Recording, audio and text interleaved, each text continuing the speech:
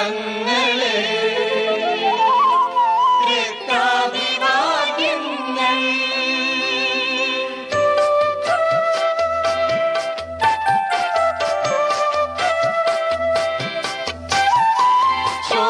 ശോണാഭിവാദ്യങ്ങൾ ശോണാഭിവാദ്യങ്ങൾ ശ്രുതിമണ്ഡപങ്ങളെ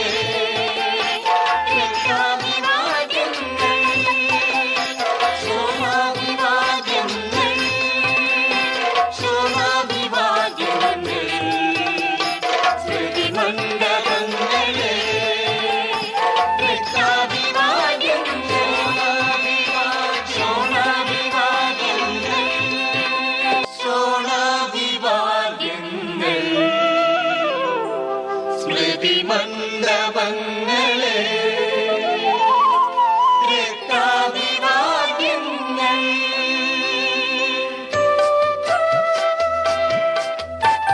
ശോണാഭിവാദ്യങ്ങൾ ശോണാഭിവാദ്യങ്ങൾ ശ്രുതിമണ്ഡപങ്ങളെ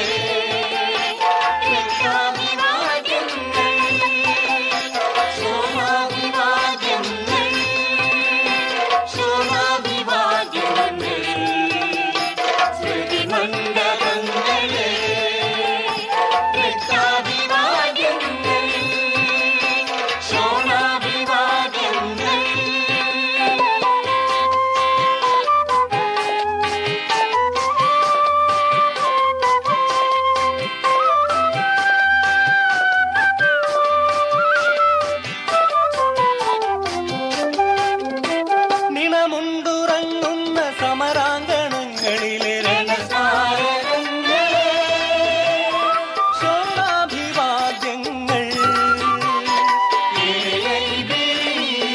പ്രസ്ഥാനത്തിൻ രക്താഭിവാദ്യങ്ങൾ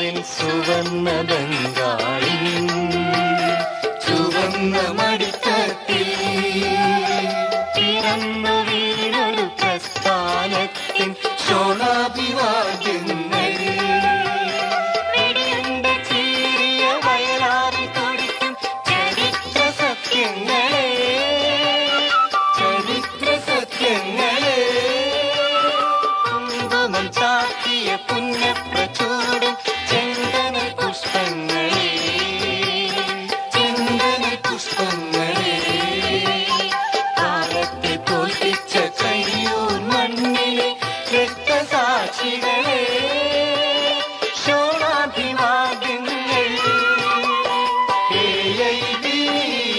പ്രസ്ഥാനത്തിൻ രക്താഭിവാദ്യങ്ങൾ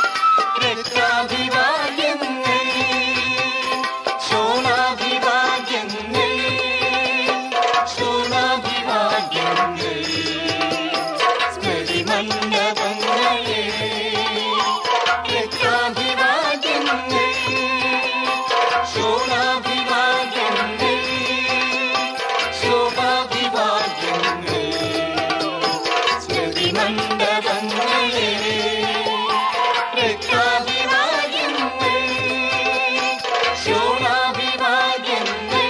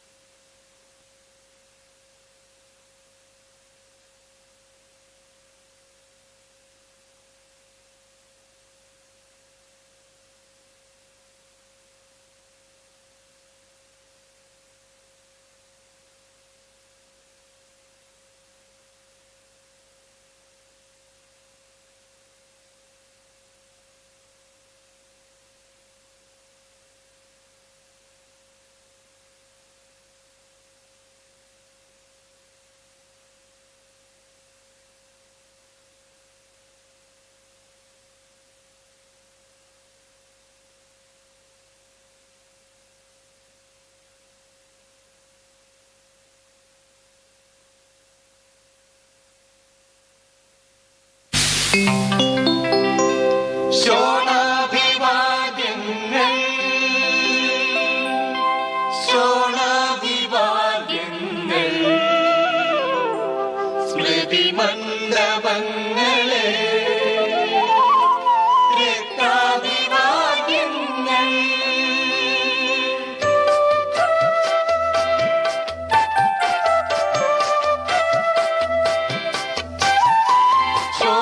ശോണാഭിവാദ്യങ്ങൾ ശോണാഭിവാദ്യങ്ങൾ സ്മൃതി മണ്ഡപങ്ങളെ രക്താഭിവാദ്യങ്ങൾ ശോണാഭിവാദ്യങ്ങൾ ശോണാഭിവാദ്യങ്ങൾ സ്മൃതി മണ്ഡപങ്ങളെ രക്താഭിവാദ്യങ്ങൾ ശോണാഭിവാദ്യങ്ങൾ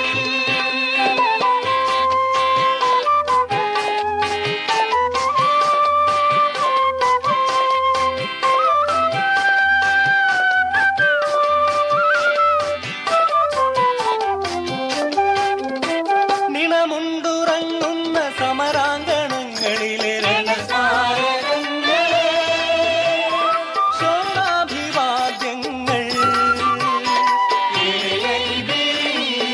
പ്രസ്ഥാനത്തിൻ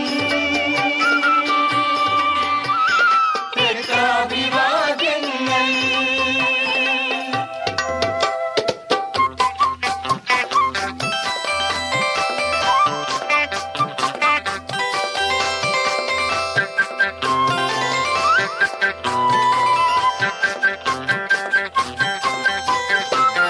നാൽപ്പത്തിയാറിൽ സുവർണ്ണ ബംഗാളിൽ ചുവന്ന മടിത്തട്ടിൽ പിറന്നു വീണൊരു പ്രസ്ഥാനത്തിൻ ശോണാഭിവാദ്യങ്ങൾ വെടിയുണ്ട ചീറിയ വയലാറിൽ തുടിക്കും ചരിത്ര സത്യങ്ങളെ ചരിത്ര സത്യങ്ങളെ കുങ്കുമം ചാത്തിയ പുണ്യപ്രചൂടും ചെങ്കന പുഷ്പങ്ങളെ ചെങ്കന പുഷ്പങ്ങളെ കാലത്തെ തോൽപ്പി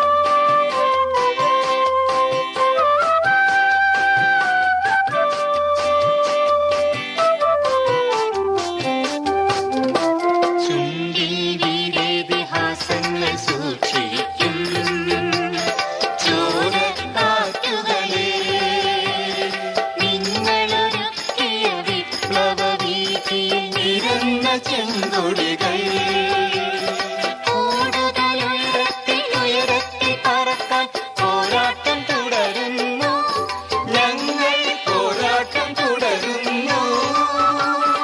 ഭൂചക്രവാളത്തിൽ മാറ്റൊലി കൊണ്ടുവര മുദ്രാവാക്യങ്ങൾ, മുദ്രാവാക്യങ്ങൾ കൂടുതൽ ഉച്ചത്തിലേക്കു വിളിക്കാൻ മുഷ്ടികൾ ഉയർത്തുന്നു, ഞങ്ങൾ മുഷ്ടികൾ ഉയർത്തുന്നു. ശോണാഭിവാ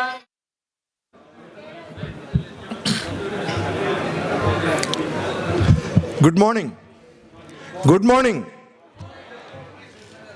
നമുക്ക് തുടങ്ങാം.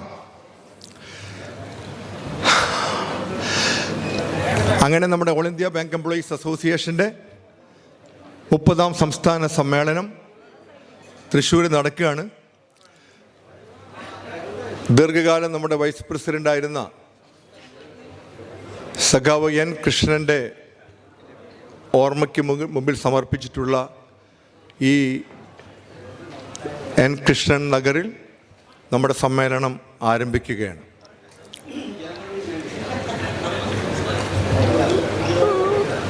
ഒന്ന് രണ്ട് ചെറിയ അനൗൺസ്മെൻറ്റുകളോട് ശേഷം നമുക്ക് തുടങ്ങാം. നമ്മൾ ഇന്ന് ഇവിടെ ഉച്ചവരെയുള്ള സെഷൻ, അതുപോലെ വിദ്യാർത്ഥി കോർണറിൽ നടക്കുന്ന 5 മണിക്ക് നടക്കുന്ന സെഷനും നമ്മൾ യൂട്യൂബ് ലൈവ് ടെലികാസ്റ്റ് ചെയ്യുന്നുണ്ട്. ആ മെസ്സേജ് നമ്മൾ അയച്ചിട്ടുണ്ട്. അത് നമ്മുടെ ബന്ധുമിത്രാദികൾ, ഇവിടെ പങ്കെടുക്കാൻ കഴിയാത്ത സഖാക്കൾക്കൊക്കെ അത് അയച്ചു കൊടുത്താൽ അവർക്കത് ലൈവായിട്ട് കാണാൻ കഴിയും. മറ്റൊരു കാര്യം, നമ്മുടെ ബാങ്ക് സ്വകാര്യവൽക്കരണത്തിനെതിരായ ട്വിറ്റർ ക്യാമ്പയിൻ 8 മണിക്ക് ആരംഭിച്ചു. അതിൻ്റെ ലിങ്കും അയച്ചിട്ടുണ്ട്. നമ്മുടെ കഴിയുന്നത്ര നമ്മുടെ റീച്ചിലുള്ള എല്ലാവർക്കും ആ ലിങ്ക് ഷെയർ ചെയ്യുകയും പരമാവധി ട്വിറ്റർ ക്യാമ്പയിനിൽ പങ്കെടുക്കുകയും വേണം. ബാങ്ക് സ്വകാര്യവൽക്കരണത്തിനെതിരായ ഒരു പ്രക്ഷോഭ പരിപാടിയാണ്. ഇന്ന് നമ്മുടെ ഈ സമ്മേളനവുമായി ബന്ധപ്പെട്ട് മനോഹരമായ ഈ ഹാൾ, ഇതിനകത്ത് ഭക്ഷണ സാധനങ്ങൾ, വെള്ളം ഉൾപ്പെടെ കൊണ്ടുവരാൻ പാടില്ല എന്നാണ് ഈ ഹാളിൻ്റെ മാനേജ്മെൻറ്റ് നിയമം. നമ്മൾ രാവിലെ താഴെ ഡൈനിങ് ഹാളിൽ ഇന്നും നാളെയും രാവിലെ 7:30 മുതൽ ബ്രേക്ക്ഫാസ്റ്റ്, നാളെ രാവിലെ 9 മണിക്ക് തന്നെ സെഷൻ ആരംഭിക്കും. 3 ദിവസം സമ്മേളനം 2 ദിവസമായിട്ടാണ് നടത്തുന്നത് എന്ന് നിങ്ങൾക്കറിയാം. അതുകൊണ്ട് കൃത്യസമയം പാലിക്കണം. ഇവിടെ ചർച്ചയിൽ പങ്കെടുക്കാനായി എല്ലാ അഫിലിയേറ്റഡ് ബാങ്ക് വൈസ് യൂണിയനുകൾക്കും എല്ലാ ജില്ലാ കമ്മിറ്റികൾക്കും ഈ ചർച്ചയിൽ പങ്കെടുക്കാനുള്ള അവസരമുണ്ട്. അവർ ആശയങ്ങൾ ക്രോഡീകരിച്ച് ഒരു സഖാവിനെ, ഒരു ഡെലഗേറ്റിനെ ചുമതലപ്പെടുത്തുകയും അവരുടെ പേര് ബാങ്ക് വൈസ് യൂണിയൻ ജനറൽ സെക്രട്ടറിമാർ, ജില്ലാ സെക്രട്ടറിമാർ ഇവിടെ നൽകുകയും വേണം. അപ്പോൾ അവരെയാണ് ചർച്ചയ്ക്ക് വിളിക്കുക. 5 to 7 മിനിറ്റ്സിൽ അത് കൺക്ലൂഡ് ചെയ്യാൻ ശ്രമിക്കണം. ടു ദ പോയിന്റ് പറയണം, സംബോധനകൾ ഒഴിവാക്കുക. അത്തരത്തിലൊരു മീനിങ് ഫുൾ ആശയ സംവാദമാണ് നടക്കാൻ ഉദ്ദേശിക്കുന്നത്. ഇന്ന് നാളെയും ഫുള്ളായിട്ട് എല്ലാ പൊതുനിരീക്ഷകരും പങ്കെടുക്കണം. നാളെ 6 മണി വരെ ഈ സമ്മേളനമുണ്ട്. 2 ഡേയ്സേ ഉള്ളൂ. അതുകൊണ്ടാണ് ഇന്ന് 4 മണിക്ക് ശേഷം നമ്മൾ ഇവിടെ സെഷൻ അവസാനിപ്പിക്കും.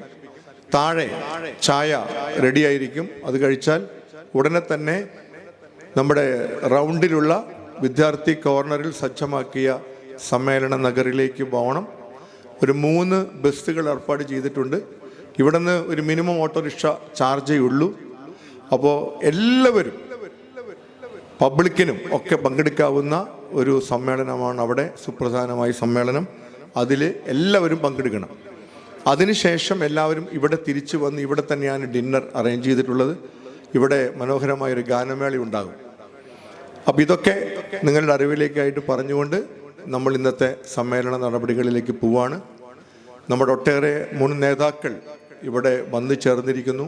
മുൻ സംസ്ഥാന ഭാരവാഹികൾ, മുൻ ജില്ലാ സെക്രട്ടറിമാർ തുടങ്ങിയ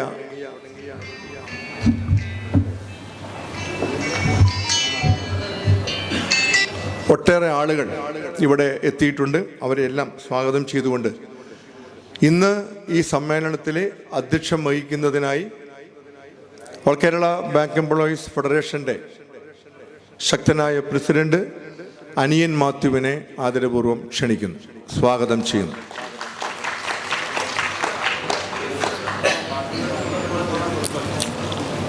നമ്മുടെ സ്വാഗത സംഘം ചെയർമാൻ തൃശ്ശൂരിൻ്റെ MLA കൂടിയായ P. ബാലചന്ദ്രൻ, അദ്ദേഹം ഏത് സമയവും നമ്മുടെ ഇവിടെ എത്തിച്ചേരും. അതുപോലെ തന്നെ നമ്മുടെ റവന്യൂ മിനിസ്റ്റർ K. രാജൻ ഇവിടെ എത്തിച്ചേരും. നമ്മുടെ സൈനിക ഹെലികോപ്റ്റർ അപകടത്തിൽ അന്തരിച്ചു പോയ പ്രദീപ് എന്ന് പറയുന്ന ധീരസേനാനിയുടെ ബോഡി ഇന്ന് കൊണ്ടുവരികയാണ്. അതുകൊണ്ട് അവിടെയും കൂടി അറ്റൻഡ് ചെയ്തിട്ട് ഔദ്യോഗികമായി സംസ്ഥാന സർക്കാരിന് വേണ്ടി മന്ത്രി രാജനെയാണ് ചുമതലപ്പെടുത്തിയിട്ടുള്ളത്. അതിനുശേഷം അദ്ദേഹം ഇവിടെ എത്തിച്ചേരും. Now we are so happy that our All India General Secretary, Comrade C.H. Venkadachalam, is very much here. He came yesterday. He is the General Secretary of All India Bank Employees Association also. He is the Secretary General of Trade Union International for Banks, Insurance and Finance Unions, the Global Forum. He is also Presidential Council member of the World Federation of Trade Unions. ഇന്ത്യയിലെ bank ജീവനക്കാരുടെ മാത്രമല്ല, ധനകാര്യ മേഖലയിലെ ഏറ്റവും സുപ്രധാനമായ ശബ്ദം CH വെങ്കടാചലമാണ്. 11ാം ഉഭയകക്ഷി കരാർ യാഥാർത്ഥ്യമാക്കിക്കൊണ്ട് ബാങ്ക് സ്വകാര്യവൽക്കരണ ബില്ലിനെതിരായ അതിശക്തമായ പോരാട്ടം നയിച്ചുകൊണ്ടിരിക്കുന്ന വേളയിലാണ് ഈ സമ്മേളനം നടക്കുന്നത്. So he will be the inaugurator of our delegate session today. So on behalf of everybody, I heartily invite Comrade CH Venkadachalam to the dais.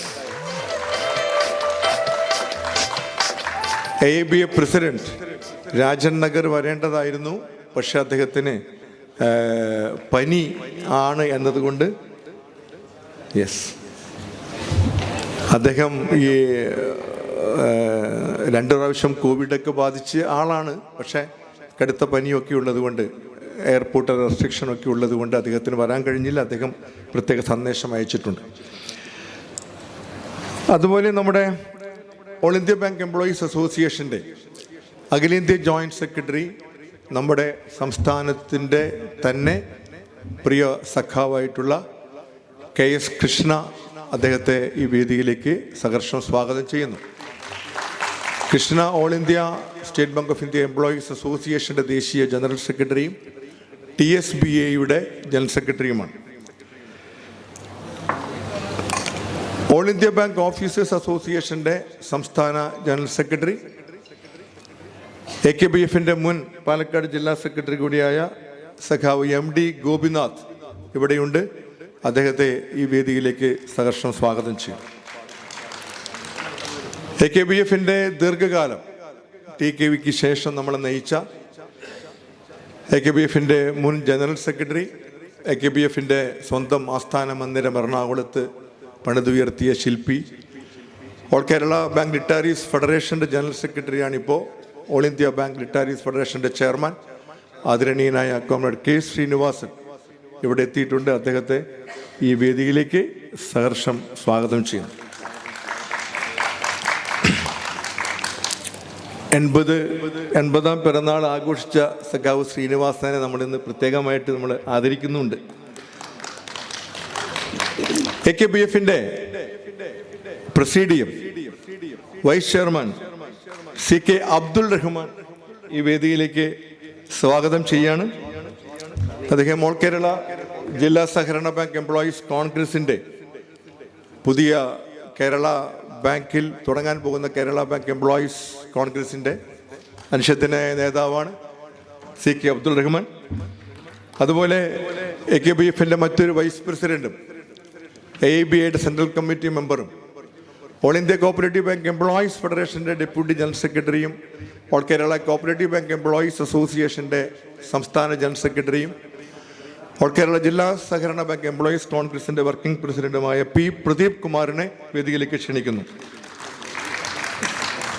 AKBFന്റെ vice president, central bank of India employees യൂണിയന്റെ സംസ്ഥാന general secretary, all India central bank employees ഫെഡറേഷന്റെ assistant general secretary സഖാവ് MM അൻസാരിയെ ഈ വേദിയിലേക്ക് ക്ഷണിക്കുന്നു. AKBFന്റെ മറ്റൊരു vice president, Punjab national bank employees യൂണിയന്റെ സംസ്ഥാന ജനറൽ സെക്രട്ടറി കൂടിയായ MC പോളിനെ ക്ഷണിക്കുന്നു.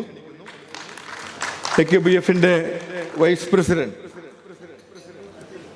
ഫെഡറൽ ബാങ്ക് എംപ്ലോയീസ് യൂണിയന്റെ വൈസ് പ്രസിഡന്റും നമ്മുടെ ഒരു മുതിർന്ന നേതാവുമായിട്ടുള്ള ദീർഘകാലം കോട്ടയം ജില്ലാ സെക്രട്ടറി ഒക്കെ ആയിരുന്ന സഖാവ് AC ജോസഫിനെ വേദിയിലേക്ക് ക്ഷണിക്കുന്നു. നമ്മുടെ സ്ത്രീശക്തിയുടെ പ്രതീകമായി നമ്മുടെ AKBFന്റെ വൈസ് പ്രസിഡന്റായി പ്രവർത്തിച്ച P ഗീതയെ വേദിയിലേക്ക് ക്ഷണിക്കുന്നു. ഓൾ കേരള ബാങ്ക് എംപ്ലോയീസ് ഫെഡറേഷന്റെ ഡെപ്യൂട്ടി ജനറൽ സെക്രട്ടറിയും ഫെഡറൽ ബാങ്ക് എംപ്ലോയീസ് യൂണിയന്റെ അഖിലേന്ത്യാ ജനറൽ സെക്രട്ടറിയും AIBAയുടെ പ്രൈവറ്റ് സെക്ടർ സെൽ ജോയിന്റ് കൺവീനറുമായ സഖാവ് മാത്യു ജോർജ് P അദ്ദേഹത്തെ വേദിയിലേക്ക് ക്ഷണിക്കുന്നു. ഓൾ കേരള ബാങ്ക് എംപ്ലോയീസ് ഫെഡറേഷന്റെ സംസ്ഥാന സെക്രട്ടറിയും federation of bank of India staff യൂണിയൻസിന്റെ പ്രസിഡന്റും ബാങ്ക് ഓഫ് ഇന്ത്യ സ്റ്റാഫ് യൂണിയന്റെ ജനറൽ സെക്രട്ടറിയും ബാങ്ക് ഓഫ് ഇന്ത്യയിലെ AIBA വർക്ക്മെൻ ഡയറക്ടർ നോമിനിയുമായ CSBSIയുടെ പ്രസിഡന്റ് കൂടിയായ TV ശിവരാമകൃഷ്ണനെ വേദിയിലേക്ക് ക്ഷണിക്കുന്നു.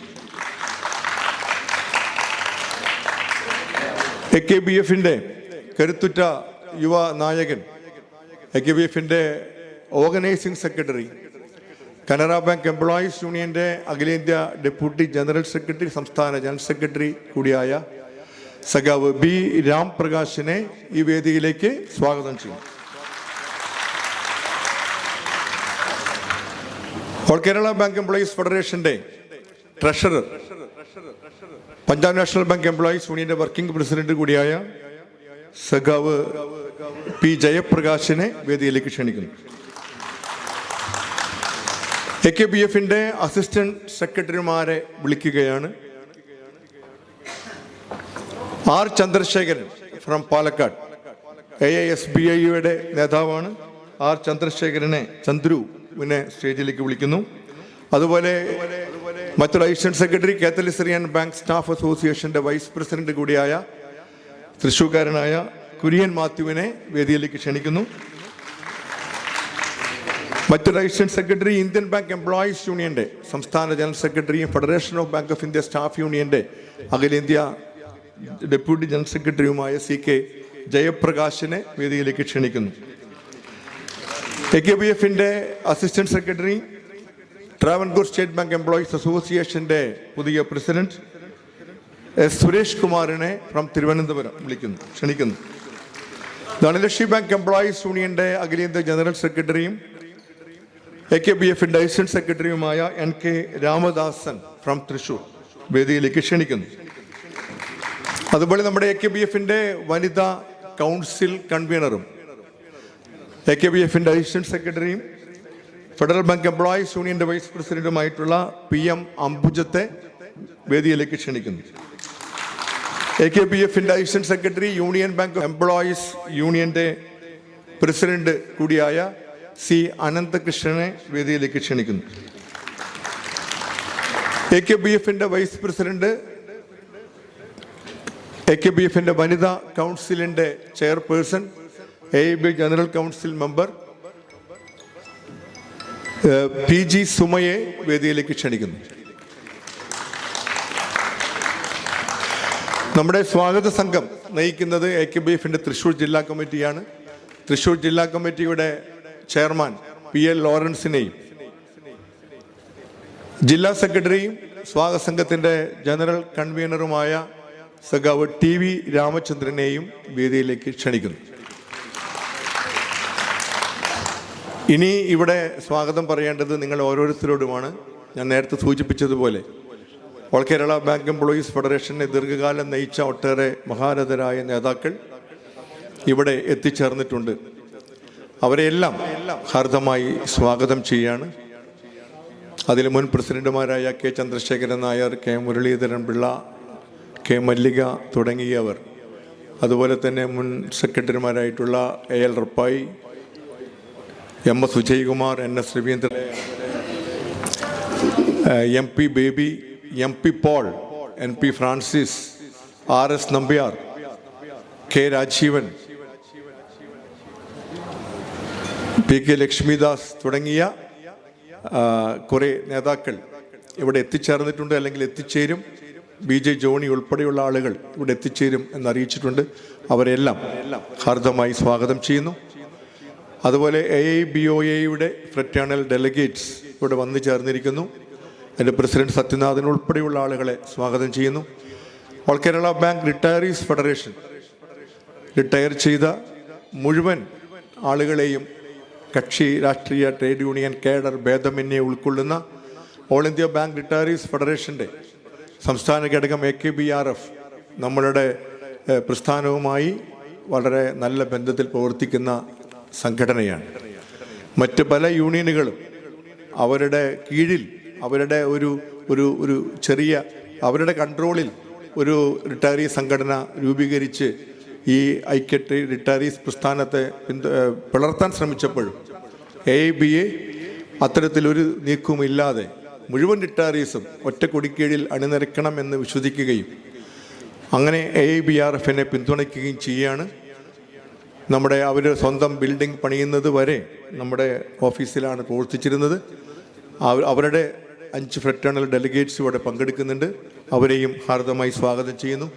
അതുപോലെ മുൻ ജില്ലാ ഭാരവാഹികൾ, നേതാക്കളുമായിട്ടുള്ള ഒട്ടേറെ ആളുകൾ, അതുപോലെ ഈ സമ്മേളന വിജയത്തിനായി അക്ഷയനിർത്തി സ്വാഗത സംഘം പ്രവർത്തകർ എല്ലാവരെയും ഒരിക്കൽ കൂടെ ഹാർദമായി സ്വാഗതം ചെയ്തുകൊണ്ട് ഈ സമ്മേളന നടപടികൾ നടത്തുന്നതിന് ആദരണീയനായ പ്രസിഡന്റ് അനിയൻ മാത്യുവിൻ്റെ നേതൃത്വത്തിലുള്ള പ്രസീഡിയത്തിനോട് അഭ്യർത്ഥിച്ചുകൊണ്ട് നിർത്തുന്നു. നമസ്കാരം.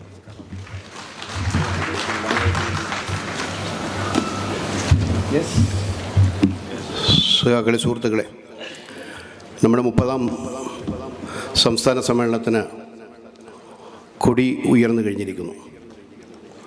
സ്വാഗതം ആശംസിച്ചുകൊണ്ട് ഇവിടെ സംസാരിക്കേണ്ടത് ബഹുമാന്യനായ പി ബാലചന്ദ്രൻ MLA അവർകളാണ്. നമ്മുടെ രക്ഷാധികാരിയും കൺവീനറുമൊക്കെയായി പ്രവർത്തിക്കുന്ന, ജനറൽ കൺവീനറുമൊക്കെയായി പ്രവർത്തിക്കുന്ന അദ്ദേഹം വളരെ യാദൃശ്ചികമായുണ്ടായ, ഇന്ന് സൂചിപ്പിച്ചതുപോലെ നമ്മുടെ പ്രദീപിൻ്റെ, സൈന്യാധിപൻ പ്രദീപിൻ്റെ ദേഹവിയോഗത്തിൽ ബോഡി ഏറ്റുവാങ്ങുന്നതിന് ബഹുമാനപ്പെട്ട മന്ത്രിയോടൊപ്പം അദ്ദേഹം പോയിട്ടുണ്ട്. അതുകൊണ്ട് അദ്ദേഹം അല്പം കഴിഞ്ഞേ എത്തിച്ചേരൂ. പക്ഷേ നമുക്ക് സമ്മേളനം നടത്തേണ്ടതുണ്ട്. ആയതുകൊണ്ടാണ് നാം സമ്മേളനം ആരംഭിക്കുന്നത്. നമ്മളുടെ ഈ ഹാളിന് ഒരു വലിയ പ്രത്യേകതയുണ്ട്. 1000-ഓളം പ്രതിനിധികൾക്ക് പങ്കെടുക്കാവുന്ന കസേര ഇതിനകത്തുണ്ട്. കോവിഡിൻ്റെ പശ്ചാത്തലത്തിൽ ഒരു സീറ്റ് മാറി മാറി ഇരുന്നാൽ 2 കാര്യങ്ങൾ കൊണ്ട് നല്ലതാണ്. കോവിഡ് പ്രോട്ടോക്കോൾ പാലിച്ചു എന്ന് നമുക്കാകും, ഒപ്പം സീറ്റുകൾ നിറഞ്ഞിരിക്കും. പിന്നെ ഒരു കാര്യം, പരസ്പരമുള്ള വർത്തമാനം പറയുന്നതിനൊരു അകൽച്ച കൂടി ഉണ്ടാകുമെന്നുള്ളത് കൊണ്ട് അതുകൂടി എല്ലാവരും ഒന്ന് സഹകരിച്ചാൽ നമ്മുടെ ഇവിടെ നിന്ന് നോക്കുമ്പോഴാണ് അതിൻ്റെ അഭംഗി നമുക്ക് മനസ്സിലാകുന്നത്. നമ്മളുടെ സ്വന്തം സമ്മേളനം നമ്മൾ നടത്തുമ്പോൾ എത്രമാത്രം ഭംഗിയാക്കാം എന്നുള്ളതാണ് നാം ആലോചിക്കണം. അതുകൊണ്ട് ഒരു സീറ്റ് മാറി മാറി ഇരുന്നാൽ ഞങ്ങൾക്ക് ഇവിടെ നിന്ന് നോക്കുമ്പം അതൊരു നല്ല ഭംഗിയായിട്ട്, ഇത് ഒരു സൈഡിൽ മാത്രം കുറേ ആളുകൾ, മറ്റേ സീറ്റൊക്കെ വളരെ ഇതായിട്ടിരിക്കുമ്പോൾ ഞാൻ പറഞ്ഞ ഉദ്ദേശ ലക്ഷ്യത്തോടു കൂടി മാത്രമാണ് ഇത്. വളരെ വിനയത്തോടെ എല്ലാവരും സഹകരിക്കണമെന്ന് അഭ്യർത്ഥിക്കുകയാണ്. നമ്മളുടെ റിപ്പോർട്ടിനകത്ത്, നിങ്ങളുടെ കയ്യിലൊക്കെ കിട്ടിയിട്ടുണ്ട്, റിപ്പോർട്ടിനകത്ത് വളരെ വ്യക്തമായിട്ട് ആദ്യം തന്നെ നമ്മളിൽ നിന്ന് വിട്ടുപോയ മുൻകാല നേതാക്കന്മാരെയും സാമൂഹിക, രാഷ്ട്രീയ, സാംസ്കാരിക നേതാക്കന്മാരെയൊക്കെ ഉൾപ്പെടുത്തിയിട്ടുണ്ട്. റിപ്പോർട്ടിൽ അത് അവതരിപ്പിക്കുന്നതിന് മുമ്പ് തന്നെ നമ്മുടെ എല്ലാ വർഷത്തെയും എല്ലാ കാലത്തെയും പോലെ തന്നെ നമ്മളവരെ അനുസ്മരിച്ചുകൊണ്ടാണ് നമ്മുടെ സമ്മേളനം ആരംഭിക്കുക. അതുകൊണ്ട് തന്നെ അവർക്ക് അനുശോചനവും ആദരാഞ്ജലി അർപ്പിച്ചുകൊണ്ട് അവരുടെ പേരെ പരാമർശിച്ച്, മുഴുവൻ പേരുകളും പരാമർശിക്കുന്ന സമയം അനുവദിക്കുന്നില്ല എന്നുള്ളതുകൊണ്ടും നമ്മളുടെ പ്രധാന ആളുകളെ അനുസ്മരിച്ച് അവർ മറ്റുള്ളവരെ നമ്മൾ ആ റിപ്പോർട്ടിനകത്തുണ്ട് അവരെ മനസ്സിൽ ധ്യാനിച്ചുകൊണ്ട് നമുക്ക് അവരെ അനുശോചനം അറിയിക്കും. അവരെ അത് അവതരിപ്പിക്കുന്നതിന് വേണ്ടി മൺമറഞ്ഞു പോയ ആളുകളെ സ്മരിക്കുന്നതിനും അവരുടെ ഓർമ്മപ്പെടുത്തലിനും വേണ്ടി ആ ചടങ്ങ് നിർവഹിക്കുന്നതിന് വേണ്ടി ബഹുമാന്യനായ ഡെപ്യൂട്ടി ജനറൽ സെക്രട്ടറി സഖാവ് മാത്യു ജോർജിനെ ക്ഷണിക്കാം.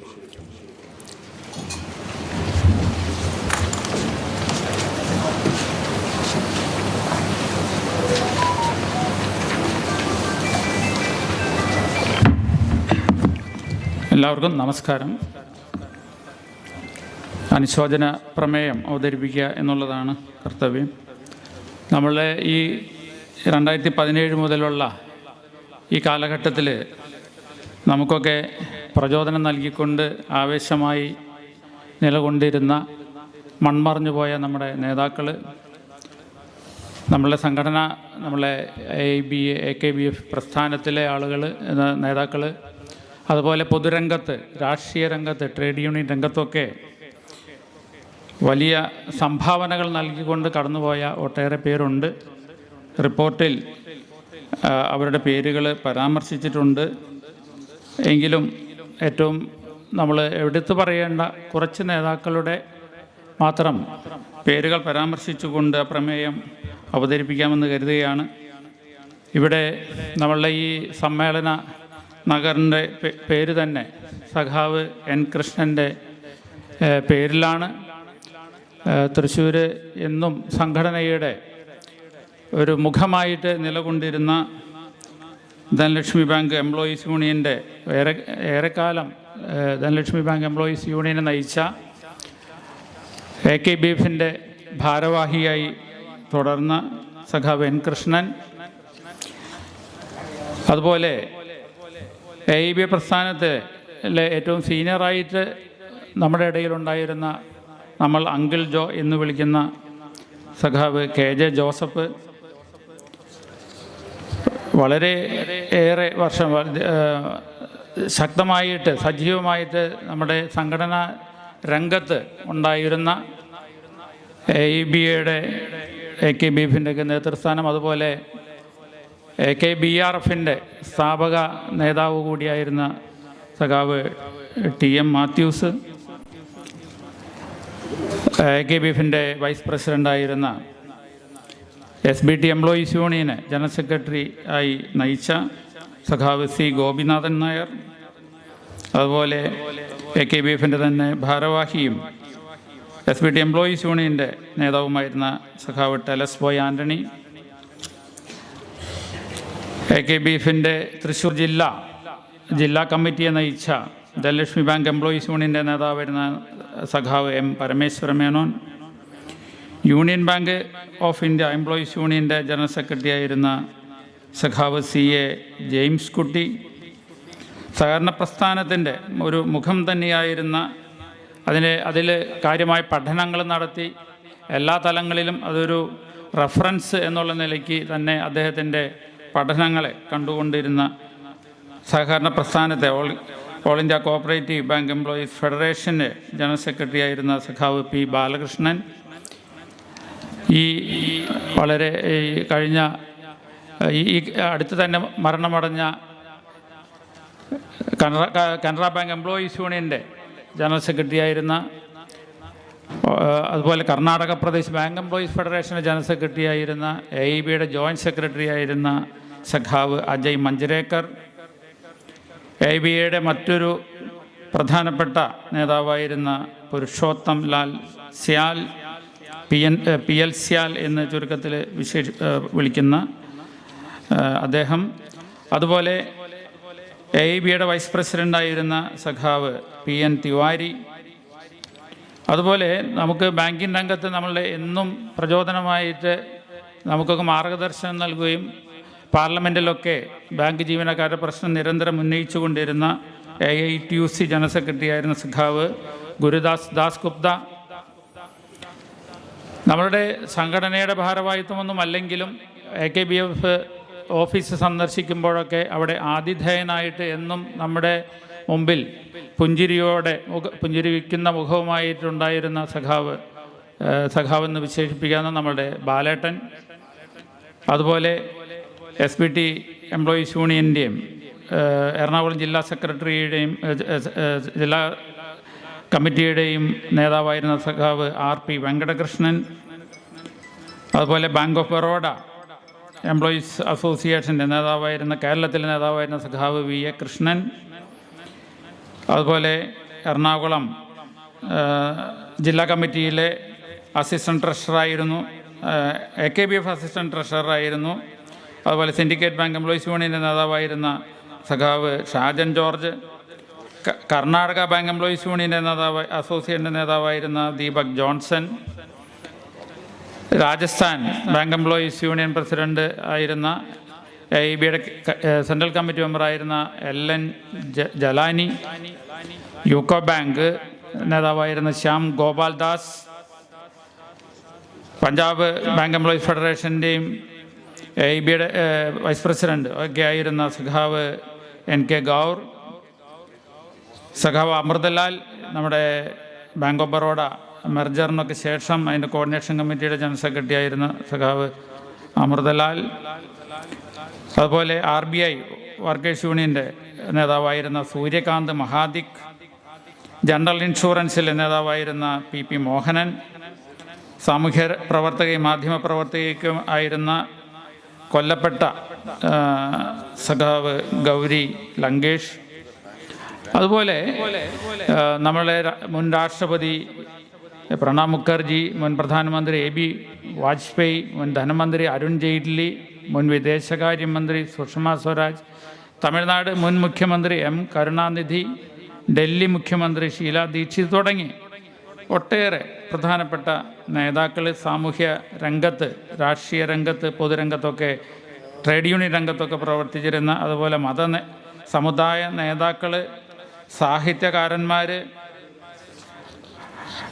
പിന്നെ സ്പോർട്സ് രംഗത്തുള്ളവർ, സംഗീതം, സാഹിത്യം ഒക്കെ, മാധ്യമരംഗത്ത് സിനിമ നടന്മാർ, നടിമാരായിരുന്നവരൊക്കെ, അതുപോലെ ഈ കർഷക സമരത്തിൽ കൊല്ലപ്പെട്ട, മരണമടഞ്ഞതും, അതുപോലെ ഇടയ്ക്ക് നമുക്കറിയാമല്ലോ കാറൊക്കെ ഓടിച്ച് കയറ്റി അതിൽ മരണപ്പെട്ട കർഷകർ, അതുപോലെയുള്ള മഹാമാരികൾ, കോവിഡ് മഹാമാരി, അതുപോലെ പ്രളയം, ഉരുൾപൊട്ടൽ, വിമാനാപകടം, പിന്നെ നിപ്പ രോഗബാധയിൽ നമ്മളൊക്കെ ഓർക്കുന്ന നേഴ്സ് ലിനി, സൈനികർ മരണപ്പെട്ടവർ, ഭീകരാക്രമണത്തിൽ മരണപ്പെട്ട സൈനികർ അടക്കം. അതുപോലെ ഇപ്പോൾ നമുക്ക് ഏറ്റവും ഒരു ഞെട്ടലുണ്ടാക്കിയ നമ്മുടെ രാജ്യത്തിൻ്റെ സർവ്വ സൈന്യാധിപൻ എന്ന് പറയുന്ന chief of defence staff Bipin Rawat helicopter അപകടത്തിലാണ് ഊട്ടിക്കടുത്ത് മരണമടഞ്ഞത്. അതുപോലെ അതിൽ തന്നെ മരണമടഞ്ഞ ഈ തൃശ്ശൂർക്കാരൻ തന്നെയായ ഫ്ലൈറ്റ് എഞ്ചിനീയർ പ്രദീപ്. പിന്നെ ഇതിൽ ഈ രണ്ട് പേര് പുതിയതായിട്ട് വന്ന മരണങ്ങൾ എന്നുള്ള നിലയ്ക്ക് ഈ റിപ്പോർട്ടിൽ കാണുകയില്ല. അതുപോലെ തന്നെയാണ് മറ്റൊരു നേതാവ് AKBDCAയുടെ സ്ഥാപക നേതാവായിരുന്ന സഖാവ് V സുകുമാരൻ. ഇത്രയും പേരാണ് ഞാൻ ചുരുക്കത്തിൽ, അധികം സമയമെടുക്കാതെ, സമയം വളരെ കുറവേ നമുക്കുള്ളൂ എന്നുള്ളതുകൊണ്ട് കൂടുതൽ വിശദമായിട്ട് പറയാതെ ഇത്രയും നേതാക്കളെ, നമ്മളെ മൺമറഞ്ഞു പോയ പല സാമൂഹ്യ രംഗത്തായാലും പൊതുരംഗത്തായാലും രാഷ്ട്രീയ രംഗത്ത്, ട്രേഡ് യൂണിയൻ രംഗത്ത് ഒക്കെ മരണമടഞ്ഞ് നമുക്ക് പ്രചോദനമായിരുന്ന, നേതൃത്വം നൽകിയ, ആവേശം നൽകിയ ഈ നേതാക്കളെയും മറ്റ് ജനവിഭാഗങ്ങളിൽ പലതരം മരണമടഞ്ഞവരൊക്കെ ഓർമ്മിച്ചുകൊണ്ട് ഈ അനുശോചന പ്രമേയം ഈ ഓഗസ്റ്റ് കോൺഫറൻസ് ഈ സമ്മേളനത്തിന് മുമ്പിൽ, നിങ്ങളുടെ മുമ്പിൽ അവതരിപ്പിച്ചുകൊണ്ട് ഞാൻ അവസാനിപ്പിക്കുകയാണ്. നന്ദി.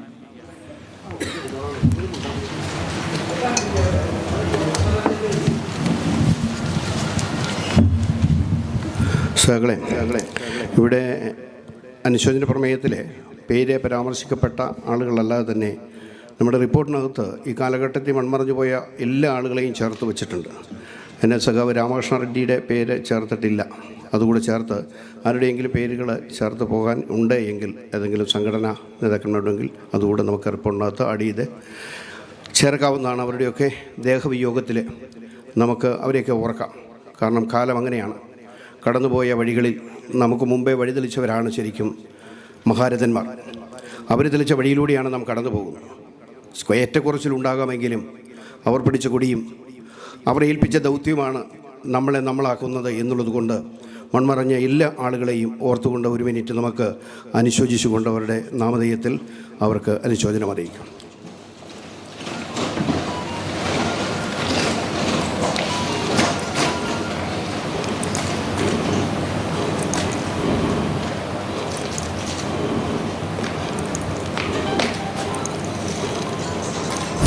ഓക്കെ. ഇവിടെ സൂചിപ്പിച്ചതുപോലെ പ്രത്യേകിച്ച് ഇനി ഒരു സ്വാഗത പ്രസംഗത്തിൻ്റെ ആവശ്യമില്ല. നമ്മുടെ സമ്മേളനം ആരംഭിക്കുകയായി. സമ്മേളനം ആരംഭിക്കുമ്പോൾ വളരെ അച്ചടക്കത്തോടുകൂടി ഇത് നാളെ 2 ദിവസം, നമ്മുടെ സാധാരണ സമ്മേളനം 3 ദിവസം നീണ്ടു നിൽക്കുന്നതാണ്. 2 ദിവസം നീണ്ടു നിൽക്കുന്ന സമ്മേളനമായി മാറുമ്പോൾ സമയത്തിൻ്റെ പരിമിതികളുണ്ടാവും. അതുകൊണ്ട് തന്നെ ചർച്ചകളിൽ പങ്കെടുക്കുന്ന ആളുകളെ നമ്മളിവിടെ കുറി കൊടുത്ത് ചുറ്റുകൊടുത്തല്ല, ഓരോ ബാങ്ക്വേജ് യൂണിയൻ്റെ ആളുകളെ, ഓരോ ജില്ലാ കമ്മിറ്റിയുടെ ആളുകൾ ആരാണ് സംസാരിക്കുന്ന പേര് ഇവിടെ കൊടുക്കുകയും ആ പേരാണ് ഇവിടെ വിളിക്കുന്നത്. അത് കഴിഞ്ഞിട്ട് ആർക്കെങ്കിലും സംസാരിക്കാൻ പേര് തരുന്നതിന് വിരോധമില്ല. പക്ഷെങ്കിൽ ഒരു പ്രശ്നം, അത് സമയം അനുസരിച്ച് മാത്രമേ അതിന് നമുക്ക് സമയം അനുവദിക്കാൻ കഴിയൂ എന്ന് കൂടി ആദ്യമായിട്ട് അറിയിക്കുകയാണ്. നമ്മളെ ബഹുമാനായ ആദരണീയനായ ഓൾ ഇന്ത്യ ബാങ്ക് എംപ്ലോയീസ് അസോസിയേഷൻ്റെ ജനറൽ സെക്രട്ടറി സഖാവ് CH വെങ്കടാചലം, അദ്ദേഹം സമയത്ത് തന്നെ ഇവിടെ എത്തിച്ചേർന്നിട്ടുണ്ട്. ബഹുമാന്യനായ വേദിയിലിരിക്കുന്ന നമ്മുടെ KS കൃഷ്ണ, AIBA ദേശീയ ജോയിൻറ്റ് സെക്രട്ടറിയാണ്. നമ്മുടെ general secretary CD Josan, deputy general secretary നമ്മുടെ മാത്യു ജോർജ് അടക്കമുള്ള വേദിയിലെ മുഴുവൻ നേതാക്കന്മാരെ, സദസ്സിലുള്ള മുൻകാല നേതാക്കന്മാർ, എനിക്ക് വലിയ സന്തോഷം തോന്നുന്നത്, എനിക്ക് തോന്നുന്നത് കഴിഞ്ഞ കാലങ്ങൾക്കൊന്നും ഇല്ലാത്ത ഒരാവേശം നമ്മുടെ ഒരുപാട് മുൻകാല നേതാക്കന്മാർ ഈ സമ്മേളനത്തിൽ പങ്കെടുക്കുന്നു. ഓരോരുത്തരുടെയും പേര് ഞാൻ പരാമർശിക്കുന്നില്ല. സ്വാഗത പ്രസംഗത്തിൽ ജനറൽ സെക്രട്ടറി അത് സൂചിപ്പിച്ചിട്ടുണ്ട്. എൻ്റെ സഹോദരന്മാരെ, സഹപ്രവർത്തകരെ, സഖാക്കളെ, 30ാം സംസ്ഥാന സമ്മേളനം നമ്മൾ ഈ വേദിയിൽ ആരംഭിക്കുമ്പോൾ നമ്മുടെ 29ാം സംസ്ഥാന സമ്മേളനം ഞാൻ പരാമർശിച്ചു. പാലക്കാട്ട് 3 ദിവസം നീണ്ടു നിൽക്കുന്ന ഒരു വലിയ സമ്മേളനം 2017 ജൂലൈ മാസം 8, 9, 10 തീയതികളിൽ അവിടെ നാം അവസാനിപ്പിച്ച് ഇവിടെ നാം സമ്മേളിക്കുമ്പോൾ ഒരുപിടി നഷ്ടങ്ങൾ നമുക്കുണ്ടായിട്ടുണ്ട്. ഒരുപടി ആവശ്യങ്ങൾ നമ്മെ ഉറ്റുനോക്കുന്നുണ്ട്. ഒരുപടി വെല്ലുവിളികൾ നമ്മുടെ മുമ്പിൽ നിറഞ്ഞു നിൽക്കുകയാണ്. എനിക്ക് വൈകാരികമായ ഒരു സമ്മേളനമാണിത്. ഞാൻ വളരെ സന്തോഷത്തോടെ പറയുന്നു, സഖാവ് K. ചന്ദ്രശേഖരൻ നായർ ജനറൽ സെക്രട്ടറിയാകും 1994 തൃശ്ശൂരിലാണ് എൻ്റെ സംഘടനാ പ്രവർത്തനം തുടങ്ങുന്നത്. തൃശ്ശൂരിൽ തുടങ്ങിയ എൻ്റെ സംഘടനാ പ്രവർത്തനം തൃശ്ശൂരിൽ പതാക അടുത്ത തലമുറയെ ഏൽപ്പിച്ചു പോകുമ്പോൾ മനസ്സിലുണ്ടാകുന്ന ഒരു വലിയ സന്തോഷം, അതിനെ വൈകാരികത എന്ന് ഞാൻ ആദ്യം സൂചിപ്പിച്ചത് കൊണ്ടാണ്. പക്ഷേ ഞാൻ ജനിക്കുന്നതിന് മുമ്പ് എൻ്റെ സംഘടന ജനിച്ചു. ഞാൻ ജനിക്കുന്നതിന് മുമ്പ് എൻ്റെ സംഘടനാ നേതാക്കന്മാർ എൻ്റെ അവകാശങ്ങൾ എനിക്ക് നൽകി.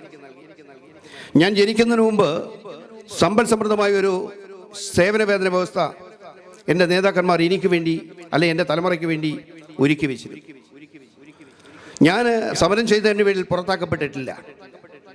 ഞാൻ സമരം ചെയ്തതിൻ്റെ പേരിൽ എൻ്റെ തലമുറയെ ഒന്നും സംഭവിച്ചിട്ടില്ല. സമരം ചെയ്തതിൻ്റെ പേരിൽ, യൂണിയൻ ഉണ്ടാക്കുന്നതിൻ്റെ പേരിൽ ബാങ്കിൽ നിന്നും പിരിച്ചുവിടപ്പെട്ട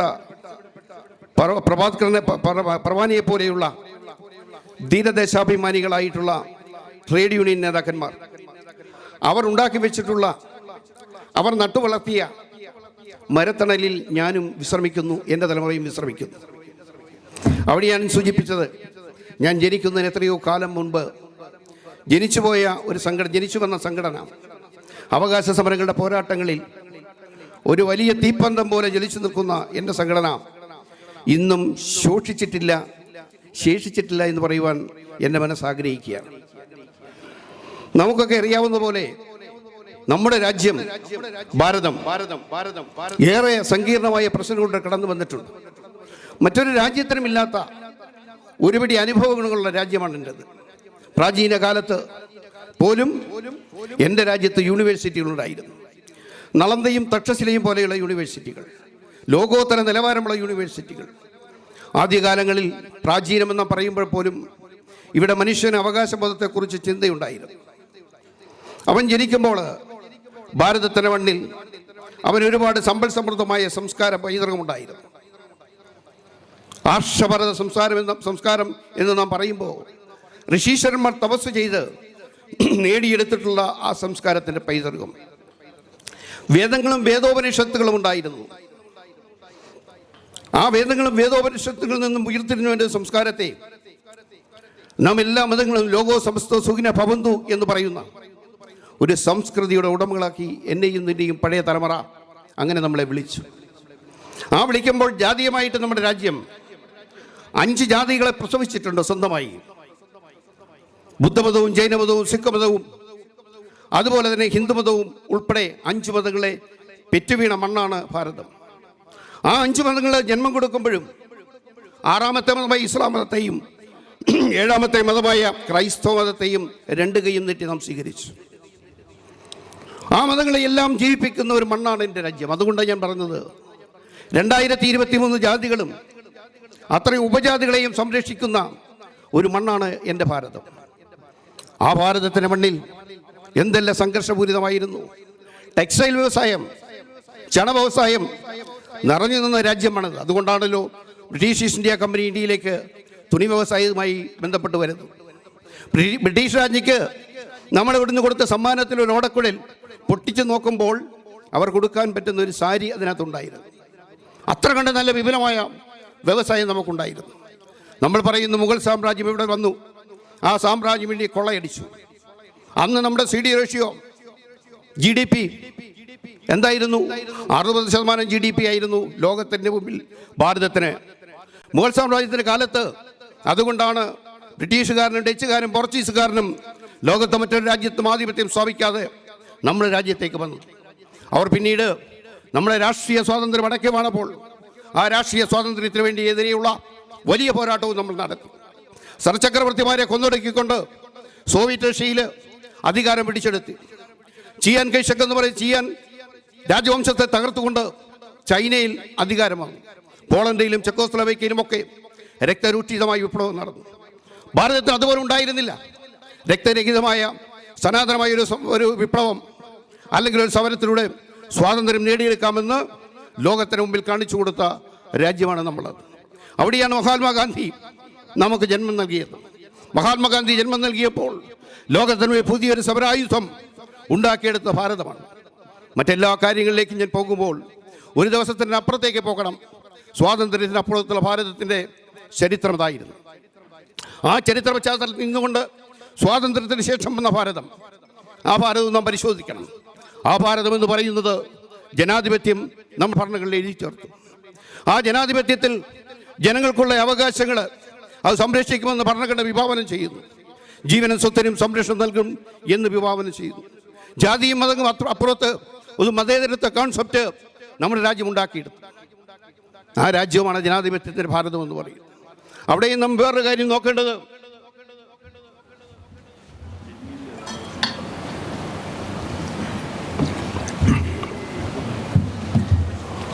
ഈ രാജ്യം ജനാധിപത്യത്തിൽ അധിഷ്ഠിതമായി നിലനിൽക്കുമ്പോഴും നമ്മുടെ രാജ്യത്തിൻ്റെ 947 സ്വാതന്ത്ര്യം കിട്ടി. 1952 ഇന്ത്യയുടെ ആദ്യത്തെ പൊതു തെരഞ്ഞെടുപ്പ് നടക്കുമ്പോൾ നമുക്കന്നുകൊണ്ട് ഇന്നുമുണ്ട് ഇന്ത്യൻ ഭരണഘടന പറയുന്നു പ്രതിപക്ഷത്തിരിക്കണമെങ്കിൽ 10% പാർലമെൻറ്റ് അംഗങ്ങളുടെ അംഗസംഖ്യ ഉണ്ടാകണം. 1952 ഇന്ത്യയിലെ ആദ്യത്തെ തെരഞ്ഞെടുപ്പ് നടക്കുമ്പോൾ ഈ രാജ്യത്തെ ഏറ്റവും വലിയ കക്ഷി കമ്മ്യൂണിസ്റ്റ് പ്രസ്ഥാനമാണ്. അഭിവ്യക്ത കമ്മ്യൂണിസ്റ്റ് പാർട്ടിയുടെ അംഗസംഖ്യ എന്ന് 16 അംഗങ്ങൾ മാത്രമാണുള്ളത് ഇന്ത്യയുടെ ആദ്യത്തെ പാർലമെൻറ്റിൽ. 14 സ്ഥാനത്ത് സോഷ്യലിസ്റ്റ് പാർട്ടി നിൽക്കുമ്പോൾ ഹിന്ദു മഹാസഭയുടെ കേവലം 2 എംപിമാരെ മാത്രമാണുള്ളത്. തമിഴ്നാട്ടിൽ അധിഷ്ഠിതമായിട്ടുള്ള ടൈലേഴ്സ് പാർട്ടി എന്ന് പറഞ്ഞ പാർട്ടിക്ക് 4 എംപിമാർ ഇന്ത്യൻ പാർലമെൻറ്റിലുണ്ട്. 16 എംപിമാരെന്ന് പറയുന്നത് ഇന്ത്യൻ പാർലമെൻറ്റിൻ്റെ അന്നത്തെ സംഖ്യയിൽ 463 10% അല്ല. പക്ഷേ എങ്കിലും അതിൻ്റെ 10% ഉണ്ടെങ്കിലേ പ്രതിപക്ഷ നേതാവിനെ സൃഷ്ടിക്കാൻ കഴിയുമെന്ന് പറഞ്ഞിരുന്നു എങ്കിൽ മഹാനായ പണ്ഡിറ്റ്ജി പറഞ്ഞു അത് സാങ്കേതികത്വം മാത്രമാണ്. അത് സാങ്കേതികത്വം മാത്രമാണ്. ഭരണഘടനാ സ്ഥാപനങ്ങളിലേക്ക് ഇന്ത്യയുടെ ആളുകളെ തിരഞ്ഞെടുക്കുമ്പോൾ പ്ലാനിംഗ് കമ്മീഷന്റെ ചെയർമാൻ, റിസർവ് ബാങ്ക് ഓഫ് ഇന്ത്യയുടെ ചെയർമാൻ, ഇലക്ഷൻ കമ്മീഷൻ അടക്കമുള്ള ഭരണഘടനാ സ്ഥാപനങ്ങളിലേക്ക് ആളുകളെ നിശ്ചയിക്കുമ്പോൾ പ്രതിപക്ഷ നേതാവിൻ്റെ കയ്യൊപ്പുണ്ടാവണം. അതിനൊരു പ്രതിപക്ഷ നേതാവിനെ നിങ്ങൾ തരണമെന്ന് കമ്മ്യൂണിസ്റ്റ് പാർട്ടിയുടെ നേതാക്കന്മാരോട് അദ്ദേഹം ആവശ്യപ്പെടുമ്പോഴാണ് മലയാളിയായ മഹാനായ AK ഗോപാലൻ AKG എന്ന് വിളിക്കുന്ന നമ്മുടെ പ്രിയപ്പെട്ട AKG ഇന്ത്യയുടെ ആദ്യത്തെ പ്രതിപക്ഷ നേതാവായി സൃഷ്ടിക്കപ്പെടുന്നു. കാലം കടന്നു വന്ന വഴിയിലൂടെ യാത്ര ചെയ്ത് 2020-21 നാം എത്തി നിൽക്കുമ്പോൾ ഇന്ത്യയിൽ നിന്ന് പ്രതിപക്ഷ നേതാവില്ല. ഇന്ത്യ ഭരിച്ച 40 വർഷങ്ങളായിട്ട് സ്വാതന്ത്ര്യം നേടിക്കൊടുത്ത് ഇന്ത്യക്ക് ഭരണം ഉണ്ടാക്കിയെടുത്ത് ആ ഇന്ത്യയുടെ ഭരണരംഗത്ത് വന്ന് ഏത് ഭരണഘടനയും സൃഷ്ടിച്ചെടുത്ത് 4-3 ഭൂരിപക്ഷം വരെ ഉണ്ടാക്കിയെടുത്ത പാർട്ടിക്ക് ഇന്ത്യൻ പാർലമെന്റിൽ പ്രതിപക്ഷത്തിരിക്കാൻ പോലും അംഗസംഖ്യ ഇന്ത്യയിലെ ജനങ്ങൾ കൊടുത്തിട്ടില്ല. 53 അംഗങ്ങളുള്ള കോൺഗ്രസ് പാർട്ടി പക്ഷേ പ്രതിപക്ഷ നേതാവിനെ സൃഷ്ടിക്കുവാൻ ഇവിടെ കൊടുത്തിട്ടില്ല, അംഗീകാരം കൊടുത്തിട്ടില്ല ഈ പുതിയ ഗവൺമെൻറ്. അതാണ് ഞാൻ പറഞ്ഞത്. നടന്നു വന്ന ദൂരത്തേക്ക് തിരിഞ്ഞു നോക്കുമ്പോൾ നമുക്കറിയാം നമ്മുടെ രാജ്യത്തിന് വലിയ സംസ്കാരമുണ്ട്, വലിയ ആദരവുണ്ട്, വലിയ അംഗീകാരമുണ്ട്. 53-16 പ്രതിപക്ഷ നേതാവിനെ ഉണ്ടാക്കാൻ കഴിഞ്ഞെങ്കിൽ 53 എന്ന് പറയുന്നത് ഭരണഘടന എങ്ങനെ പറയുന്നത് കൊണ്ട് വേണ്ട എന്നാണ് പറയുന്നത്. അതുമാത്രമാണോ? കഴിഞ്ഞ ദിവസം രാജ്യസഭയിൽ ഭൂരിപക്ഷമില്ലാത്ത ഭാരതീയ ജനതാ പാർട്ടി രാഷ്ട്രീയം പറയുകയല്ല. അവർക്ക് ഭൂരിപക്ഷം ലോക്സഭയിലുണ്ട്, രാജ്യസഭയിൽ ഭൂരിപക്ഷമില്ല. പക്ഷേ രാജ്യസഭയിൽ ഭൂരിപക്ഷമില്ലാത്ത ഈ പാർട്ടി എന്തുകൊണ്ട് സംസാരിക്കാൻ കഴിവുള്ള എത്ര MP-മാരെ പാർലമെൻറ്റിൽ സസ്പെൻഡ് ചെയ്തു? കർഷക സമരം അവസാനിക്കുമ്പോൾ ഇതിനെക്കുറിച്ച് ചർച്ച വേണമെന്ന് പ്രതിപക്ഷം ആവശ്യപ്പെടുന്നു. നമ്മുടെ പ്രിയപ്പെട്ട ബിനോയ് വിശ്വം ഉൾപ്പെടെയുള്ള പാർലമെൻറ്റ് അംഗത്തെ രാജ്യസഭാ മെമ്പർമാരെ പാർലമെൻറ്റിൽ നിന്ന് സസ്പെൻഡ് ചെയ്തു. സംസാരിക്കാനുള്ള അവകാശം. അവിടെയാണ് ഞാൻ പറഞ്ഞത്, ജനാധിപത്യത്തെ കൂച്ചുവിലങ്ങിടുന്ന ഒരു സാഹചര്യമാണ് നമ്മുടെ രാജ്യത്ത് നടക്കുന്നത്. ബിനോയ് വിശ്വം അടക്കമുള്ള നമ്മുടെ പാർലമെൻറ്റ് അംഗങ്ങളെ പാർലമെൻറ്റിൽ നിന്ന് ഡിസ്മിസ് ചെയ്തിരിക്കുന്നു, സസ്പെൻഡ് ചെയ്തിരിക്കുന്നു. അങ്ങനെ സസ്പെൻഡ് ചെയ്തുകൊണ്ട് പാർലമെൻറ്റിനകത്ത് സംസാരിക്കാനുള്ള അവകാശം നിഷേധിക്കപ്പെടുന്ന ഒരു ജനാധിപത്യ പ്രക്രിയ നമ്മുടെ രാജ്യത്ത് ഇന്ന് നിലനിൽക്കുന്നു. ജനാധിപത്യത്തിൽ ആർക്കും ഭരിക്കുവാനുള്ള അവകാശമുണ്ട്. കേവല ഭൂരിപക്ഷം ജനങ്ങൾ ഇന്നലെ വരെ കോൺഗ്രസ് ഭരിച്ചത് തെറ്റായിരുന്നു എന്ന് പറഞ്ഞുകൊണ്ട്, അല്ലെങ്കിൽ വ്യവസ്ഥ തെറ്റാണെന്ന് പറഞ്ഞുകൊണ്ട് ഇന്ത്യൻ ജനത വേറൊരു പാർട്ടിക്ക് അംഗീകാരം കൊടുത്തു. 1977 കോൺഗ്രസ് ഏതര ഗവൺമെൻറ് മൊറാർജി ദേശായിയുടെ ഗവൺമെൻറ് വന്നു. പക്ഷേ ജനാധിപത്യം എന്ന് പറയുന്നത് ജനങ്ങളാണ്. 50% പോലും ഭൂരിപക്ഷമില്ലാത്ത ഒരു പാർട്ടി ഇന്ത്യ ഭരിക്കുമ്പോൾ ഏകദേശം 60% ആളുകൾ ഇന്ത്യയിലെ ജനങ്ങളാണെന്നും അവർക്കും അവകാശവും ശബ്ദവും ഉണ്ട് എന്ന് തിരിച്ചറിയാൻ കഴിയാത്ത ഒരു സാഹചര്യത്തിലേക്ക് പോകും. ഇന്ത്യയുടെ പൊതുമേഖലാ സംവിധാനം ആകെപ്പാടെ വിറ്റഴിക്കപ്പെടുന്നു. അതാണ് ഞാൻ പറഞ്ഞത്, ലോകത്തിൽ മറ്റെല്ലാത്തിലും പ്രത്യേകത നമ്മുടെ രാജ്യത്തിനുണ്ട് എന്ന്. ലോകം സ്വതന്ത്രമാകുന്ന 19-ാം നൂറ്റാണ്ടിൽ കൊച്ചു കൊച്ചു രാജ്യങ്ങൾ സ്വതന്ത്രമാകുന്നു. ഇന്ത്യയുടെ ഒപ്പമുണ്ടായിരുന്ന അല്ലെങ്കിൽ ഇന്ത്യയുടെ ഭാഗമായിരുന്ന പാകിസ്ഥാനും അഫ്ഗാനിസ്ഥാനും ബംഗ്ലാദേശും. ഈ രാജ്യം സ്വതന്ത്രമാകുമ്പോൾ ആ രാജ്യത്തിനൊരു സാമ്പത്തിക നയമുണ്ടാവണം. പാകിസ്ഥാൻ ക്യാപിറ്റലിസത്തിൻ്റെ ഒരു ഭാഗത്തേക്ക് അടുക്കുമ്പോൾ, മറ്റു പല രാജ്യങ്ങൾ സോവിയറ്റ് റഷ്യയുടെ സോഷ്യലിസ്റ്റ് ഭാഗത്തേക്ക് അടുക്കുമ്പോൾ ഇന്ത്യ പറഞ്ഞു, ക്യാപിറ്റലിസത്തിന് നല്ല വശങ്ങളുണ്ട്, സോഷ്യലിസത്തിന് നല്ല വശങ്ങളുണ്ട്. ക്യാപിറ്റലിസത്തിൻ്റെ നല്ല വശങ്ങളെ സ്വാംശീകരിച്ചുകൊണ്ട്, സോഷ്യലിസത്തിൻ്റെ നല്ല വശങ്ങളെ സ്വാംശീകരിച്ചുകൊണ്ട് രണ്ടിനെയും ചേർക്കപ്പെട്ട മിക്സഡ് ഇക്കോണമി എന്ന് പറയുന്ന ലോകത്താദ്യമായി പരീക്ഷിച്ച് പിന്നീട് വിജയിച്ച ഒരു സാമ്പത്തിക നയം, അതും എൻ്റെയും നിങ്ങളുടെയും ഭാരതത്തിന് മാത്രം സ്വന്തമാണ്.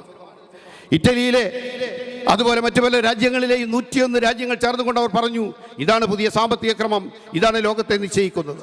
ക്യാപിറ്റലിസത്തിനെ എതിർത്തുകൊണ്ട് സോഷ്യലിസത്തെ മാറ്റി നിർത്തിക്കൊണ്ട് ഇത് രണ്ടും ചേർത്ത് വെച്ചുകൊണ്ട് ജവഹർലാൽ നെഹ്റുവും ടിറ്റോയും അബ്ദുൽ നാസറും ചേർത്ത് വെച്ചിട്ടുള്ള മിക്സഡ് ഇക്കോണമി എന്ന് പറയുന്ന ലോകത്തിനെ അംഗീകരിപ്പിച്ച 101 രാജ്യങ്ങൾ ആ രാജ്യങ്ങളുണ്ടായിരുന്നു.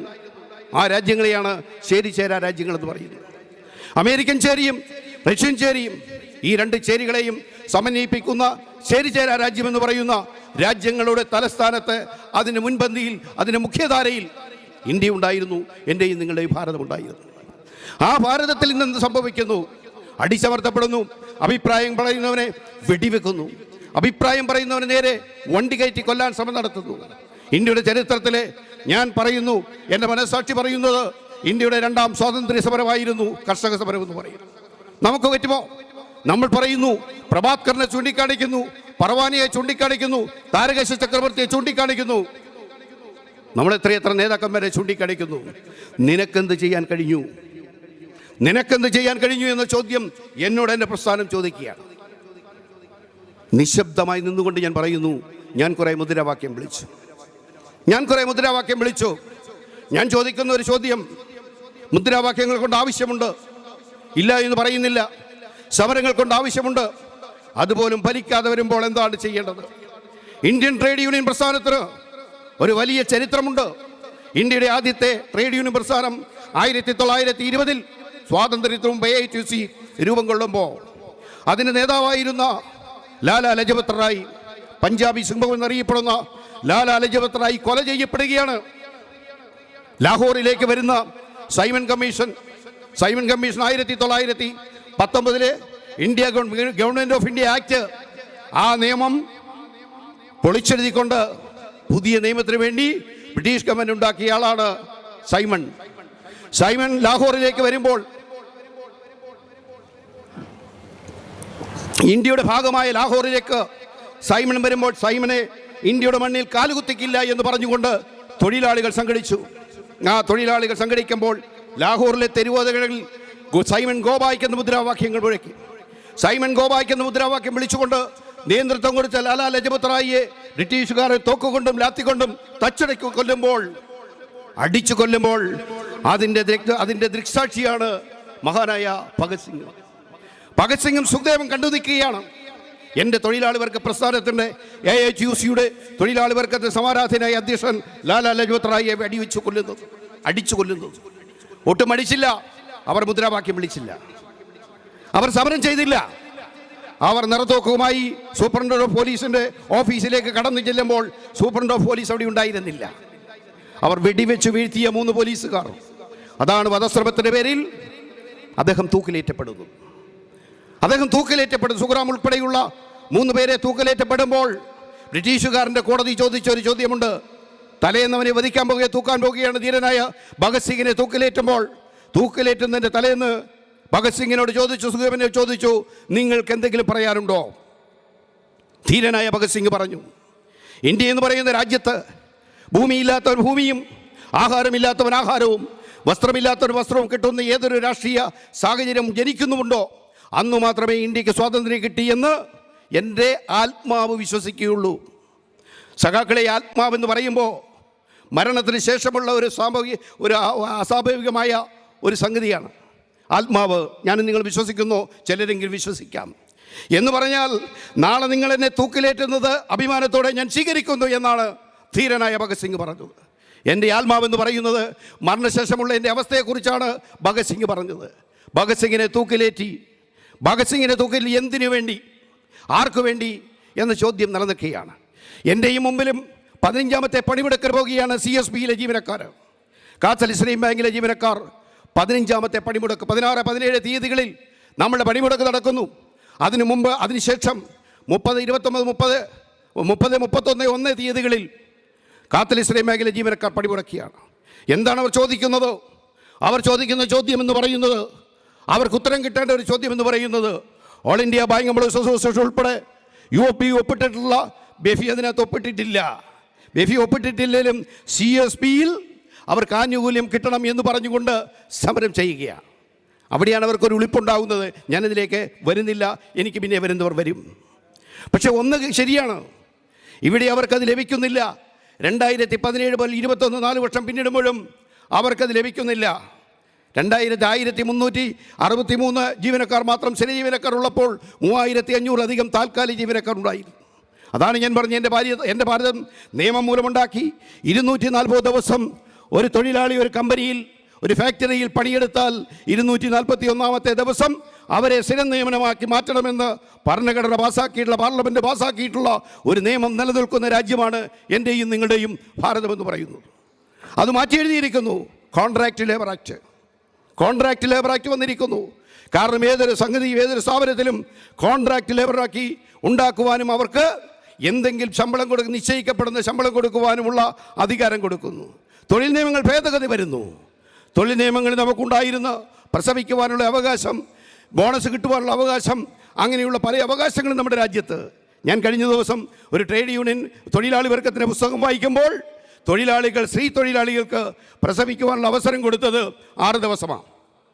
ആദ്യമായി പ്രസവാവധി കിട്ടുന്ന 6 ദിവസമാണ്.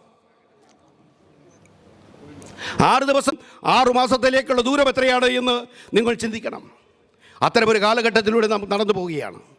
നമ്മൾ 2017 പാലക്കാട്ട് നിന്ന് തിരിച്ച്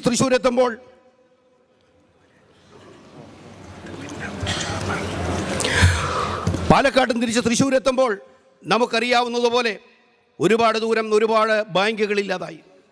ഇന്ത്യയിലെ ഏറ്റവും പ്രഗത്ഭമായ പല ബാങ്കുകൾ ഞാൻ പറഞ്ഞത് CSB എന്ന് പറയുന്ന ബാങ്ക്, കാത്തലിക് ബാങ്ക്, ആ ബാങ്കിലേക്ക് വരുമ്പോൾ ആ ബാങ്കിനെ ഏറ്റെടുത്ത ഗവൺമെൻറ്, ആ ഭരണകൂടം പറയുന്നു, അല്ലെങ്കിൽ ആ രാജ്യം പറയുന്നത് അവിടുത്തെ നിയമം കനേഡിയൻ കമ്പനി ഏറ്റെടുത്തെങ്കിൽ കാനഡയുടെ നിയമമാണോ രാജ്യത്ത് നടപ്പിലാക്കേണ്ടത്?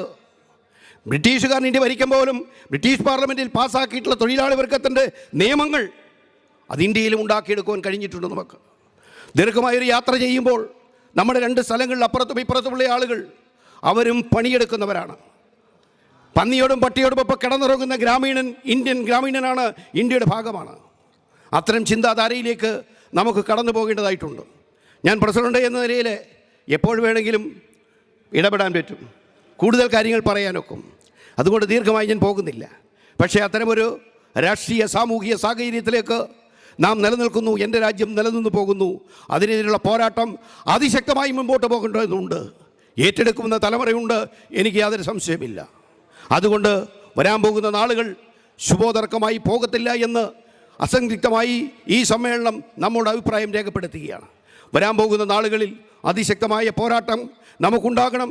ആ പോരാട്ടത്തിന് വേണ്ടി ഞാൻ വളരെ വിനീതമായി അവസാനിപ്പിക്കുമ്പോൾ അഭ്യർത്ഥിക്കുന്നത്, ഒരാൾ പോലും വളരെ സുഖകരമായിരിക്കാവുന്ന കസേരകൾ, സുഖകരമായിരിക്കാവുന്ന അന്തരീക്ഷം, ഇതൊക്കെ നമുക്കിന്ന് ഉണ്ട് എന്നുള്ളത് കൊണ്ട് ബഹുമാന്യരായ സഖാക്കൾ പുറത്തുപോയി നിന്ന് വെറുതെ നമുക്ക് നമ്മുടെ സമ്മേളനം ഭംഗിയല്ലാത്താവുന്ന രീതിയിലേക്ക് പോകരുത്. എല്ലാവരും ഈ 2 ദിവസം ഈ ഹാളിനകത്ത് നിറഞ്ഞു നിൽക്കണം. വളരെ പ്രഗത്ഭമായ ആളുകളാണ് സംസാരിക്കുന്നത്, പ്രഗത്ഭമായ അഭിപ്രായങ്ങളാണ് നമ്മുടെ ഡെലിഗേറ്റ്സ് കൊണ്ടുവരുന്നത്.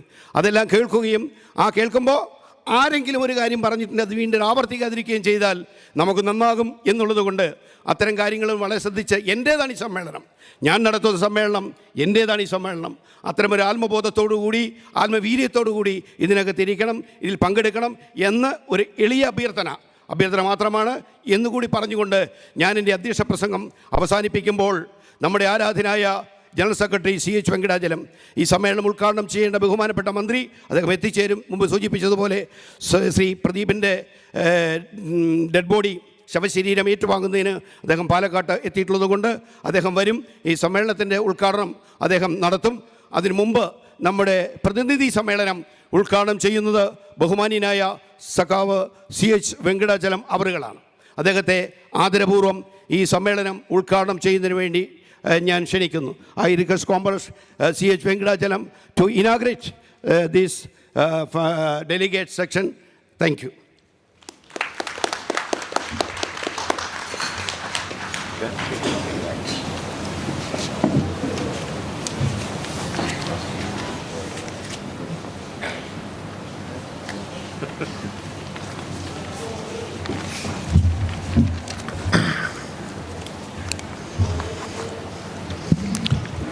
എല്ലാവർക്കും നമസ്കാരം. സുഖം തന്നെ? And you want to be happy in future also? Then all of you wear your mask. You can't be happy, guaranteed happiness without mask. Some more time. Beloved President of AKBF, Comrade Anian, General Secretary, beloved Comrade Josen, my colleague in the AIB Office Bearers Team, Joint Secretary, Comrade Krishna, Office Bearers of the All Kerala Bank Employees Federation, the galaxy of the veteran former office bearers, Chechi, and my most beloved comrades. At the outset, on behalf of the All India Bank Employees Association, I greet you all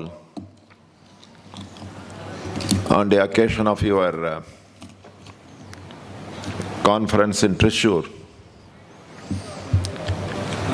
and I wish the conference all success. For the past almost an year and a half, Because of the pandemic situation created by this coronavirus, we have not been able to hold meetings, conference like this.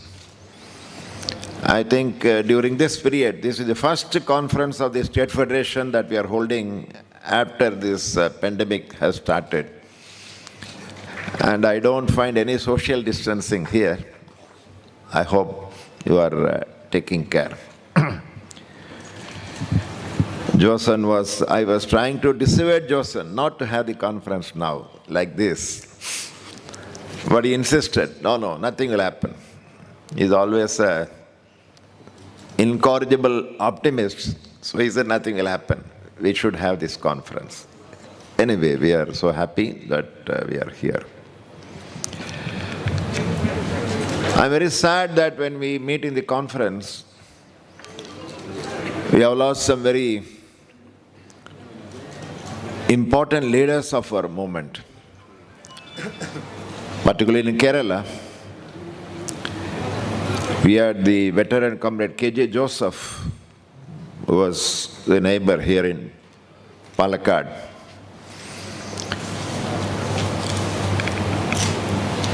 For a very long time, he was associated with the bank employees movement. And he was a guiding spirit also, even after retirement. And we are very sorry that we are missing him in this conference. Otherwise, even at this age, he would have managed to come here. I pay my homage to Comrade Joe. Similarly, another very important leader, Comrade T.M. Matthew. For a very long time, he was a part of our movement. And when the AIBA decided to have this pension, Comrade Matthew understood that we have to organize the retirees, pensioners also into a movement, into an organization. And he was one of the founders of the All India Bank Retirees Federation. And today we find that Comrade Srinivasan is the All India leader. Today, All India Bank Retirees Federation is the top organization for the bank retirees in our country. But the foundation was laid by leaders like Comrade Matthew. We lost him also some months ago. In AIBA, it's a very big loss to all of us that only a few days ago we lost the Joint Secretary of the AIBA, the All India leader of Canara Bank Employees Union and also Karnataka Pradesh Bank Employees Federation, Comrade Ajay Manjrekar. He was a wonderful comrade. It is very tragic that he died on the day of his retirement. He was retired at 5 o'clock, around 2:33 he died. And many comrades we have lost during this period, come in, Gopinathan Nair and so many people. We pay our respects to them, we pay our homage, because they were all our guiding figures in our organization. And today we have in this conference many things to discuss. I was going through the report of the General Secretary presented by the Central Committee. It is a voluminous document. It is voluminous because there are so many things to report to our delegates and our participants, because so many things are happening around us. Even this conference is very important, because next week we'll be going on 2 days national strike, continuous 48-hour strike by the bank employees. And today we are in a Twitter campaign. From morning we are busy. And I'm very happy that more than 50,000-60,000 bank employees, they have participated in the Twitter campaign. So we have that strike. And it is not just a bank employee strike. All the central trade unions also have given a call for a national general strike. 16-17 is only a bank strike. About 1 million of bank employees will be participating. But on the 23rd and 24th of February 2022, the central trade unions have given the call for general strike, in which about 250 million workers will be joining, 25 crores of workers will be joining. It's not a tamasha that 10 lakh bank employees will lose their wage and shout, down, down, Jindabad, losing our wage. That means there is something serious.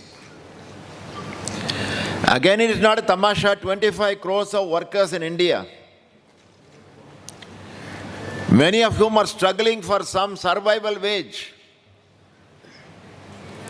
One day wage is a very big thing for them. But all the trade union together we have given a call. AIB also, we are given the call. We are going to join this strike. So another 2-day strike. December 2-day strike. February 2-day strike. And the strike in the banks may further intensify. I don't believe this is going to end with 2-day strike.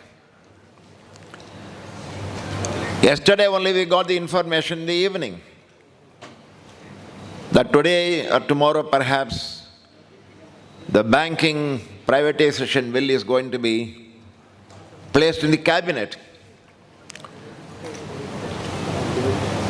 And after the cabinet will approve next week, they may come to the parliament. And if they try to pass the bill, then there will be more strikes again. So in the banks there will be strikes. In the country there will be strikes. And even within the bank there are other reasons that we may have to go on strike. For example, I am very much worried about wage revision in the Catholic Syrian Bank, CSB Bank. Johnson has given a printed beautiful booklet on the 11th bipartite. All of us have taken the arrears.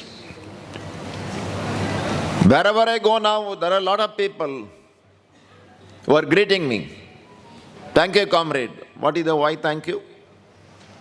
No, last month my salary has crossed 1 lakh. A lot of people here also, I think. The salary has gone up, we are very happy. But it's a pity that only these Catholic Syrian Bank employees, we have got our wage revision. In LIC, Reserve Bank, even RRB, everywhere wage revision is over. But what is the sin committed by the comrades in Catholic Syrian Bank? The management is adamant, they are trying to create problem. I am very proud that our comrades in Catholic Syrian Bank, they are fighting. But in AIB, we believe it cannot remain a struggle of the Catholic Syrian Bank. Very shortly, AIB also will be giving a call for national strike in support of their demand. That means again strike.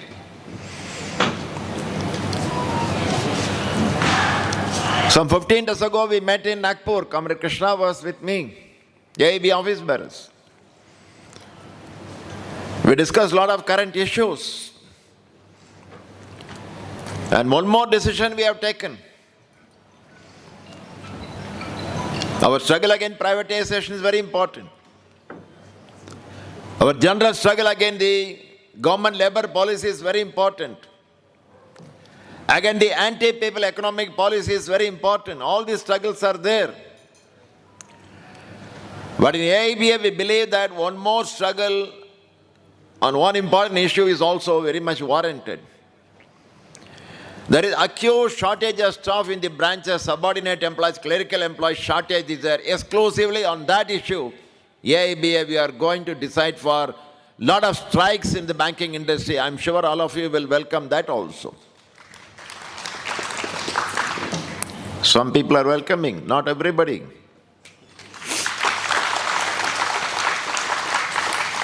That means we are meeting in this conference where we are confronted with a situation where we have to go on strikes and strikes.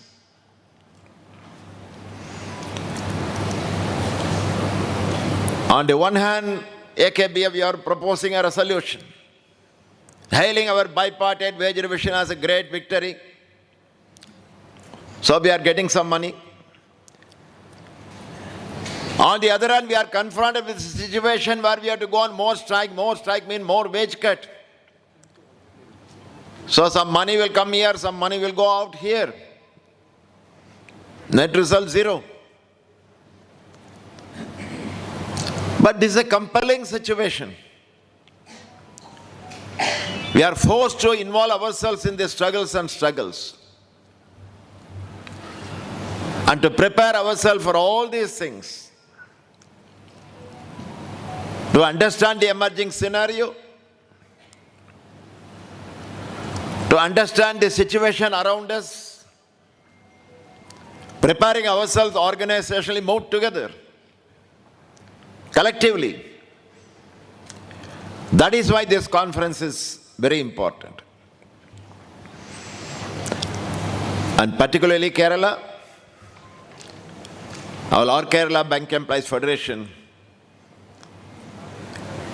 is the leading contingent of the army of the All India Bank Employees Association. If you move, it will inspire everybody to move. You are an inspiration to all of us in the AIB. And that's why I consider this conference as very significant, very important. And at the same time, we know that things around us are changing. Except the young comrades who are here, others we have seen AIBA for a longer time. 10 years, 20 years, 30 years, 40 years. This is my 50th year in the All India Bank Employees Association, 5 decades. But today we realize, we find, we observe that things are changing around us. It's not the same. I joined the bank in 1969. The country was different. The economy was different. The government policies were different. Banks were different. So everything is changing. So I cannot believe that in the same old track I can go on. Of course, essentially, what trade union, what is the alternative? A lot of people are telling new thinking, new way of doing may be different. But ultimately for the unions, for the workers and the working class movement, there is only one way. When we are attacked, we are to counter-attack. So unity and struggle is our path. But how we manifest our unity and struggle, that format may change, that we can discuss, it's very important. The politics of the country is also changing, has changed. India is not a socialist country in our constitution. We are the preamble. We are a democratic country. We are a secular country. We are a socialist country. We are a sovereign republic. These are the 4 pillars. These are the 4 pillars on which we have built up our constitution, our great visionaries. So when you say India, these are the 4 pillars. But all of us know that we are not in a socialist society. That is an objective, that we have to move in the path of socialism. So the exploitation of the people by people is abolished. That's our goal. But right from 1947 or 1950, we are a democratic country. Even today we are a democratic country. And even now, with all the challenges, democracy is prevailing. Salute to our Kisans and farmers. The latest example that democracy will win, very recently. Salute to our farmers.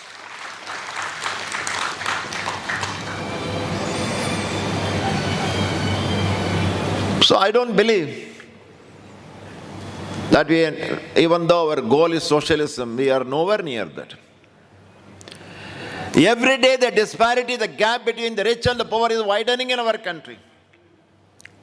Only last week, the global report has come. Multidimensional poverty. I don't know, what is that? Multidimensional poverty. Poverty, I understand. Those who don't have food to eat. All these are new economic jargons. Multidimensional poverty. 25% of the people. It came for a day in newspaper, next day it is forgotten. Something else has come.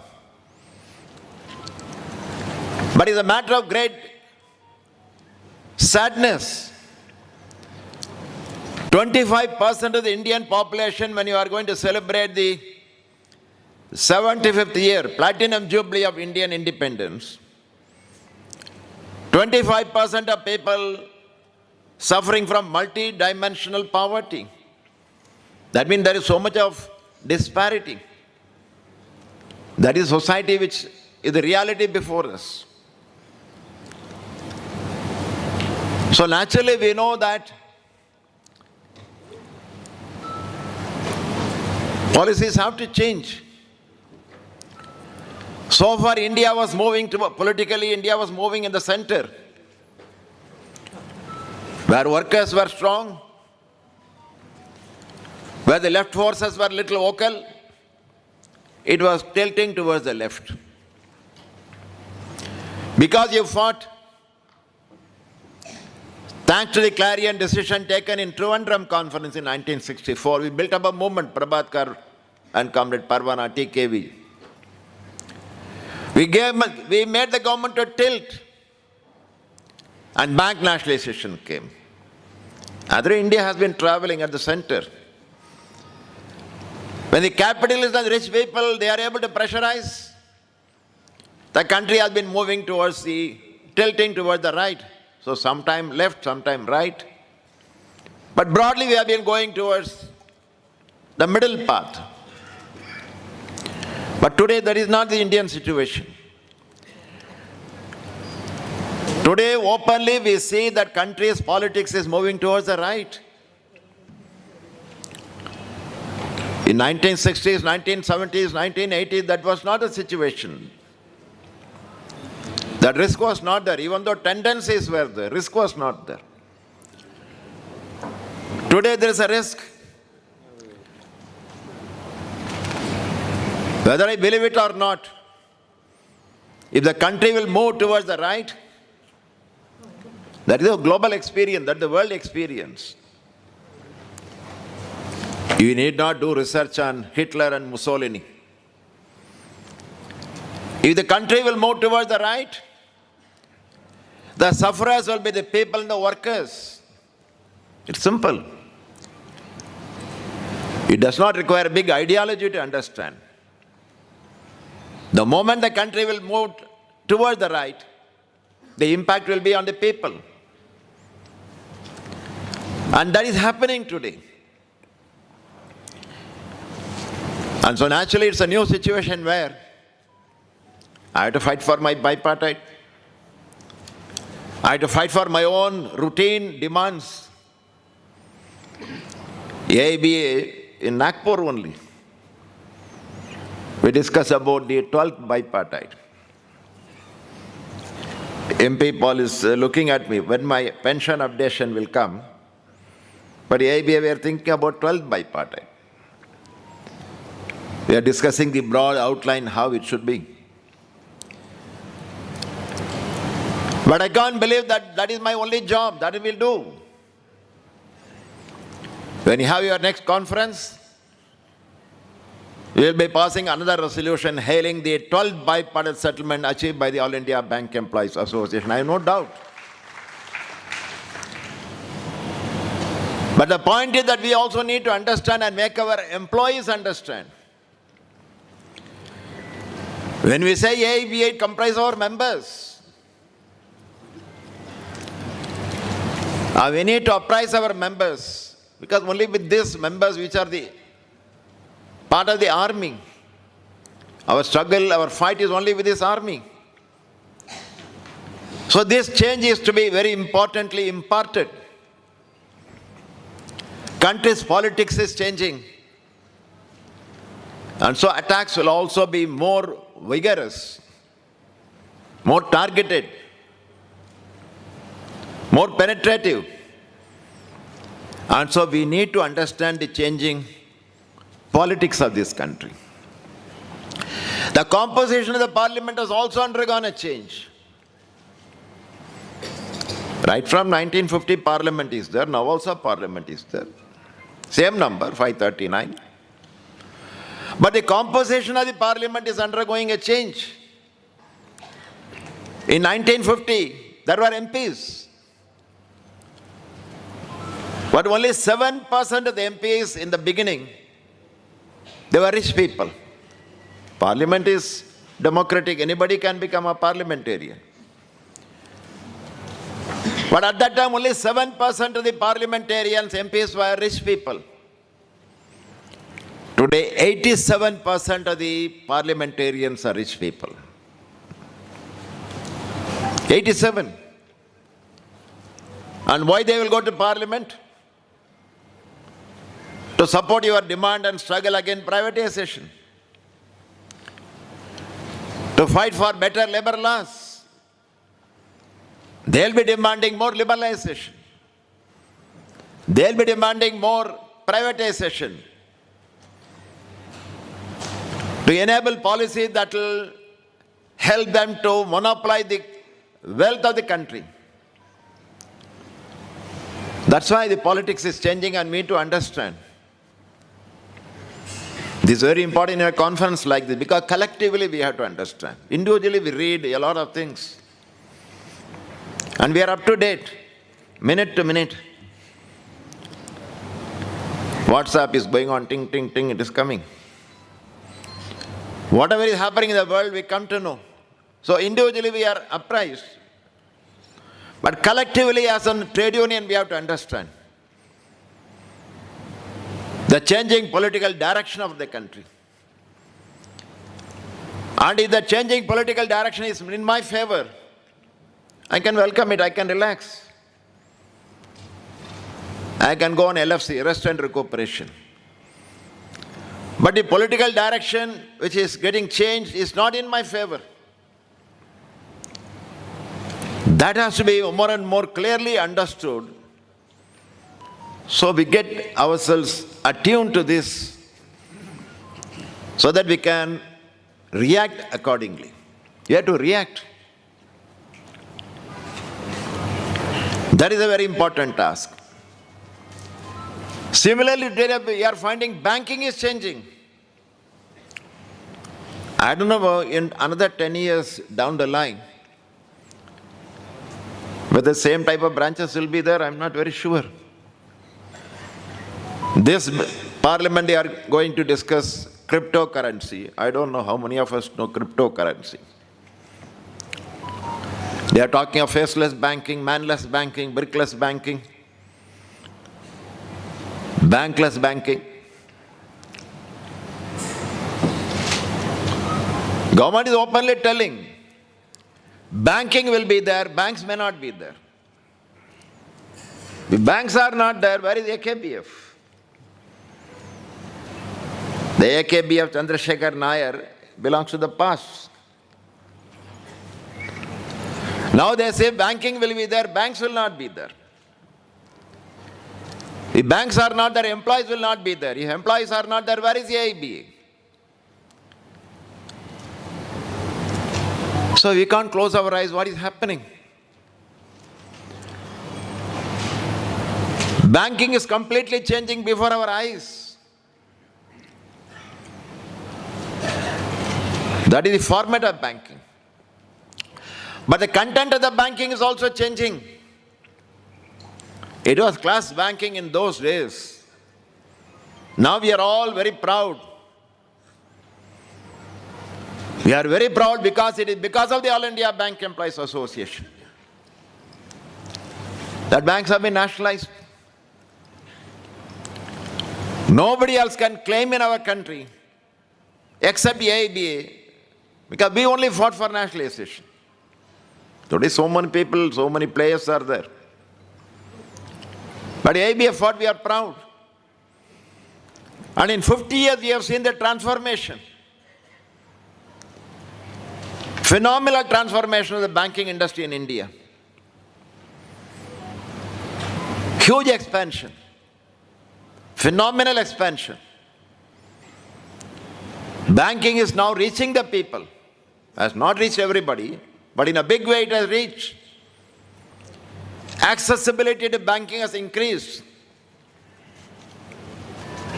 Branches are visible in many small places. Banking services are available to the ordinary masses of this country. There is a guarantee for the people's money kept in the banks. It's a big, old story. Ramuni Menon Commission. I don't know how many of us will know that. It was here in Kerala. Why you should be proud about your All Kerala Bank Employees Federation? Because you have been a part of a glorious history. Those were the days so many banks used to mushroom in Kerala, private banks. In every place there used to be a bank. But all these banks were collapsing. And people were losing the money. And we had the great Andan Comrade TKV. People like him, they found that banks are collapsing, bank employees losing job, people are losing their money. He collected a lot of memorandum that government should do something. Comrade Prabhatkar was invited to Kerala. And Prabhatkar, he took up the matter in the parliament. He was member of the parliament at that time. And then the Ramuni Menon Commission came. He submitted the report. These are all part of the history. And the commission report also compelled the government to think there's something wrong with the banks. That was the situation. But after nationalization, not only the people, money has increased in the banks. It was just 5,000 crores. Today, 157 lakh crores of people's money.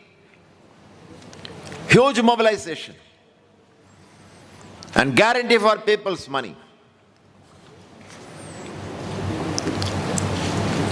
In the last session of the parliament, Madam Nirmala Sitharaman brought one bill increasing this deposit insurance from 1 lakh to 5 lakhs. And claiming, no, we are trying to help the people. But she has forgotten what the AIB had done in 1960. Because of the AIB, because of our struggle, Prabhatkar took up in the parliament. And section 45 was amended in the RBI Act. Till then, RBI had no power to interfere. Bank will collapse, they will give death certificate. Reserve Bank is a wonderful doctor which will never give medicine, it will give only death certificate. All marichu. We are very happy to inform, that's all. So at that time, because of our struggle, the act was amended. And from 1961 till today, no bank has been closed because that provision enabled that bank should not be closed, bank has to be met with somebody. Because of AIB today, people money is safe. We are patriotic bank employees. They are giving Padma Shri to so many people. If I become the Prime Minister, I'm not going to become. If I become the Prime Minister, first I will make Anian Matthew, C.D. Joseph, Padma Shri. In the sense, bank employees.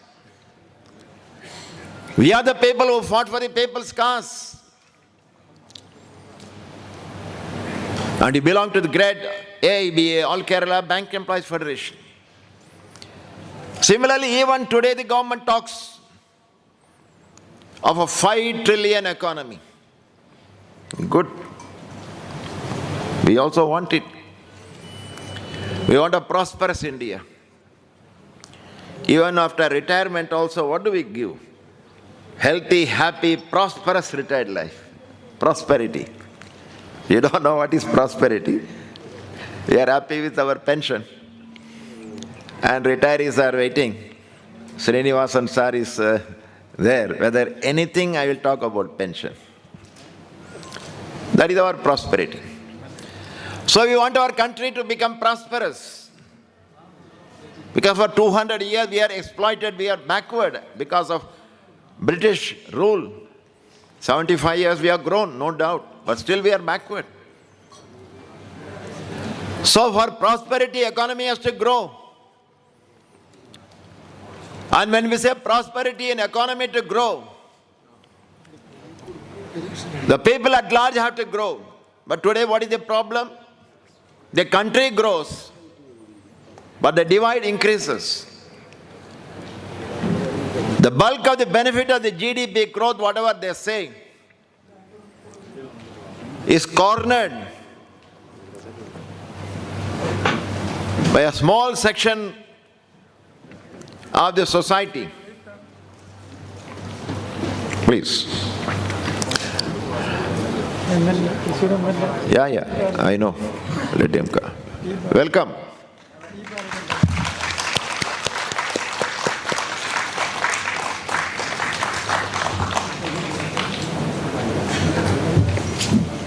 Yes.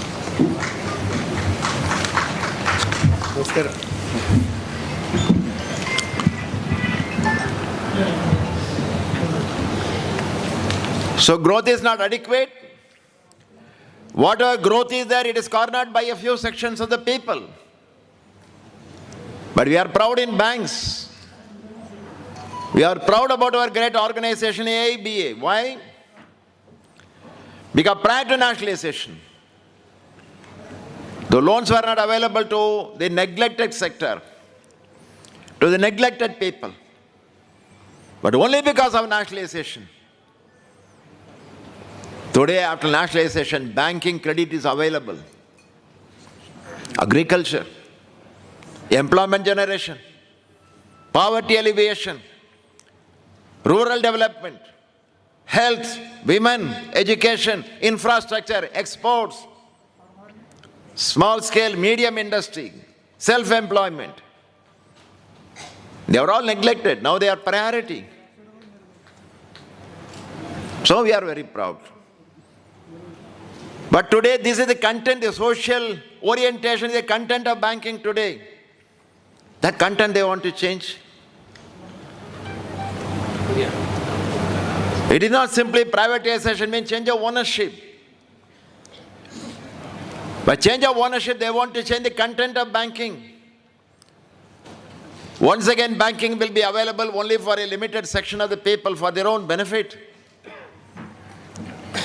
And that is why this struggle against privatization is very important. We are known for so many struggles. And this struggle is very important. And it is not that it's a new issue. From 60s we have been fighting for nationalization, 69 we achieved. But from 91 we have been fighting against privatization. The moment they said that globalization, liberalization, privatization, LPG, all, For 30 years we have been fighting. Because this attack is there for the past 30 years. Just today Modi has not come and brought it. How many committees? Narsimham Committee 1, Narsim Committee 2, Verma Committee, KV Kamath Committee, Reserve Bank Task Force Committee, Anwarul Hoda Committee, Raghuram Rajan Committee, Vijay Nayak Committee, so many committees. But all the committees have been recommending liberalize banking, privatize banking, remove all this social banking.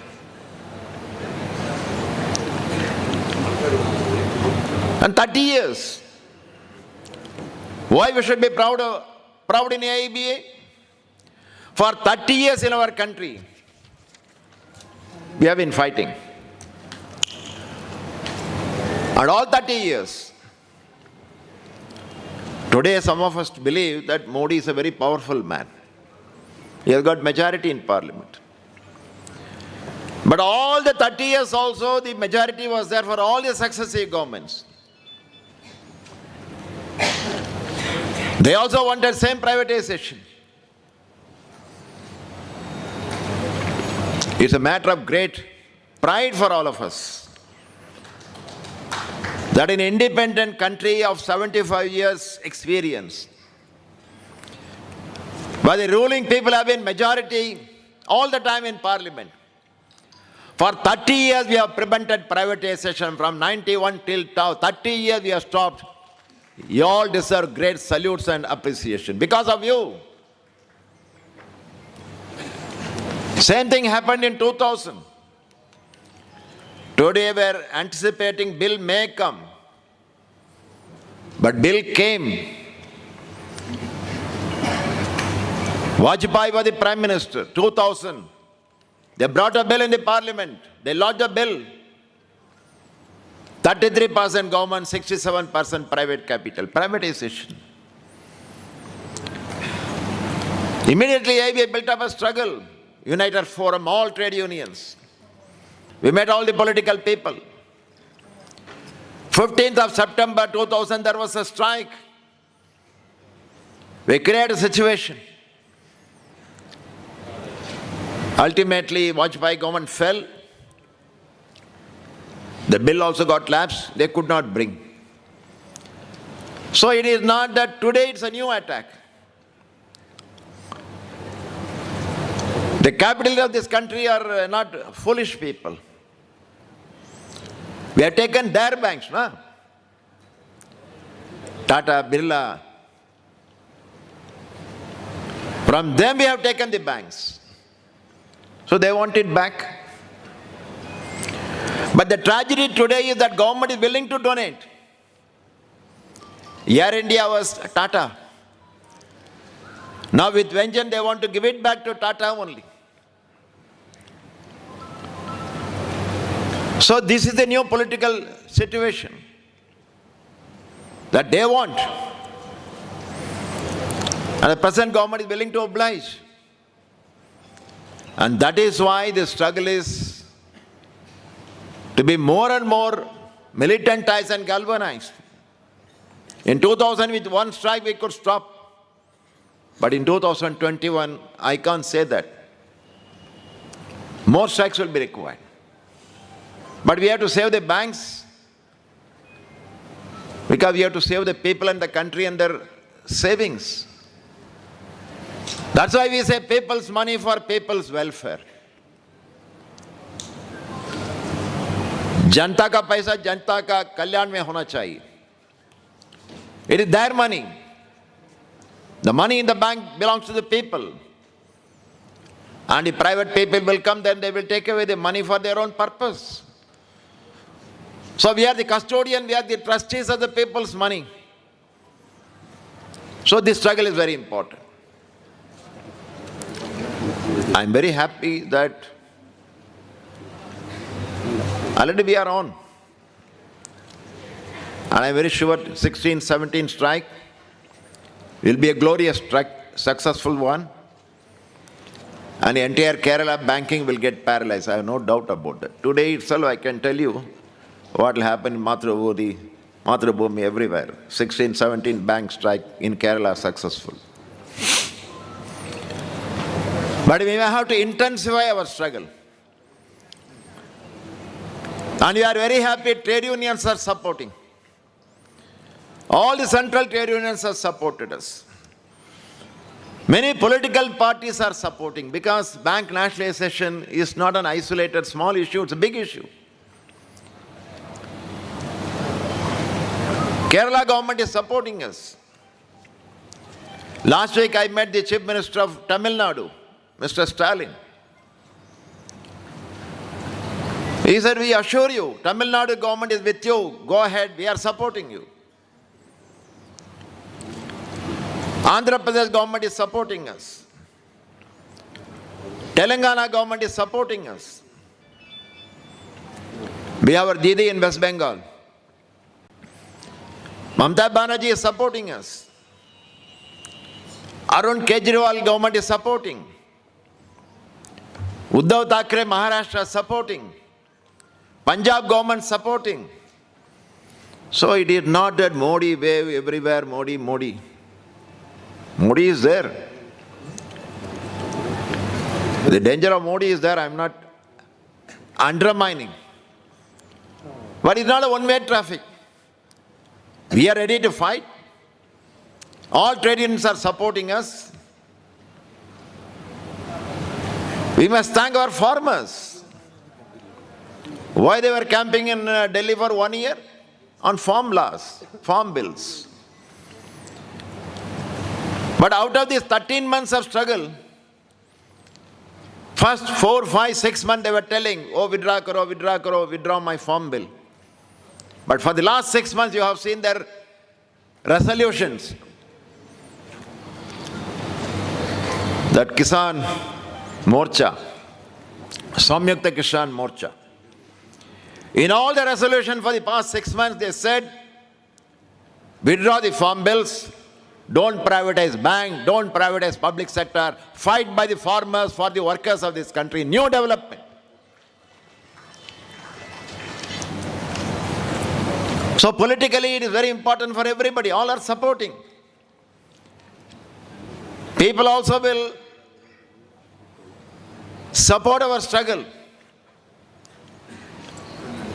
And so that's why the struggle is very important. In our interest, in country's interest.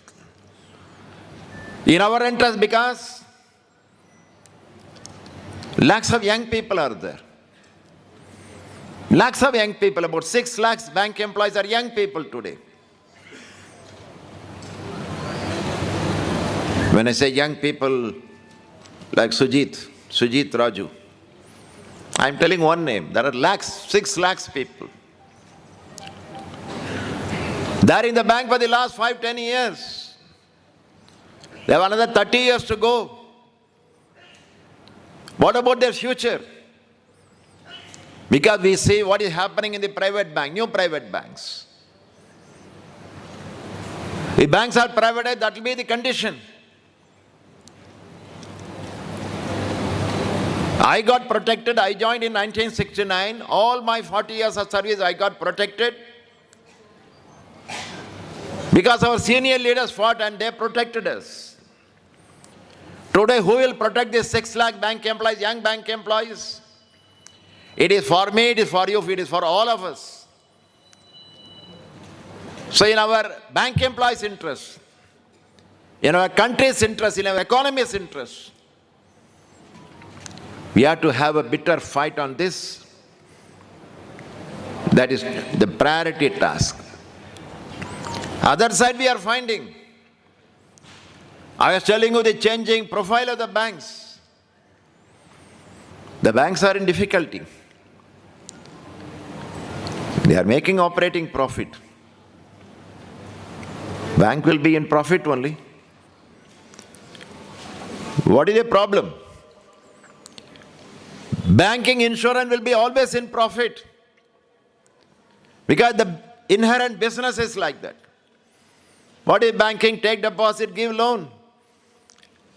I'll take deposit for 10%, give loan at 12%, it will be profit only. Insurance, I have to everybody, I have to say you will die, insure yourself, give me premium. If more people will die, insurance company will collapse. But they know people will not die. So banking insurance lucrative.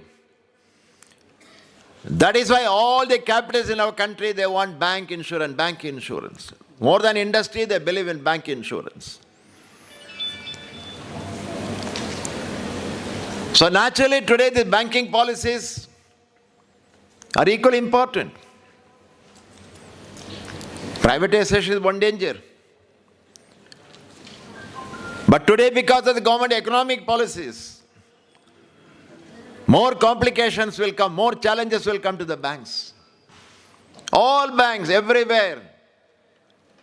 CASA Pakdo, CASA campaign, CASA, I have seen CASA week, CASA fortnight, CASA month, CASA quarterly, CASA annual, everywhere, even every bank, CASA, CASA.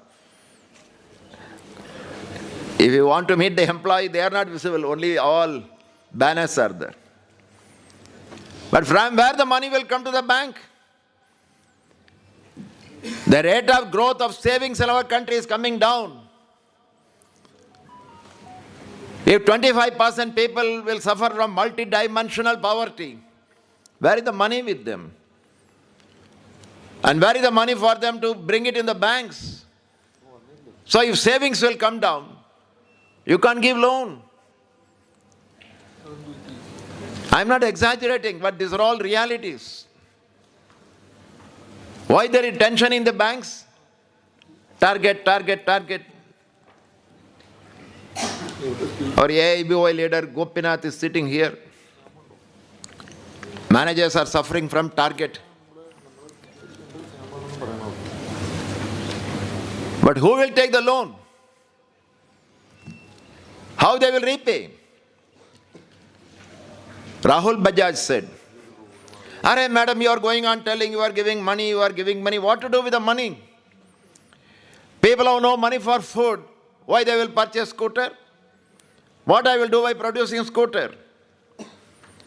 So there is no shortcut.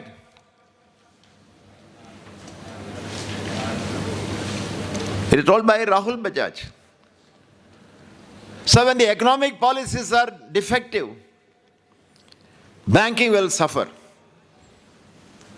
And if banks will suffer, don't believe that only CSB employees will be confronted with no wage revision. We will also be confronted.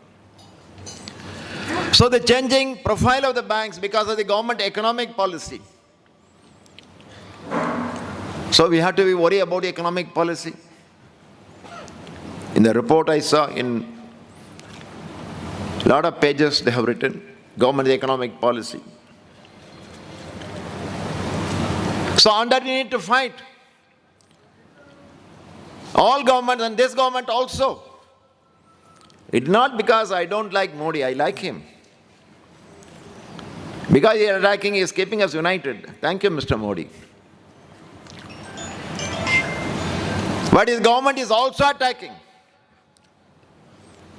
All the economics is anti-people, anti-farmers, anti-worker, anti-labor. What is the reason to change the labor laws? Who complained to you? The managements, the employers, the capitalists complain to you. We want to have ease of doing things. So change all the labor laws. But we want ease of living, we want to live. So all labor laws they are changing into codes. We are protected.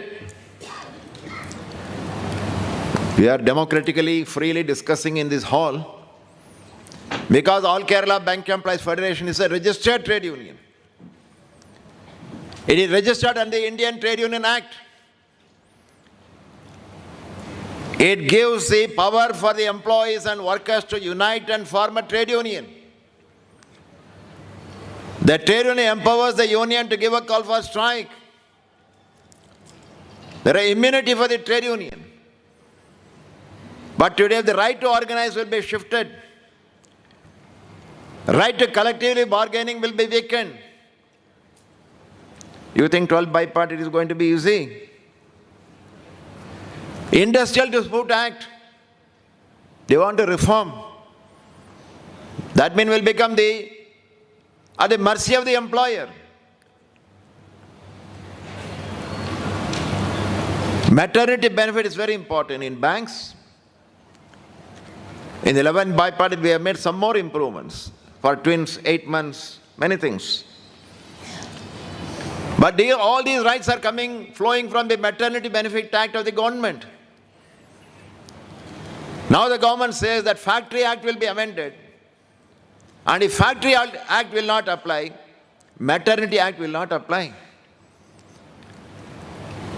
What about the women employees working in those factories?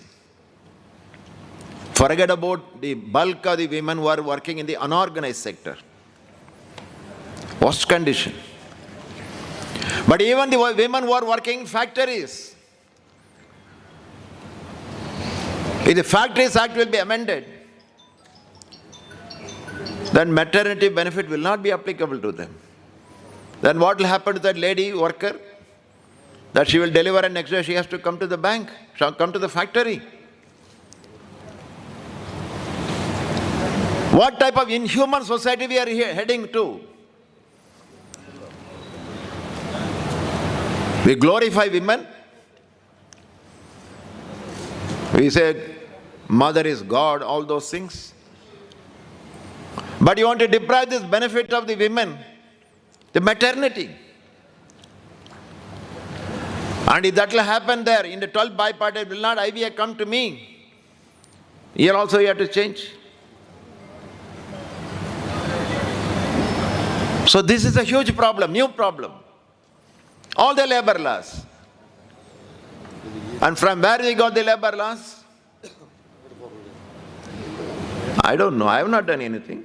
I've been enjoying the benefits.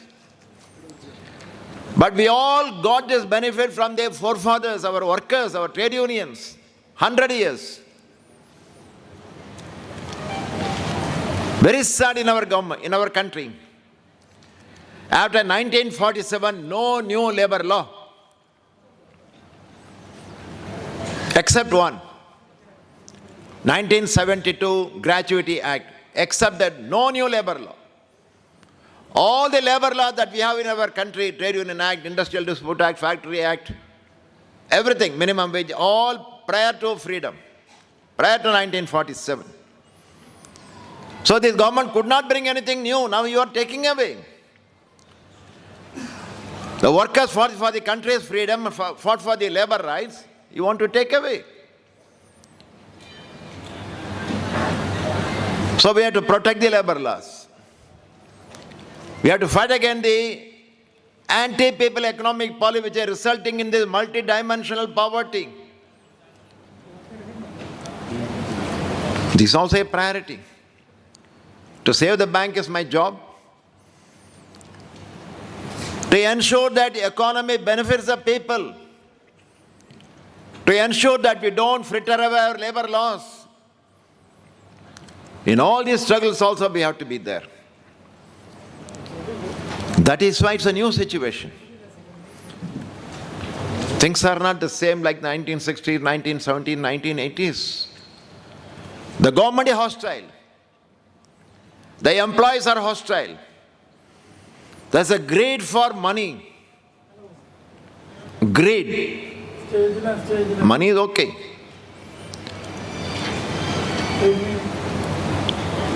Now they are all multi-billionaires.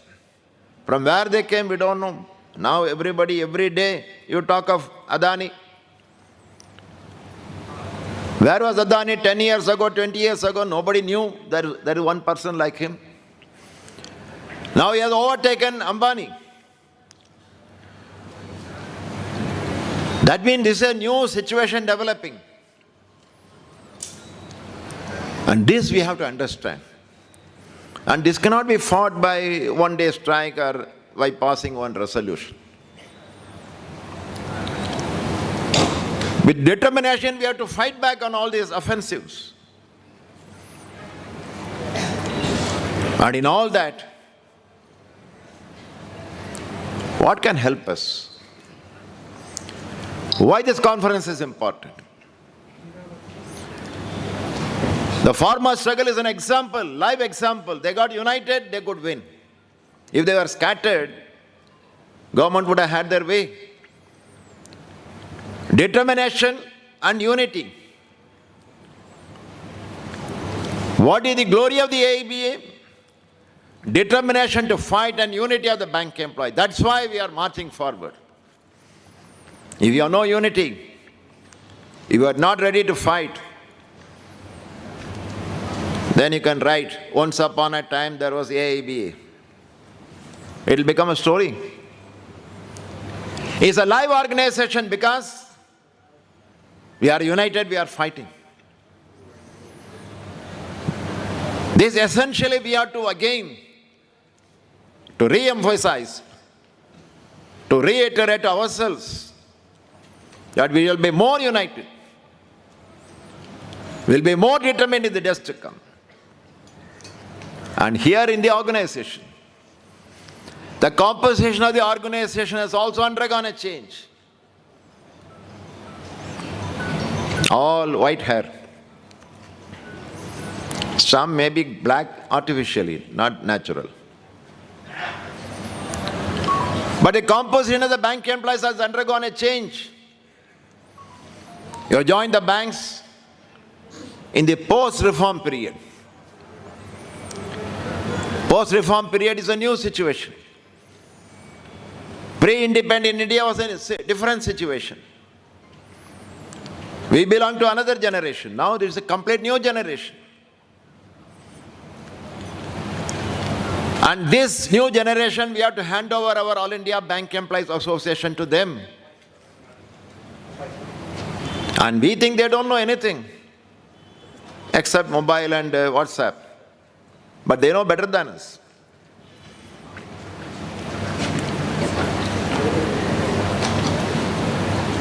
So transitioning the organization to the younger generation, it's a big task. It is not easy. Because experience is very important. But experience alone is not enough. Energy is important. Energy is with the youth. So we have to synchronize energy and experience.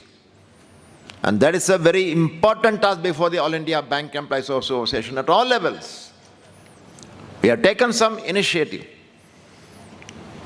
And the results are very good. The way that young comrades are active in Kerala, another 25 years for AIBA in Kerala, we need not worry. Centenary of the AIBA, they will celebrate. Wonderful young comrades are there in Kerala.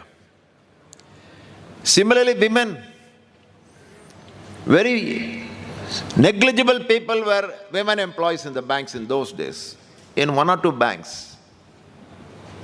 But today, the majority of the recruitment are from women, highly qualified. And so naturally, women have to be more and more empowered in the organization. And here also, I am very happy to congratulate the All Kerala Bank Employees Federation. You have been able to provide a proper network, and women bank employees in Kerala are also very, very active. I am very happy about that. Otherwise, it will be Comrade Mallika, full stop. Now it is Kama. So many Mallikas are there. So these are the changing requirements. I can't be talking about the past only. Minute to minute, I am confronted with the present challenge. And we can't live in the well like a frog. It is not that we are only talking about challenges, we are only confronted. Comparatively, we are better placed. Out of this about 40, 50 crores of working people in this country, you and me belong to a special category, organized category. But the vast majority, about 90% people are unorganized. They don't have a union. Nothing is applicable to them. They are exploited. And out of this 40 crores of unorganized people, about 50% are women. So it is not that women were attacked only in Ramayana, Mahabharata, Sita, Draupadi. Even today, women are under exploitation. And who will fight for them? On Women's Day will solve the problem. So it is a collective job of all of us to see the political change that are taking place,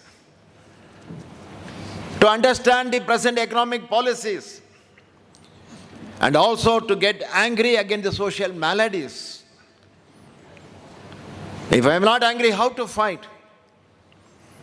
I can't be philosophical. No, aisa hoga. That will happen like that.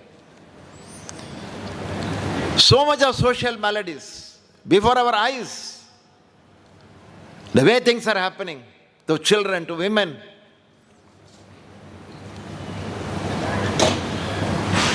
Our blood should boil. And we have to bring our entire anger into action. Entire anger into action. And for that, the trade union is the only instrument. Trade union is the only instrument. That is why we are beholden to all our great leaders. They built and gave it to us. Great leaders, sacrificed. Prabhatkar, Parwana, Tarkeshwar, Chadda, TKV, AVG. The list is big. They sacrificed everything to build up the AIB so that we are protected. We should further enlarge the unity and the strength of the All India Bank Employees Association. And in this, the All Kerala Bank Employees Federation and the comrades of Kerala under the banner of the AIB, we have special role to play. In a football team or cricket team, 10, 11 people will be there. All the 11 cannot go and post goals. So we have some 25 state federations. Small, big, strong, weak. But if you consider All Kerala Bank Employees Federation, as I said in the beginning, is a very militant, united, disciplined, leading organization of the All India Bank Employees Association. So we expect much more from you. You should inspire everybody. That's what we are looking to. There are problems, there are issues. Retirees issues. Again, 12th bipartite will come, recruitment problem, transfer problem, promotion problem, stagnation, increment. But if you can guarantee a strong AIB, everything is possible. Everything is possible. The great Netaji Subhash Bose, he said, give me blood, I'll give you freedom. Kaun do, hum azadi dunga. Give me blood. That means you sacrifice for the country, you will get freedom. Same way in AIB, this is our appeal. Give AIB unity. AIB will give you everything. Thank you very much.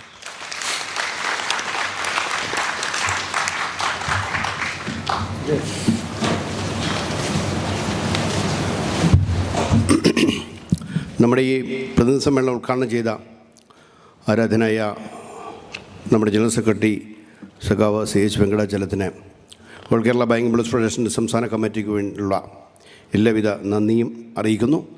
ബഹുമാന്യനായ നമ്മുടെ P Balachandran MLA അദ്ദേഹം ഇവിടെ എത്തിച്ചേർന്നിട്ടുണ്ട്. നമുക്കറിയാവുന്ന പോലെ നമ്മുടെ ഈ സമ്മേളനത്തിൻ്റെ നടത്തിപ്പിൻ്റെ chairman കൂടിയാണ് അദ്ദേഹം. അദ്ദേഹത്തെ ആദരപൂർവ്വം നമ്മളെ അഭിവാദ്യം ചെയ്യുന്നതിന് വേണ്ടി ക്ഷണിക്കുന്നു.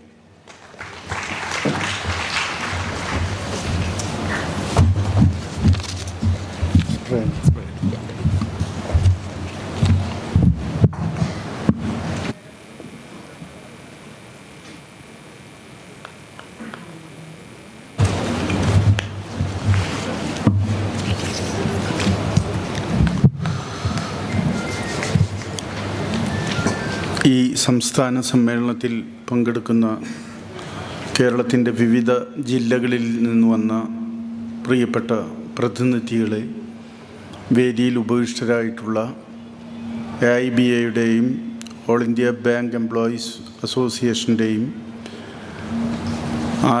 ആദരണീയരായ ഉന്നത നേതാക്കളെ, ഒരു വലിയ പ്രസംഗത്തിന് ഞാൻ ഈ സമയം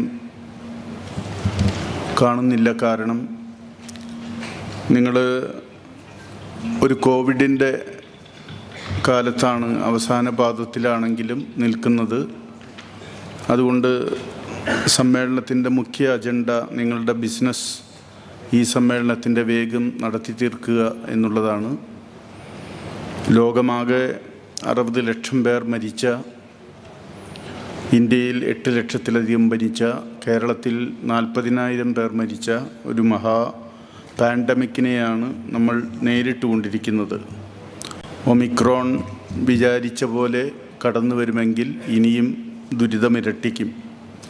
സമ്പന്നതയുടെ മട്ടുപ്പാവിലേക്ക് പോലും മരണം അരിച്ചല്ല ഇരച്ച് കയറിയ നാളുകളാണ് കടന്നുപോയത്. ലോകത്തിലെ അതിസമ്പന്ന രാജ്യങ്ങൾ പോലും സാമ്പത്തികമായി വളരെയധികം തകർന്ന ഒരു ചുറ്റുപാടിലാണ് നമ്മൾ ഒത്തുകൂടുന്നത്. ഇന്ത്യയുടെ കാര്യം പറയാനില്ല. ഇവിടെ നിങ്ങളുടെ ബഹുമാന്യരായ നേതാക്കൾ അവരുടെ പ്രസൻറ്റേഷനിൽ അത് പറയും എന്നാണ് ഞാൻ പ്രതീക്ഷിക്കുന്നത്. നമ്മുടെ ധനകാര്യമന്ത്രി മടിശീല ഇന്ത്യയുടെ സൂക്ഷിക്കുന്ന നിർമ്മല സീതാരാമൻ 10 ലക്ഷം കോടിയുടെ കോവിഡ് പാക്കേജാണ് പാർലമെൻറ്റിൽ പ്രഖ്യാപിച്ചത്. നിങ്ങൾ ജോലി ചെയ്യുന്ന ബാങ്കുകളിലൂടെ എത്ര ലക്ഷം ഗ്രാമങ്ങളിലേക്ക് എത്തിയിട്ടുണ്ട് എന്ന് നിങ്ങൾക്കറിയാം.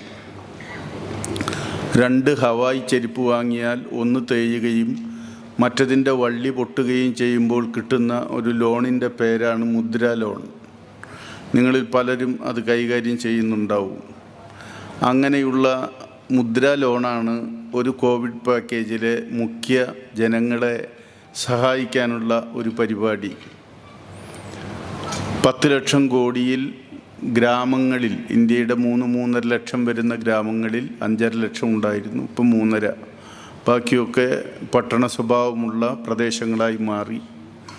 അവിടെ എത്ര പണം ഗ്രാമീണ ജനതയുടെ ഉന്നതിക്ക് വേണ്ടി കോവിഡ് കാലത്ത് എത്തിയിട്ടുണ്ട് എന്ന് നന്നായി അറിയാൻ കഴിയുന്നവരാണ് നിങ്ങൾ. ഒരു മനുഷ്യ ശരീരത്തിൽ രക്തചംക്രമണത്തിന് എത്രമാത്രം പ്രാധാന്യമുണ്ടോ, ഒരു രാഷ്ട്ര ശരീരത്തിൽ ബാങ്കിന് അത്രമാത്രം പ്രാധാന്യമുണ്ട്. അതിനെന്തെങ്കിലും സംഭവിച്ചു പോയാൽ രാഷ്ട്ര ശരീരം നിശ്ചലമാകും. എന്നാൽ ബാങ്കിങ് മേഖലയിൽ ഇന്ന് നടന്നുകൊണ്ടിരിക്കുന്ന ഒട്ടും അനഭിലഷണീയമല്ലാത്ത കാര്യങ്ങൾ എങ്ങനെയാണ് ഇപ്പോൾ ഇന്ത്യ രാജ്യത്ത് സംഭവിച്ചു കൊണ്ടിരിക്കുന്നത് എന്ന് നേരത്തെ സംസാരിച്ച അദ്ദേഹം നേതൃപദവിയിൽ ഇരുന്നു കൊണ്ട് മനസ്സിലാക്കിയ വളരെ പണ്ഡിതോചിതമായ കാര്യങ്ങൾ നിങ്ങൾക്ക് മുമ്പിൽ വരച്ചു കാട്ടി. ഈ കഴിഞ്ഞ മഴക്കാല സമ്മേളനത്തിൽ നമ്മുടെ പാർലമെൻറ്റിൽ വിൽക്കാത്തത് എന്തെങ്കിലും ബാക്കിയുണ്ടോ എന്നേ ഇനി അന്വേഷിക്കാനുള്ളൂ. ലൈഫ് ഇൻഷുറൻസിൻ്റെ കാര്യം അദ്ദേഹം പറഞ്ഞു. ലൈഫ് ഇൻഷുറൻസിന് 2 ചിറകുണ്ട് എന്ന് നിങ്ങൾക്കറിയാം. 1 ജനറൽ ഇൻഷുറൻസും 2 ലൈഫ് ഇൻഷുറൻസും. ജനറൽ ഇൻഷുറൻസിൽ എന്തൊക്കെ ഇൻഷൂർ ചെയ്യാമെന്ന് നിങ്ങളോട് ഞാൻ പഠിപ്പിക്കേണ്ട.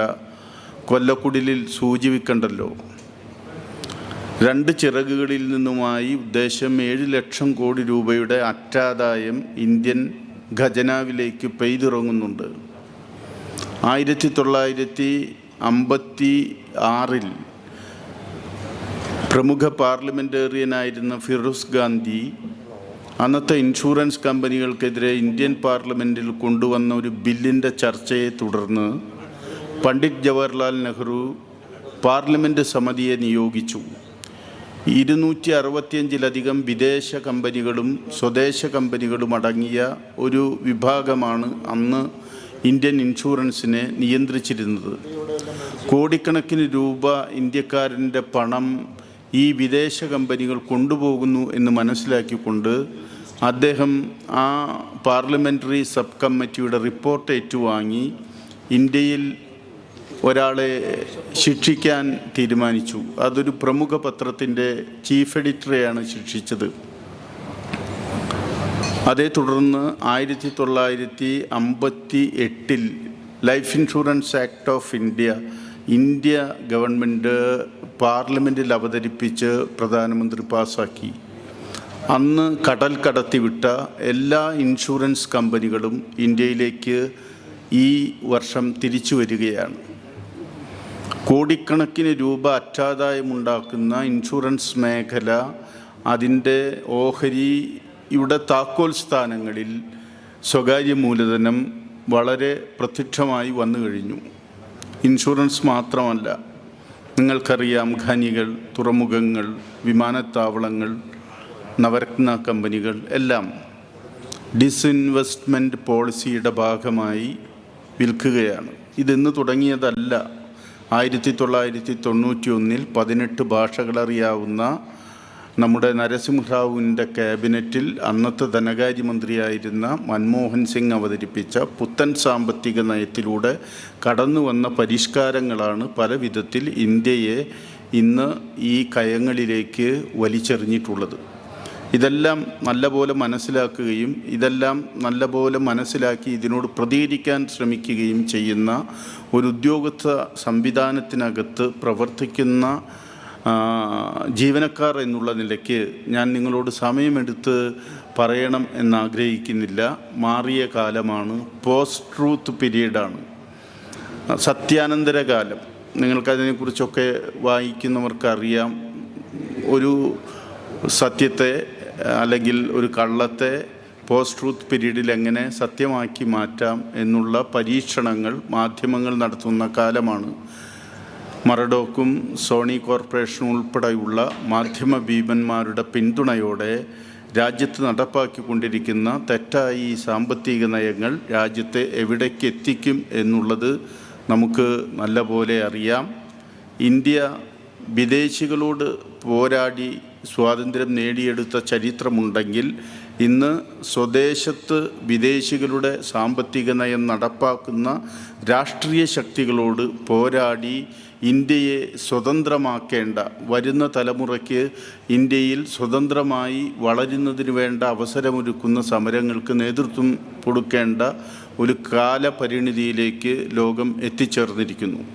അതുകൊണ്ട് ലോകത്തിനൊപ്പം, പണ്ടൊക്കെ സാമ്രാജ്യത്വ വിരുദ്ധ പോരാട്ടം എന്നാണ് പറഞ്ഞിരുന്നതെങ്കിൽ കൊളോണിയൽ വാഴ്ചയൊക്കെ കഴിഞ്ഞ് നവസ്വതന്ത്ര രാജ്യങ്ങളിൽ കൊളോണിയൽ ആഭിമുഖ്യമുള്ള സ്വദേശ ഗവൺമെൻറ്റുകൾ തന്നെ അധികാരത്തിലെത്തിക്കഴിഞ്ഞു.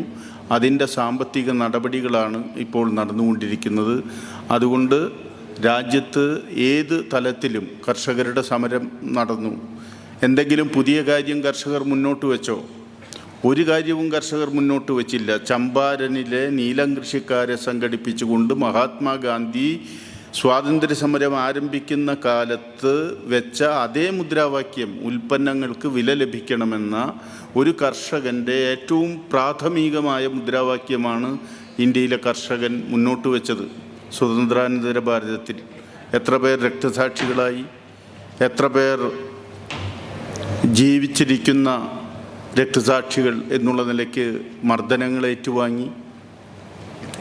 ഇന്ത്യയിൽ ആ സമരം വിജയിച്ചു എന്നാണ് നമ്മൾ മനസ്സിലാക്കുന്നത്. പക്ഷേ അതും ഇനി കാലപരിണിതിയിൽ എങ്ങനെ വരും എന്നുള്ളത് മനസ്സിലാക്കേണ്ടതുണ്ട്. എന്തായാലും നമ്മുടെ രാജ്യം ഒരു ഭീകരമായ സാമ്പത്തിക അരാജകത്വത്തിലേക്ക് വീഴുകയാണ്. ഉള്ളവനും ഇല്ലാത്തവനും തമ്മിലുള്ള അന്തരം വർദ്ധിക്കുന്നു.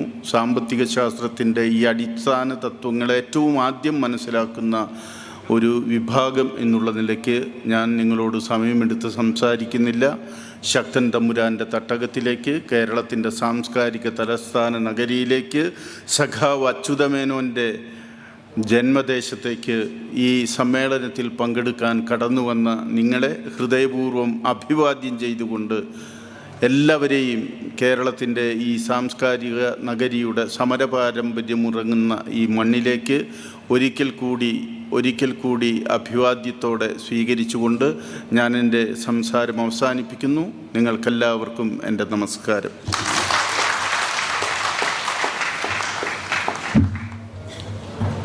വളരെ നന്ദി ബഹുമാന്യനായ സഖാവ് ബാലചന്ദ്രൻ അവറുകൾ. അദ്ദേഹം പറഞ്ഞതുപോലെ ഈ തൃശ്ശൂരിൻ്റെ ഒരു കാരണവരാണ്. ആ കാരണവരെന്ന നിലയിൽ നമ്മളെ എല്ലാവരെയും അദ്ദേഹം തൃശ്ശൂരിൻ്റെ മണ്ണിലേക്ക് സ്വാഗതം ചെയ്തു. അങ്ങയുടെ നല്ല വാക്കുകൾ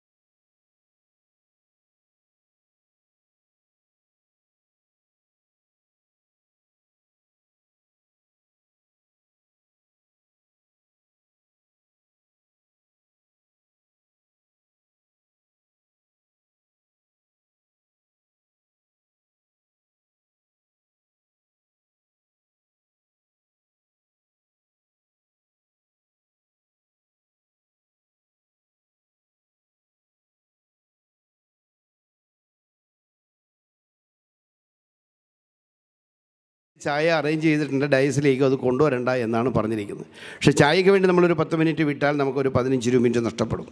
അതുകൊണ്ട് അതിന് ഒരു സാഹസമാണതുകൊണ്ട് അത്തരം സാഹസത്തിലേക്ക് മുതിരുന്നില്ല. ഞാൻ പ്രത്യേകം പരിചയപ്പെടുത്തേണ്ട ആളില്ലെങ്കിലും ഓൾ ഇന്ത്യ ബാങ്ക് എംപ്ലോയീസ് അസോസിയേഷൻ്റെ സംസ്ഥാന കമ്മിറ്റിയും സംസ്ഥാന നേതൃത്വവും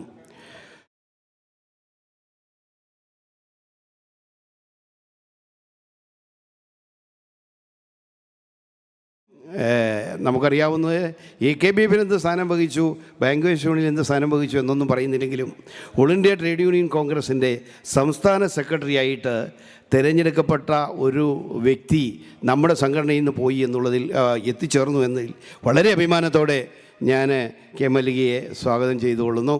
മറ്റുള്ള ആളുകളുടെയൊക്കെ സ്ഥാനങ്ങൾ കുറവാണ് എന്നൊന്നും ഞാൻ പറയുന്നില്ല, അവരെല്ലാവരും എടുത്ത സമയമില്ലാത്തതുകൊണ്ട് മാത്രമാണ്. അപ്പോൾ അതുകൊണ്ട് നമ്മൾ റിപ്പോർട്ട് അവതരിപ്പിക്കുന്നതിന് വേണ്ടി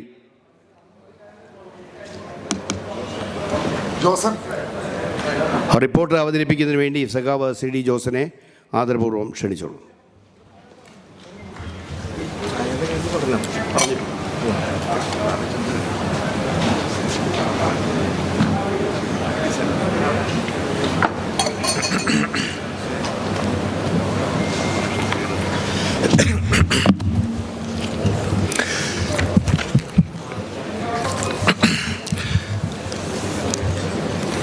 എൻ്റെ പ്രിയ സഖാക്കളെ, ഇന്നിവിടെ നിൽക്കുമ്പോൾ N കൃഷ്ണൻ നഗറിലാണ് ഈ സമ്മേളനം നടക്കുന്നത്. നമ്മുടെ സംഘടനയുടെ ചരിത്രത്തിൽ വളരെ നിർണായകമായ സംഭാവനകൾ നൽകിയ ഒട്ടേറെ നേതാക്കൾ കാലയവനികയ്ക്കുള്ളിൽ മറഞ്ഞുപോയ ഒരു സമയത്താണ് സമ്മേളനം നടക്കുന്നത്. ഈ കോവിഡ് കാലത്തെ മരണം വളരെ വളരെ സങ്കടകരമാണ്. ഒരു വ്യക്തിയുടെ ജീവിതത്തിൻ്റെ അവസാനത്തെ ഒരാഘോഷമാണ് മരണം എന്ന് വിശ്വസിക്കാനാണ് എനിക്കിഷ്ടം. അയാളുടെ ജീവിതത്തിൽ ചെയ്ത എല്ലാ നല്ല കാര്യങ്ങളും ഓർക്കാനും അവർക്ക് നമ്മുടെ സ്നേഹം പ്രകടിപ്പിക്കാനുള്ളൊരവസരം. അതുകൊണ്ടാണ് 104 വയസ്സിൽ മരിച്ച മാർ ക്രിസോസ്റ്റം തിരുമേനിയുടെ മരണം പോലും അകാല മരണമാണ് എന്നാണ് വിശേഷിപ്പിക്കപ്പെട്ടത്. ഇവിടെ N കൃഷ്ണനെ സംബന്ധിച്ച് എൻ്റെ ആത്മമിത്രം നമ്മുടെ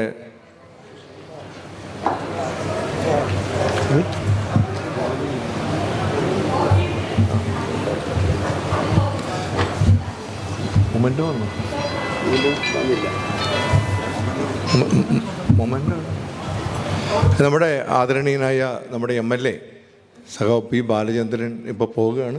അദ്ദേഹത്തിന് നമ്മുടെ ഒരു സ്നേഹാദരമായി നമ്മുടെ ഭരണഘടനയുടെ പ്രിയാമ്പിൾ ആലേഖനം ചെയ്ത ഒരു മൊമെൻറ്റോ നൽകുകയാണ്.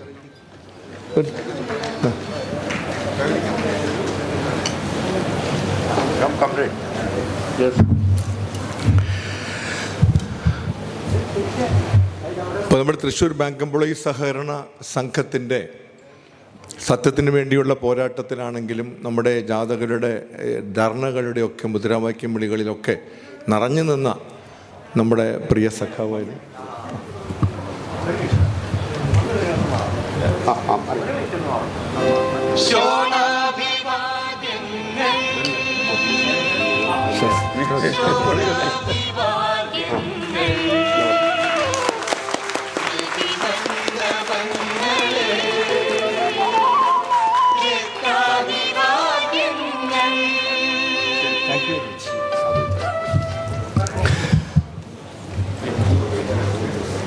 സഖാവ് N. കൃഷ്ണൻ, അതുപോലെ ജോസഫേട്ടൻ, മാത്യു സാർ, ഗോപിനാഥൻ നായർ, നമ്മുടെ ഗോപി അണ്ണൻ, എൻ്റെ ഗുരുവായ M. Parameswara Menon, CA James Kutty, ടെലസ് ബോയ് ആൻ്റണി തുടങ്ങിയ എല്ലാവരുടെയും ഓർമ്മയ്ക്ക് മുമ്പിൽ ആദ്യമേ എൻ്റെ ഹൃദയം നിറഞ്ഞ ആദരാഞ്ജലികൾ അർപ്പിക്കുന്നു. നമ്മുടെ റിപ്പോർട്ടിൽ എല്ലാവർക്കും റിപ്പോർട്ട് തന്നിട്ടുണ്ട്. ഈ റിപ്പോർട്ട് മുഴുവൻ വായിക്കുക സാധ്യമല്ല. അതിൽ ഞാനിങ്ങനെ ഒന്ന് ഓടിച്ചു പോവാണ്. ഇതിൽ നമ്മളിവിടെ ഇപ്പോൾ നമ്മൾ കൊടുത്ത മെമൻറ്റോയിൽ തന്നെ കാണിക്കുന്നത് പോലെ നമ്മുടെ ഈ റിപ്പോർട്ടിലെ ആദ്യം തന്നെ നമ്മുടെ നല്ല നായകരെ ഓർത്തതിന് ശേഷം നമ്മൾ എഴുതി വെച്ചിട്ടുള്ളത് we the people of India എന്ന് പറയുന്ന sovereign socialist secular democratic republic, justice, liberty, equality, fraternity, ഇത്രയും കാര്യങ്ങൾ. അതുപോലെ അതിനോടൊപ്പം article 39 of the Indian constitution, അതിലെ പ്രധാനപ്പെട്ട ചില കാര്യങ്ങൾ. ഇത് വളരെ റെലവൻ്റ് ആയതുകൊണ്ടാണ് നമ്മളിപ്പോൾ ഓർത്തു പോകുന്നത്. നമുക്കറിയാം, എല്ലാ സ്ത്രീ പുരുഷ ഭേദമന്യേ എല്ലാ ഇന്ത്യക്കാർക്കും have a right to an adequate means of livelihood എന്നാണ് ഭരണഘടനയുടെ 30ാം അനുച്ഛേദത്തിൽ പറയുന്നത്. അതുപോലെ തന്നെ the ownership and control of the material resources of the community are so distributed as best to subserve the common good. നമ്മുടെ രാജ്യത്തിൻ്റെ പൊതുവായ ഭൗതിക സമ്പത്ത് എല്ലാവരുടെയും കോമൺ ഗുഡിന് വേണ്ടി ഉപയോഗിക്കണമെന്നാണ് പറയുന്നത്. ഇവിടെ പൊതുമേഖലയെ വിൽക്കുന്ന സാഹചര്യത്തിൽ അതൊക്കെ വളരെ പ്രസക്തമായ കാര്യമാണ്. Equal pay for equal work, അത് ഈ എല്ലാവർക്കും സ്ത്രീ പുരുഷ ഭേദമന്യേ കൊടുക്കണമെന്ന് പറയുന്നു. Health and strength of workers, അത്തരത്തിലുള്ള വിഷയങ്ങളെ സംബന്ധിച്ച് പറയുന്നു. ഇതെല്ലാം ഞാൻ ഇവിടെ ചൂണ്ടിക്കാണിക്കുന്നത്, ഇന്ന് അംബാനിയെ ലോകത്തെ ഏറ്റവും വലിയ കോടീശ്വരനായി അടക്കി, ഇപ്പോൾ നമ്മൾ കഴിഞ്ഞ 10 ദിവസം മുമ്പ് പേപ്പറിൽ വന്നത് അദാനി അംബാനിയെ വെട്ടിച്ച് ഏഷ്യയിലെ ഏറ്റവും വലിയ സമ്പന്നനായി എന്നാണ്. കോവിഡ് കാലഘട്ടത്തിൽ ഈ ലോകം മുഴുവൻ ദുരിതത്തിലായപ്പോഴും നമ്മുടെ ഭാരത ജനത ഗുരുതരമായ സങ്കടത്തിൽ നട്ടം തിരിഞ്ഞപ്പോഴും കുറേ കോർപ്പറേറ്റുകൾ വലിയ അതിസമ്പന്നരായി മാറുന്നതും നമ്മൾ കണ്ടു എന്നുള്ളതും നമ്മൾ ശ്രദ്ധിക്കേണ്ടതാണ്. ഇന്ന് സോഷ്യലിസത്തെ പറ്റി പറയുമ്പോൾ നമ്മുടെ ധനമന്ത്രി ആകട്ടെ, നമ്മുടെ ഭരണാധികാരികൾ പലപ്പോഴും പറയുന്നത്, പബ്ലിക് സെക്ടറിനെ കുറിച്ചൊക്കെ പറയുമ്പോൾ ഇതൊരു സോഷ്യലിസ്റ്റ് ബാഗേജ് ആയിട്ടാണ് അവർ പറയുന്നത്. നേരെമറിച്ച് സോഷ്യലിസ്റ്റ് കൺട്രിയാണിത്. സോഷ്യലിസത്തെക്കുറിച്ച് ചിന്തിക്കുമ്പോൾ വളരെ പുച്ഛത്തോടു കൂടി പറയുന്നു. അതുപോലെ വെൽത്ത് ക്രിയേറ്റേഴ്സ്, ആരാണ് വെൽത്ത് ക്രിയേറ്റേഴ്സ്? നമുക്കറിയാം, നമ്മുടെ അധ്വാനിക്കുന്ന തൊഴിലാളി വർഗത്തിൻ്റെ ചോരയും നീരും വയർപ്പും ഉപയോഗിച്ചുകൊണ്ടാണ് ഇവിടെ സമ്പത്ത് ഉൽപ്പാദിപ്പിക്കപ്പെടുന്നത്. അതിലെ പല ഘടകങ്ങളുണ്ട്. അതിൽ ഒരു മൂലധനത്തിൻ്റെ ഒരു പങ്കില്ല എന്നല്ല. പക്ഷെ ഇപ്പോൾ ഗവൺമെൻറ് അതെല്ലാം പൂർണ്ണമായി തമസ്കരിച്ചുകൊണ്ട് കോർപ്പറേറ്റുകളാണ് വെൽത്ത് ക്രിയേറ്റേഴ്സ്, അതുകൊണ്ട് അവർക്ക് അൺറെസ്ട്രിക്റ്റഡ് ആയിട്ടുള്ള പ്രോത്സാഹനം കൊടുക്കണം എന്ന് പറയുന്ന വിശ്വസിക്കുന്ന ആ വിശ്വാസ പ്രമാണത്തിൻ്റെ അടിസ്ഥാനത്തിൽ നയങ്ങൾ തീർക്കുന്ന ഒരു ഭരണകൂടത്തെ നമ്മൾ നേരിടുന്നു എന്നതുകൊണ്ടാണ് ഞാൻ ഈ ആദ്യമേ തന്നെ നമ്മുടെ ഈ കമ്മിറ്റിക്ക് വേണ്ടി അവതരിപ്പിക്കുന്ന റിപ്പോർട്ടിൻ്റെ മുൻപിൽ ഈ ഭരണഘടനയുടെ പ്രധാനപ്പെട്ട ചില കാര്യങ്ങൾ മുന്നോട്ട് വെച്ചത്. അത് നമ്മുടെ ഈ ക്യാമ്പയിനിലൊക്കെ ഉപയോഗിക്കേണ്ട ഒരു വസ്തുത കൂടി ആയതുകൊണ്ടാണ് നമ്മളിത് പറയുന്നത്. നമ്മുടെ പ്രവർത്തന രേഖ ആരംഭിക്കുമ്പോൾ നിങ്ങളെ തന്നെ തുടച്ചു വൃത്തിയാക്കി പ്രകാശമുള്ളതാക്കുക, നിങ്ങൾക്ക് ലോകം കാണാനുള്ള ജനാല നിങ്ങൾ തന്നെയാകുന്നു എന്ന ബെർണാഡ് ഷായുടെ ഒരു വാചകത്തോടു കൂടിയാണ് നമ്മൾ ഇത് തുടങ്ങുന്നത്. നമുക്കറിയാം, വലിയ പ്രതിസന്ധി നേരിട്ട ഒരു കാലഘട്ടമായിരുന്നു നമ്മൾ കഴിഞ്ഞ കാലയളവ്. 2018 കേരളം കണ്ട ഏറ്റവും വലിയ മഹാപ്രളയം, 2019 ഉരുൾപൊട്ടൽ, പെട്ടിമുടി, പുത്തുമല തുടങ്ങിയ സ്ഥലങ്ങളിലുള്ള വലിയ ഉരുൾപൊട്ടൽ പ്രശ്നങ്ങൾ, അതിനിടയ്ക്ക് ഒരു നിപ്പ വന്നുപോയി, പിന്നീട് കോവിഡ് വന്നു, കോവിഡ് 1ാം തരംഗം വന്നു, 2ാം തരംഗം വന്നു, സമ്പൂർണ്ണ ലോക്ക്ഡൗൺ വന്നു. അങ്ങനെ വൈവിധ്യമാർന്ന ദുഷ്കരമായ വെല്ലുവിളികളെ നേരിട്ട ഒരു കാലഘട്ടമായിരുന്നു ഈ കഴിഞ്ഞത്. അതുകൊണ്ട് തന്നെ നമുക്കറിയാം, നമ്മുടെ സമ്മേളനം കഴിഞ്ഞ വർഷം നടക്കേണ്ടതായിരുന്നു. 2017 ജൂലൈയിലായിരുന്നു നമ്മുടെ കഴിഞ്ഞ സമ്മേളനം. 3 വർഷത്തിലൊരിക്കൽ നടത്തേണ്ടതാണ്. നമ്മളത് നടത്താനുള്ള തയ്യാറെടുപ്പുമായിരുന്നു. അപ്പോഴാണ് കോവിഡിൻ്റെ വരവും ഒക്കെ കൂടി അത് നീണ്ടുപോയത്. പക്ഷേ ഈ കോവിഡിൻ്റെ എല്ലാ ദുഷ്കര കാലഘട്ടത്തിനിടയിലും കേന്ദ്ര ഗവൺമെൻറ് അനുവർത്തിച്ച നയങ്ങൾ എന്ന് പറയുന്നത് പൊതുമേഖലാ ബാങ്കുകളെ ലയിപ്പിച്ച എണ്ണം കുറയ്ക്കുക, ശാഖകൾ വെട്ടിക്കുറയ്ക്കുക, ജീവനക്കാരെ വെട്ടിക്കുറയ്ക്കുക, സാധാരണക്കാരായ ഇടപാടുകാരെ പുറന്തള്ളുക, സർവീസ് ചാർജ് കുത്തനെ വർദ്ധിപ്പിക്കുക തുടങ്ങിയ പരിഷ്കാരങ്ങൾ ഈ കോവിഡിൻ്റെ കാലത്തിനിടയിലും നടന്നു എന്നുള്ളത് നമ്മൾ ശ്രദ്ധിക്കണം. അപ്പോൾ നമ്മൾ കുറേ കാത്തിരുന്നു, പലപ്പോഴും നീട്ടിവെച്ചു. ഇനി നീട്ടാൻ കഴിയില്ല എന്ന ഒരു ലെവലിലാണ് നമ്മൾ ഇന്ന് സമ്മേളനം തുടങ്ങി വെച്ചത്. നമ്മൾ ഓൺലൈനിൽ നടത്തേണ്ടി വരും എന്ന തയ്യാറെടുപ്പിലായിരുന്നു തുടങ്ങിയത്. പക്ഷെ ഭാഗ്യവശാൽ നമ്മുടെ സിറ്റുവേഷനൊക്കെ മാറി. സിനിമാ തിയേറ്ററുകൾ തുറന്നു, ഹാളുകൾ തുറന്നു, സ്കൂളുകൾ അടക്കം 19 മാസത്തിന് ശേഷം തുറന്ന സന്തോഷത്തിൽ കുട്ടികൾ നിൽക്കുന്നൊരവസ്ഥയിലെത്തി. അതുകൊണ്ടാണ് നമുക്ക് ഇന്ന് ഇത്രയും 700ഓളം പ്രതിനിധി നിരീക്ഷക സഖാക്കൾക്ക് ഇവിടെ സംഗമിക്കാൻ അവസരം ഒരുങ്ങിയത്. ഇതൊരു വലിയ ഹാളാണ് എന്നതുകൊണ്ട് കഴിയുന്നത്ര സാമൂഹിക അകലം, സാമൂഹിക ഒരുമയോടുകൂടി തന്നെ നമ്മൾ നിർവഹിച്ചുകൊണ്ട് നമുക്ക് ഈ സമ്മേളനം വിജയിപ്പിക്കാം. അതുമായി ബന്ധപ്പെട്ട് ഇവിടെ എല്ലാ യൂണിയനുകളുടെയും പ്രതിനിധികൾ, നമ്മുടെ അഫിലിയേറ്റഡ് ഘടക യൂണിയനുകളെല്ലാം തന്നെ ഈ സമ്മേളനത്തിൽ പങ്കെടുക്കുന്നു എന്നുള്ളതും വലിയ സന്തോഷകരമാണ്. അവരെയൊക്കെ ഹാർദമായി അഭിനന്ദിക്കാൻ ഞാൻ ഈ അവസരം ഉപയോഗിക്കാം. അപ്പം ഇങ്ങനെയൊരു ദുരിതകാലത്തിനിടയിലും സ്വയം നവീകരിച്ച് മുന്നേറാനും സ്നേഹവിശ്വാസങ്ങൾ പങ്കുവയ്ക്കാനും ആണ് നാം ഒത്തുചേർന്നിരിക്കുന്നത്. അത് തൃശ്ശൂരാണ് സമ്മേളനം, സാംസ്കാരിക തലസ്ഥാന നഗരിയിലാണ്. ഇന്ത്യയിലെ പൊതുമേഖലാ സ്ഥാപനങ്ങൾ ഒന്നൊഴിയാതെ ഏതാണ്ടൊരു ദുർവാശിയോടെ വിറ്റഴിക്കപ്പെടുകയാണ്. അതുമല്ലെങ്കിൽ അസറ്റ് മോണിറ്റൈസേഷൻ എന്ന പേരിൽ ദീർഘകാലത്തേക്ക് കോർപ്പറേറ്റുകൾക്ക് ചുളുവിലയ്ക്ക് പാട്ടത്തിന് നൽകുന്നു. 2016 ഡിമോണിറ്റൈസേഷൻ നമ്മൾ മറന്നിട്ടില്ല. അന്ന് ബാങ്ക് ജീവനക്കാർ വഹിച്ച നിസ്തുലമായ ദേശസ്നേഹപരമായ പങ്കുകൊണ്ട് മാത്രമാണ് ഇവിടെ വലിയൊരു കലാപമുണ്ടാകാതെ പോയത്. അപ്പോൾ അതിനുശേഷം നമുക്കറിയാം, അന്ന് 5 ലക്ഷം കോടി രൂപ അല്ലെങ്കിൽ 4 ലക്ഷം കോടി രൂപയെങ്കിലും തിരികെ വരികയില്ല എന്ന ഉത്തമ ബോധ്യത്തിലാണ് കേന്ദ്ര ഗവൺമെൻറ് അത് ചെയ്തതെങ്കിലും നിരോധിക്കപ്പെട്ട മുഴുവൻ കറൻസിയും ഇവിടെ തിരിച്ചെത്തുന്ന രീതിയിലേക്ക് വന്നപ്പോൾ അവസാനം നോട്ടെണ്ണൽ തന്നെ നിർത്തുകയും അവിടെ ആ കച്ചവടം തന്നെ അവസാനിപ്പിച്ച് പോവുകയാണ് ചെയ്തത്. എന്ന് വെച്ചാൽ മുഴുവൻ കറൻസിയും തിരിച്ചു വന്നു. അന്ന് പറഞ്ഞത് ക്യാഷ് ലെസ് ഇക്കോണമി, കറൻസി നോട്ടുകൾ സർക്കുലേഷനിലുള്ളത് കുറച്ച് കൊണ്ടുവരുമെന്നാണ്.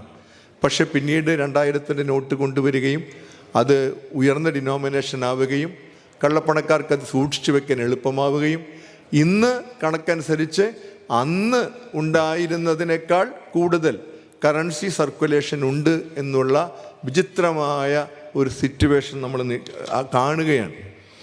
അപ്പോൾ ഇവിടെ പ്രൈവറ്റൈസേഷൻ എന്ന് പറയുമ്പോൾ എല്ലാം വിൽക്കുക എന്നുള്ള ഒരു രീതിയിൽ, കാരണം പൊതുമേഖല ആവശ്യമില്ല. വളരെ തന്ത്രപ്രധാനമായ സൈനിക മേഖലയിൽ എന്നാൽ സൈനിക ആയുധങ്ങൾ ഉണ്ടാക്കുന്ന ഫാക്ടറി വിൽക്കുന്നു, ഓർഡിനൻസ് ഫാക്ടറികൾ വിൽക്കുന്നു, എല്ലാം പ്രൈവറ്റൈസ് ചെയ്യാണ്. ഇപ്പോൾ റഫാൽ യുദ്ധവിമാനം വാങ്ങി, അപ്പോഴും കരാറ് കൊടുക്കുമ്പോൾ നമ്മുടെ അംബാനിക്ക് കൊടുത്തു. ഒരു വിമാനത്തിൻ്റെ ഒരു കുന്തം അറിയാത്ത ഒരു ഏജൻസിക്ക് അതിൻ്റെ പ്രവർത്തനങ്ങളൊക്കെ നടത്താൻ കൊടുക്കുന്ന രീതിയിലുള്ള സംവിധാനങ്ങൾ എയർ ഇന്ത്യ പഴയ മുതലാളിക്ക് തന്നെ കൊടുത്തു. പണ്ട് നമ്മുടെ ടാറ്റ സെൻട്രൽ ബാങ്കിൻ്റെ MD ആയി വന്ന ഒരു മാഡം ഉണ്ടായിരുന്നു, എന്താണ് അവരുടെ പേര്, ദാരുവാല ഒരു പാഴ്സിയായിരുന്നു. അവരായിരിക്കും പറയണ്ടായി ഇത് ടാറ്റ തുടങ്ങിയ ബാങ്കാണ്, ടാറ്റയ്ക്ക് കൊടുക്കണം എന്നൊക്കെ പറയണ്ടായി. അവർ വലിയ ശല്യമായിരുന്നു, നമ്മൾ ഫൈറ്റ് ചെയ്ത് അവരെ തോൽപ്പിച്ചു. എനിവേ എല്ലാവരെയും സസ്പെൻഡ് ചെയ്യാനും ഒക്കെയുള്ള ആഗ്രഹത്തിലാണ് അവർ വന്നത്. അപ്പോൾ ഈ തിങ്കിങ് ഉണ്ടല്ലോ, വളരെ അപകടകരമായ തിങ്കിങ്ങാണ്. ഇവിടെ തിരുവനന്തപുരം എയർപോർട്ട് അദാനിക്ക് കൊടുത്തു. സെൻട്രൽ ഗവൺമെൻറ് ജോലിക്കാരോട് അതിൻ്റെ അധികാരികൾ പറഞ്ഞു, നിങ്ങൾ നാളെ മുതൽ ഗവൺമെൻറ് എംപ്ലോയീസ് അല്ല, നിങ്ങളുടെ എംപ്ലോയർ അദാനിയാണ്. അത് വിശ്വസിക്കാൻ കഴിഞ്ഞില്ല. സെൻട്രൽ ഗവൺമെൻറ്റിൽ ടെസ്റ്റ് എഴുതി പരീക്ഷ എഴുതി 60 വയസ്സ് വരെ ജോലി ചെയ്യാനുള്ള സെൻട്രൽ ഗവൺമെൻറ് ജോലിക്കാരനാണ് എന്ന ഉത്തമ ബോധ്യത്തിൽ ജോലി ചെയ്തുകൊണ്ടിരിക്കുന്ന ഒരു വ്യക്തിയോട് പറയാണ്, നിങ്ങൾ നാളെ മുതൽ ഗവൺമെൻറ്റിൻ്റെ എംപ്ലോയി അല്ല. അത് ആളുകൾക്ക് സഹിക്കാൻ പറ്റുന്ന ഒന്നായിരുന്നില്ല. അത് നമ്മൾ റെസിസ്റ്റ് ചെയ്തപ്പോൾ അവർ പറഞ്ഞു, വിഷമിക്കേണ്ട, ഒരു 3 കൊല്ലം നിങ്ങളുടെ ശമ്പളമൊക്കെ പ്രൊട്ടക്റ്റ് ചെയ്യും. 3 വർഷം കഴിഞ്ഞാലോ പിന്നെ അദാനി തീരുമാനിക്കും. അപ്പോൾ വലിയൊരു ഒരു ഷോക്കിംഗ് ന്യൂസാണ്. നമുക്ക് പലപ്പോഴും പൊതുമേഖലാ സ്ഥാപനങ്ങളെ സ്വകാര്യവൽക്കരിക്കുമ്പോൾ വളരെ ലാഘവത്തോടു കൂടിയാണ്.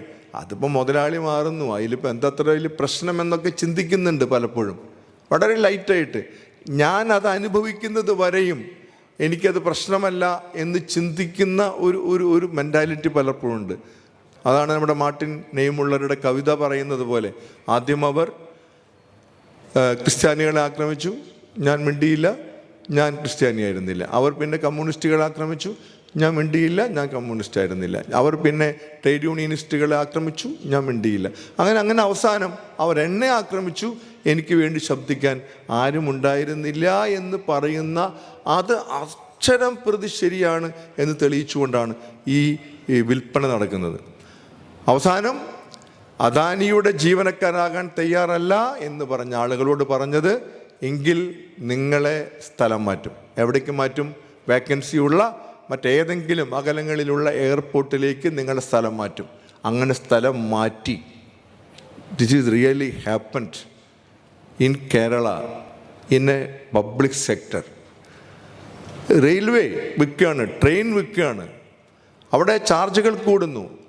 ഇപ്പോൾ ട്രെയിനുകളും റെയിൽവേ ഒക്കെ വിൽക്കുന്നതിന് മുമ്പായി പ്ലാറ്റ്ഫോം ടിക്കറ്റ് 50 രൂപയാക്കി വർദ്ധിപ്പിച്ചു. അതിന് സ്വകാര്യ മേഖലക്കാരൻ വന്നിട്ട് 50 രൂപയാക്കി പേരുദോഷം വരുത്തണ്ടല്ലോ. വിടക്കാക്കി തനിക്കാക്കുക എന്ന സിദ്ധാന്തം വരുന്നു. എങ്ങനെയാണ് വളരെ സിസ്റ്റമാറ്റിക്കായിട്ട് BSNL-നെ കോർപ്പറേറ്റൈസ് ചെയ്ത് അവർക്ക് ആവശ്യമായ 4G 5G അല്ലെങ്കിൽ അതിൻ്റെ വേണ്ട സംഗതികളൊക്കെ കൊടുക്കാതെ അതിനെ ഞെരുക്കി നഷ്ടപ്പെടുത്തി അതിനെ മോശമാക്കി അതിനെ എങ്ങനെയാണ്, അതൊക്കെ വളരെ ആസൂത്രിതമായി നടക്കുന്നു എന്നുള്ളതാണ്. അതിൽ യാതൊരു കുറ്റബോധവുമില്ല. BPCL തുടർച്ചയായി 1 വർഷമായി സമരമാണ്. ഞങ്ങളവിടെ പോയി അഭിവാദ്യം അർപ്പിച്ചതാണ് പല പ്രാവശ്യം. അവിടെ BMS ഉൾപ്പെടെ എല്ലാ സെൻട്രൽ ട്രേഡ് യൂണിയനുകളും ഒന്നിച്ച് പണി പ്രക്ഷോഭം നടത്തുകയാണ്. കണ്ടിന്യൂസ് റിലേ സത്യാഗ്രഹമാണ് കർഷകർ നടത്തുന്നത് പോലെ. അവർ ഇന്നും ഇത്തരത്തിലുള്ള പോരാട്ടങ്ങൾ നടക്കുന്നുണ്ട്. അപ്പോൾ എന്തുകൊണ്ടാണ് BPCL വിൽക്കുന്നത്? അത് ലാഭമുള്ള സ്ഥാപനമാണ്, വിറ്റ കുറേ കാശ് കിട്ടും. LIC വിൽപ്പന, ഇന്നലെ എൻ്റെ ഫോണിൽ മെസ്സേജ് വന്നു, LIC പോളിസി ഹോൾഡേഴ്സിനുള്ള മെസ്സേജാണ്. LIC പോളിസി ഹോൾഡേഴ്സിന് ഷെയർ വാങ്ങുന്നതിൽ എന്തോ ഒരു കോട്ട വയ്ക്കാൻ പോകുന്നു. വേണമെങ്കിൽ അഡ്വാൻസ് ബുക്ക് ചെയ്യാനുള്ളൊരു സംവിധാനമാണ്. LICയുടെ ഓഹരി വിൽപ്പന അതിൻ്റെയൊക്കെ ആഘോഷിക്കപ്പെടുന്ന സംഭവമാണ്. ഇവിടെ ജനറൽ ഇൻഷുറൻസ് കമ്പനി വിൽക്കാൻ തീരുമാനിക്കുന്നു. അവിടെ കഴിഞ്ഞ പാർലമെൻറ്റ് സ്പീച്ചിൽ, ബജറ്റ് സ്പീച്ചിൽ മന്ത്രി പറഞ്ഞത് ഈ സാമ്പത്തിക വർഷം 2 പൊതുമേഖലാ ബാങ്കുകളും 1 പൊതുമേഖലാ ജനറൽ ഇൻഷുറൻസ് കമ്പനിയും വിൽക്കുമെന്നാണ്. അതുപോലെ IDBI ബാങ്കിൻ്റെ 52% ഓഹരികൾ LICക്ക് കൊടുത്തു. അപ്പോൾ പറഞ്ഞു പൊതുമേഖലയാകും, LIC പൊതുമേഖലയാണല്ലോ എന്ന് പറഞ്ഞു. പക്ഷേ RBI ക്ലാസിഫിക്കേഷൻ മാറ്റി, അതർ പബ്ലിക് സെക്ടർ എന്ന അതിൻ്റെ നോമൻക്ലേച്ചർ മാറ്റി, പ്രൈവറ്റ് സെക്ടർ ബാങ്ക് എന്ന് മാറ്റി. അത് കഴിഞ്ഞ് ഇപ്പോൾ ആ ഷെയറുകൾ വിറ്റ് പൂർണ്ണമായും സ്വകാര്യ ബാങ്കാണ്. വീണ്ടും കംപ്ലീറ്റ് ഗവൺമെൻറ്റിൻ്റെ കയ്യിലുള്ളതും LICയുടെ കയ്യിലുള്ളതും ഒക്കെ വിറ്റൊഴിവാക്കാനുള്ള ശ്രമം നടക്കുന്നു.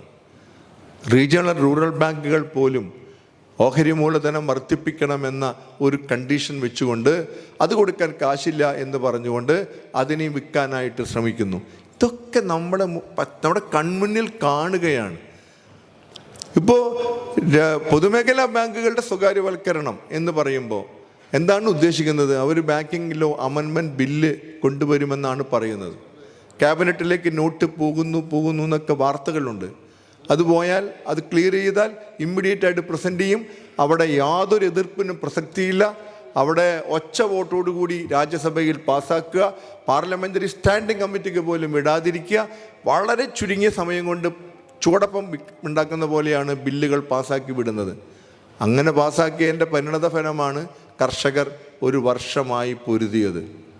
അവസാനം അവിടെ മുട്ടുകുത്തി മാപ്പിരന്ന് വീണതും നമ്മൾ കണ്ടു. നമ്മൾ മുദ്രാവാക്യം വിളിക്കാറുണ്ട്. ഹിറ്റ്ലറും മുസോളിനിയും റഷ്യവാണ സാറുമൊക്കെ മുട്ടുകുത്തി മാപ്പിരന്ന് കേണതും മറന്നുവോ? അത് സംഭവിച്ചു.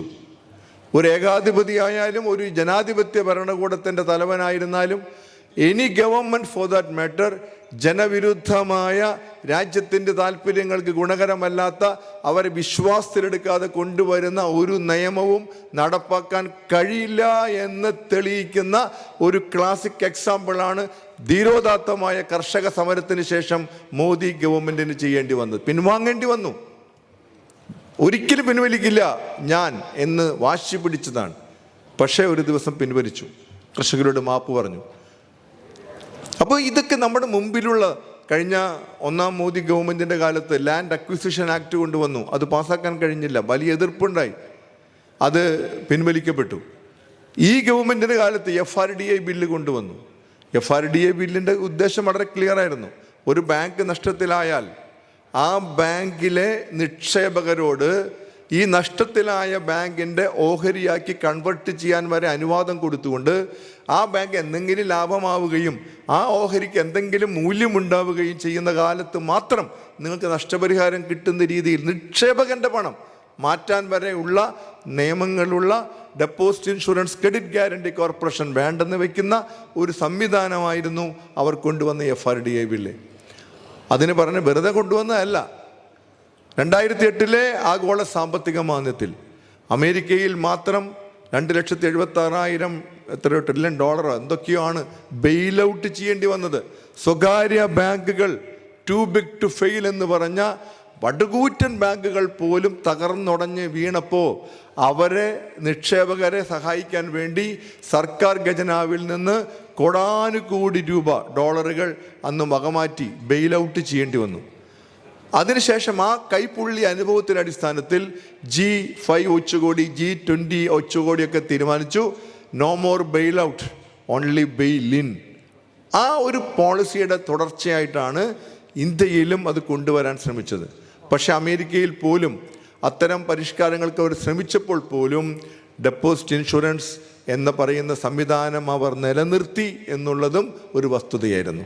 പക്ഷേ ഇന്ത്യ ഗവൺമെൻറ് ഒരു പടി കൂടെ കടന്നുകൊണ്ട് അതെല്ലാം ഒഴിവാക്കിക്കൊണ്ടാണ് ബില്ല് കൊണ്ട് നമ്മൾ ശക്തമായി എതിർത്തു. അവസാനം FRDI ബില്ല് പിൻവലിക്കാൻ നിർബന്ധിതമായി. ഇവിടെ സഖാവ് CHU പറഞ്ഞു, 2000 വാജ്പേയി സർക്കാർ 67% ഓഹരിയും വിറ്റഴിക്കാൻ സ്വകാര്യ പൊതുമേഖലാ ബാങ്കിൻ്റെ എന്ന് വെച്ചാൽ 33% മാത്രം ഗവൺമെൻറ് ഹോൾഡിംഗ് എന്ന രീതിയിൽ. അപ്പോൾ പൂർണ്ണമായി പ്രൈവറ്റൈസേഷനാണ്. 91 മുതലുള്ള പരിഷ്കാരങ്ങളുടെ ഭാഗമായി 100% ഭാരത സർക്കാരിൻ്റെ ഉടമസ്ഥതയിലുള്ളത്. ഇന്ത്യൻ രാഷ്ട്രപതിയുടെ പേരിൽ 100% ഓഹരികൾ വാങ്ങി 69 ഇന്ദിരാഗാന്ധി ദേശസാൽക്കരിച്ച ബാങ്കുകളുടെ ഈ 100% ഉടമസ്ഥത ഡൈല്യൂട്ട് ചെയ്ത് 51% ആക്കാം എന്ന് പറഞ്ഞപ്പോൾ അപ്പോൾ ഗവൺമെൻറ് നമ്മൾ ആശ്വസിപ്പിക്കാൻ പറഞ്ഞത് 50+1 ബിലോങ്സ് ടു ഗവൺമെൻറ്. അതുകൊണ്ട് ഇതൊരു പബ്ലിക് സെക്ടറാണ്, it is a government bank only, അതുകൊണ്ട് ഒന്നും ഭയപ്പെടാനില്ല. നമ്മൾ അങ്ങോട്ട് എത്ര എതിർപ്പുകളാണ് നടന്നുകൊണ്ടിരിക്കുന്നത്. 51-49 ആവാൻ വലിയ വ്യത്യാസമൊന്നുമില്ല കേട്ടോ. ഇപ്പോൾ സ്റ്റേറ്റ് ബാങ്ക് ഓഫ് ഇന്ത്യ, ഇന്ത്യയിലെ ഏറ്റവും വലിയ ബാങ്ക്, പൊതുമേഖലാ ബാങ്കിൻ്റെ 56% അതിൻ്റെ ഗവൺമെൻറ് ഓഹരി വിഹിതം ഇപ്പോഴുള്ളൂ. എന്ന് വെച്ചാൽ 6% കൂടുതലുള്ളൂ. ഇപ്പോൾ നമ്മൾ ലേറ്റസ്റ്റ് വായിച്ചു SBI അദാനിയായിട്ട് എന്തോ ടൈപ്പ് ഉണ്ടാക്കിയെന്ന്. അതൊരു പുതിയ സംഭവമല്ല, രാജ്യത്തിൻ്റെ നയമാണ്. അതായത് പൊതുമേഖലാ ബാങ്കുകൾ ഈ സ്വകാര്യ ഈ മൈക്രോ ഫൈനാൻസ് സ്ഥാപനങ്ങളോ അല്ലെങ്കിൽ മുത്തൂറ്റ്, മണപ്പുറം തുടങ്ങിയ സംവിധാനങ്ങളുമായി ഒരു ടൈപ്പ് ഉണ്ടാക്കുകയും അവർ ലോൺ കൊടുത്ത് കണ്ടമാനം പലിശയുണ്ടാക്കും. അതിൻ്റെ ഈ ഡോക്യുമെൻറ്റ്സ് ഇവിടെ കൊണ്ടുവന്ന് വയ്ക്കും, അവർ കോടികൾ നമ്മൾ കൊടുക്കും, ചുളുവിലയ്ക്ക് കൊടുക്കും. അത്തരത്തിലൊരു സംവിധാനം. അതിനൊരു കാരണം പറയുന്നത് പ്രയോറിറ്റി സെക്ടർ ലെൻഡിങ് 40% ആക്കാൻ സാധിക്കുന്നില്ല. അതുകൊണ്ട് അങ്ങനെ സാധിച്ചില്ലെങ്കിൽ അവിടെ റൂറൽ ഇൻഫ്രാസ്ട്രക്ചർ ഡെവലപ്മെൻറ്റ് ഫണ്ടിൽ ഇൻവെസ്റ്റ് ചെയ്യണം, അതിന് റിട്ടേൺ കുറവാണ്, അതിനേക്കാൾ ലാഭം ഇതാണ്. അതുകൊണ്ട് ഏതെങ്കിലും മൈക്രോ ഫൈനാൻസ് സ്ഥാപനങ്ങളൊക്കെ വിളിച്ച് കുറേ കോടികൾ കൊടുക്കുക, അവർ നാട്ടുകാർക്ക് ബ്ലേഡ് പലിശയ്ക്ക് കൊടുത്തോളൂ. അതിനാണോ പൊതുമേഖലാ ബാങ്കുകൾ? പൊതുമേഖലാ ബാങ്കിൻ്റെ ധർമ്മം എന്താ? അവർ ജനങ്ങളിൽ നിന്ന് നിക്ഷേപം സ്വീകരിച്ച് അവർക്ക് സുരക്ഷിതമായി കൊടുക്കുകയും ആ വായ്പകൾ സാധാരണക്കാർക്കും സമ്പന്നർക്കും എല്ലാ വിഭാഗങ്ങൾക്കും സ്വയം തൊഴിലിനും ഒക്കെ കൊടുക്കാൻ ഉദ്ദേശിച്ചിട്ടാണല്ലോ പൊതുമേഖലയിൽ ബാങ്കുകൾ കൊണ്ടുവന്നത്. അത്തരത്തിൽ ഒരു സംവിധാനം നേരിട്ട് വായ്പ കൊടുക്കുന്നതിന് പകരം ഒരു SBIയുടെ നെറ്റ്വർക്ക് എത്ര വലുതാണ്? ഇവിടെ 66 ബ്രാഞ്ചോ മറ്റോ ഉള്ളൂ ഈ അദാനിക്കെന്നാണ് പറയുന്നത്. വളരെ ചെറിയൊരു ശൃംഖലയാണ്. പക്ഷെ അവർക്ക് കോടികൾ കൊടുക്കാൻ എന്തൊരു വലിയ താല്പര്യമാണ്. SBIക്ക് നേരിട്ട് കൊടുത്താൽ പോരെ എന്ന ചോദ്യങ്ങളുണ്ട്. അത് ഒരു ബാങ്കിൽ മാത്രമല്ല, എല്ലാ ബാങ്കുകളിലും ഇത്തരം സമീപനങ്ങൾ ഉണ്ടാകുന്നു. അപ്പോൾ അത് ഒരു സർക്കാർ നയത്തിൻ്റെ ഭാഗമാണ്. ഇവിടെ CSBയിലെ സമരം, അതിൻ്റെയൊക്കെ പ്രാധാന്യം എന്താ? ഒരു ബാങ്കിൽ ആദ്യമായി 74% FDI അനുവദിക്കാം എന്ന നിയമം വന്നതിന് ശേഷം CSB കാത്തലിക് സിറിയൻ ബാങ്കിൻ്റെ ഭൂരിഭാഗം ഷെയർ 51% ഷെയറും കനേഡിയൻ ആസ്ഥാനമായ ഫെയർഫാക്സ് വാങ്ങുകയും അതായത് വിദേശ മൂലധനം വരികയും അത്രയും വോട്ടവകാശം കൊടുത്തു എന്നാണ് പറയുന്നത്. എങ്ങനെ സാധ്യമായി? എത്ര വോട്ടവകാശം, എത്ര ഓഹരി ഉണ്ടെങ്കിലും വോട്ടവകാശത്തിന് റെസ്ട്രിക്ഷൻ ഉണ്ടായിരുന്ന ഒരു സംവിധാനമായിരുന്നു ബാങ്കിങ് വ്യവസായത്തിലുണ്ടായിരുന്നത്. അതിനെ പട്ടിപ്പട്ടിയായി ഡൈല്യൂട്ട് ചെയ്ത് അതൊരു വിദേശ മൂലധന സ്ഥാപനത്തിന് സ്വന്തമായി ബാങ്ക് വാങ്ങാം എന്ന് പറയുന്ന രീതിയിൽ നിയമം മാറ്റിയിട്ട് ആദ്യമായി അങ്ങനെ പരീക്ഷിക്കപ്പെട്ട സ്ഥാപനമാണ് കാത്തലിക് സിറിയൻ ബാങ്കിൻ്റെ. ഉടനെ പേര് മാറി CSB ബാങ്കായി. അത് കഴിഞ്ഞ് അതിൻ്റെ തലപ്പത്ത് കുറേ ആളുകളെ വെച്ചിട്ടുണ്ടായിരുന്നു. അവരെല്ലാവരും കൂടി അതിനെ വലിയ തോതിൽ അതിനെ മാറ്റി, ദിശ മാറ്റി, അതിൻ്റെ സ്വഭാവം മാറ്റി, അതിൻ്റെ വായ്പാ വിന്യാസം മാറ്റി, അതിൻ്റെ ഇടപാടുകാരോടുള്ള സമീപനം മാറ്റി, മിനിമം ഡെപ്പോസിറ്റ് വർദ്ധിപ്പിക്കുന്നു.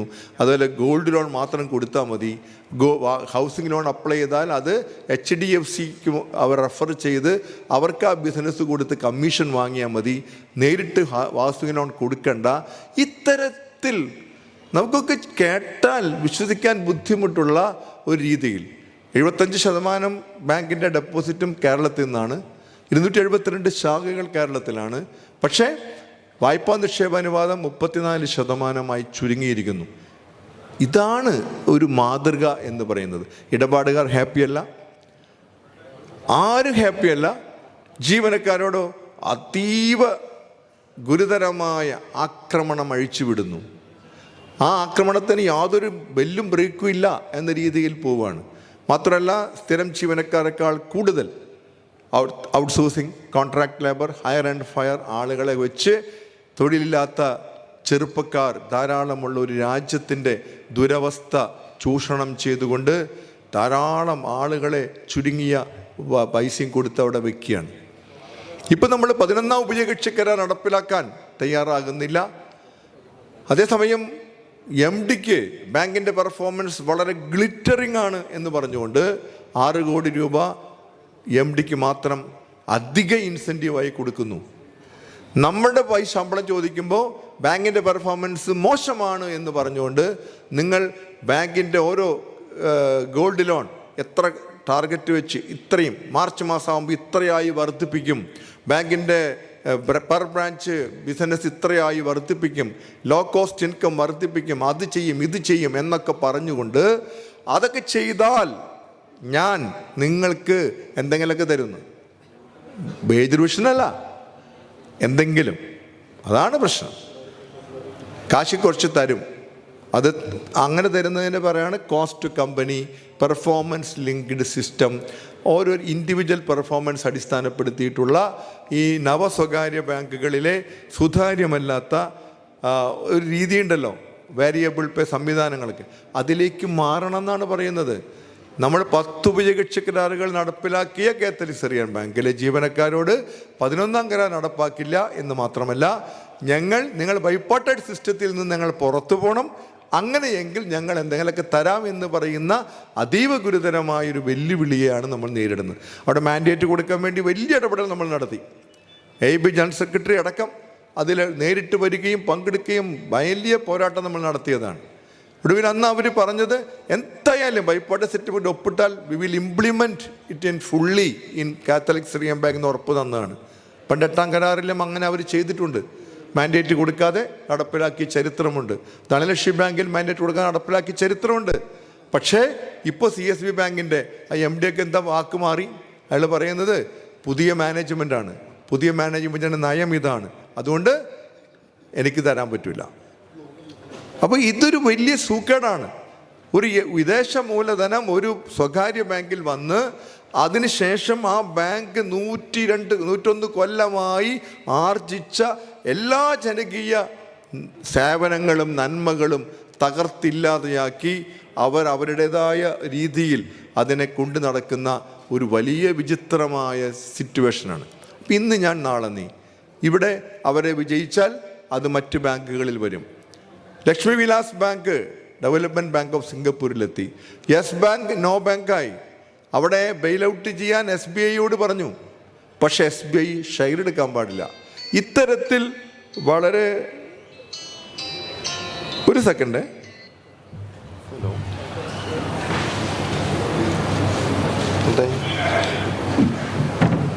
അതെ പറഞ്ഞോ, വേഗം പറ. കുഴപ്പമില്ലല്ലേ? Okay thank you. Okay sorry, എൻ്റെ മകളുടെ കൊച്ചിന് എന്തോ കടിച്ചു എന്നൊക്കെ പറഞ്ഞിട്ട് ആസ്പത്രിയിൽ പോയിട്ടുണ്ടായിരുന്നു. ഇപ്പോൾ കുഴപ്പമില്ല പറഞ്ഞു പോട്ടെ. അപ്പോൾ CSB ബാങ്കിൽ അപ്പോൾ ആ വിഷയം ഒരു ഫണ്ടമെൻ്റൽ ഇഷ്യൂ ആയി നമ്മൾ മനസ്സിലാക്കുകയും തിരിച്ചറിയുകയും അത് നമ്മൾ സമൂഹത്തിനോട് പറയുകയും ചെയ്തതിൻ്റെ അടിസ്ഥാനത്തിൽ നമ്മൾ വലിയൊരു ശ്രമം നടത്തിയതിൻ്റെ ഭാഗമായിട്ടാണ് ഒരു വിപുലമായ ജനകീയ ഒരു സഹായ സമിതി ഉണ്ടാകുന്നത്. എല്ലാ രാഷ്ട്രീയ വിശ്വാസമുള്ള ആളുകളെയും കോർത്തിണക്കി കാര്യങ്ങൾ പറഞ്ഞ് ബോധ്യപ്പെടുത്തി അവരൊക്കെ നമ്മൾ അണിനിരത്താൻ നമുക്ക് സാധിച്ചു. അതിൽ ഇത്തവണ നമുക്കൊരു ഗുണം കിട്ടിയതെന്ന് വെച്ചാൽ യുണൈറ്റഡ് ഫോറം ഓഫ് ബാങ്ക് യൂണിയൻസിൻ്റെ കൺവീനർ സ്ഥാനം AKBFനാണ് എന്നതുകൊണ്ട് നമ്മൾ വലിയ ഒരു ഇടപെടൽ നമുക്ക് നടത്താൻ കഴിഞ്ഞിട്ടുണ്ട് ഈ കാലഘട്ടത്തിൽ. മുമ്പും നമ്മൾ നടത്തിയിരുന്നു, അത് നമുക്ക് സാധിച്ചു എന്നുള്ളതാണ്. ഇപ്പോൾ നമുക്കറിയാം കോവിഡ് കാലം വന്നു. കോവിഡ് കാലത്ത് വന്നപ്പോൾ നമ്മൾ വലിയ ഇടപെടലുകളാണ് സ്ഥിരമായി നമ്മൾ നടത്തിയത്. നമുക്കറിയാം ബാങ്ക് കണ്ടിന്യൂവിറ്റി പ്ലാനിനെ കുറിച്ച് ചർച്ച ചെയ്യുന്നു. കോവിഡുമായി ബന്ധപ്പെട്ട് കുറേ റെസ്ട്രിക്ഷൻസ് കൊണ്ടുവരുന്നു, എന്നാൽ വായ്പകൾ കൊടുക്കാതിരിക്കാൻ നിർവാഹമില്ല. ഇതെങ്ങനെ ബാലൻസ് ചെയ്യുമെന്ന ഒരു വലിയൊരു വെല്ലുവിളിയാണ് നമ്മൾ നേരിട്ടത്. വലിയ പ്രശ്നമായിരുന്നു. ബാങ്ക് ജീവനക്കാരുടെ സുരക്ഷിതത്വം വളരെ സുപ്രധാനമായിരുന്നു. അപ്പോൾ ഇതിനൊക്കെ വലിയ ഇടപെടലാണ് AIB തലത്തിൽ നടത്തുന്നു, നമ്മൾ കേരളത്തിൽ നടത്തുന്നു, SLBCയുമായി ബന്ധപ്പെടുന്നു, മുഖ്യമന്ത്രിയുമായി ബന്ധപ്പെടുന്നു. നിരന്തരമായ ഇടപെടലുകൾ നടത്തി ഒരു പരിധിവരെ കുറേ ഘട്ടങ്ങളിൽ ചില സമയത്ത് ഉച്ചവരെ കസ്റ്റമേഴ്സിന് റെസ്ട്രിക്ഷൻ, ചില ഇടപാടുകൾ മാത്രം മതി, അല്ലെങ്കിൽ ഒന്നരാടം ഹോളിഡേയ്സ്, ശനിയാഴ്ചകൾ വർക്കിംഗ് ഹോളിഡേയ്സ് എന്ന രീതിയിലൊക്കെ ഇവിടെ കുറേ തീരുമാനങ്ങൾ എടുപ്പിക്കാൻ കഴിഞ്ഞത് നമ്മളുടെ വളരെ ആസൂത്രിതമായ വലിയ ശക്തമായ ഇടപെടലുകൾ കൊണ്ട് മാത്രമായിരുന്നു എന്നുള്ളത് നമ്മൾ പ്രത്യേകമായിട്ട് പറയാതിരിക്കാൻ നിർവാഹമില്ല. ഇതൊക്കെ നമ്മുടെ മുമ്പിലുള്ള പാഠങ്ങളാണ്. അപ്പോൾ CSB സമരവുമായി ബന്ധപ്പെട്ട് നമ്മൾ വലിയ അവിടുത്തെ കംപ്ലീറ്റ് തൊഴിലാളികൾ ഒന്നിച്ച് ഫൈറ്റ് ചെയ്യാണ്. അവിടെ കൂടുതൽ അസംഘടിത ഈ കോൺട്രാക്റ്റ് തൊഴിലാളികളുണ്ട്. അപ്പോൾ നമ്മൾ അവരെ പിന്തുണയ്ക്കുന്നത് എങ്ങനെ? വലിയ ഇടപെടൽ നമ്മൾ നടത്തി. അതിനുശേഷം അവർ പിന്തുണച്ചുകൊണ്ട് ABA CH വെങ്കടാചലം നേരത്തെ തന്നെ പറഞ്ഞു, ഇത് വിജയിക്കാൻ അനുവദിച്ചുകൂടാ ഈ മാനേജ്മെൻറ്റ്. അതുകൊണ്ട് നമ്മളതിന് ഫുൾ സപ്പോർട്ട് കൊടുക്കണം, പണിമുടക്കണം. കേരളത്തിലെ ബേസ്ഡ് ആയിട്ടുള്ള ബാങ്കാണ് എന്നതുകൊണ്ട് നമ്മളിവിടെ പണിമുടക്കണമെന്ന് പറഞ്ഞു. നമ്മൾ കേരളത്തിൽ വലിയ മാതൃകാപരമായി പണിമുടക്കി. ആ പണിമുടക്ക് ഒക്ടോബർ 22 ഐക്യദാർഢ്യ പണിമുടക്ക് വളരെ ചരിത്ര വിജയമായിരുന്നു. അതിലെല്ലാ സംഘടനകളെയും കൊണ്ടുവരാൻ വേണ്ടി നമ്മൾ കഴിച്ച എഫർട്ട് എന്ന് പറയുന്നത് ഭയങ്കരമായിരുന്നു. ഒരു പരിധി വളരെ പാടുപെട്ടിട്ടാണ് ഓഫീസർ കോൺഫെഡറേഷനെ വരെ അതിൽ അണിനിരത്താൻ നമുക്ക് സാധിച്ചത്. ബാങ്ക് എംപ്ലോയീസ് ഫെഡറേഷൻ വന്നു, IMBF വന്നു, മറ്റ് സംഘടനകൾ വന്നില്ല. അവിടെ NCBയുടെ ഒക്കെ നിലപാട് നമ്മൾ വളരെ വിചിത്രമായിരുന്നു. പണ്ടൊരിക്കൽ നമ്മൾ പലപ്പോഴും ഇങ്ങനെ ഐക്യദാർഢ്യ പണിമുടക്ക് നടത്തിയ പാരമ്പര്യം കേരളത്തിനുണ്ട്, AKBFനുണ്ട്. അപ്പോൾ നമ്മുടെ ലോർഡ് കൃഷ്ണ ബാങ്കിൻ്റെ ടേക്ക് ഓവറിനെതിരെ ഉണ്ടായ അനിശ്ചിതകാല പണിമുടക്ക് നമ്മൾ പണിമുടക്കി. കേരള ഗവൺമെൻറ് ജീവനക്കാരെ അനിശ്ചിതകാല പണിമുടക്ക് നടത്തി വലിയ വെല്ലുവിളി നേരിട്ട സമയത്താണ് പണിമുടക്ക് നടത്തി. ഇത്തരത്തിൽ നമുക്കതിൻ്റെതായ ഒരു ചരിത്രമുണ്ട്. അതിനു മുമ്പ് ഫെഡറൽ ബാങ്കിലെ അനിശ്ചിതകാല സമരത്തിന് പിന്തുണച്ച് നമ്മൾ പണിമുടക്ക് നടത്തിയിട്ടുണ്ട്. സൗത്ത് ഇന്ത്യൻ ബാങ്കിൻ്റെ കാലത്ത് ചെയ്തിട്ടുണ്ട്. അപ്പോൾ അതൊക്കെ നമ്മുടെ പറവൂർ സെൻട്രൽ ബാങ്ക്, നമ്മുടെ മുമ്പിൽ AKBF AIBA എന്ന് പറയുന്നത് all for one for all എന്ന് പറയുന്ന ഫിലോസഫിയിൽ വെറുതെ അങ്ങനെ പ്രസംഗിക്കാൻ മാത്രമല്ല പ്രവൃത്തിയിൽ വരുത്തുന്നതാണ്. ഞങ്ങളിൽ ഒന്നിനെ തൊട്ട് കളിച്ചാൽ അത് നമ്മുടെ ഒക്കെ പ്രശ്നമാണ്.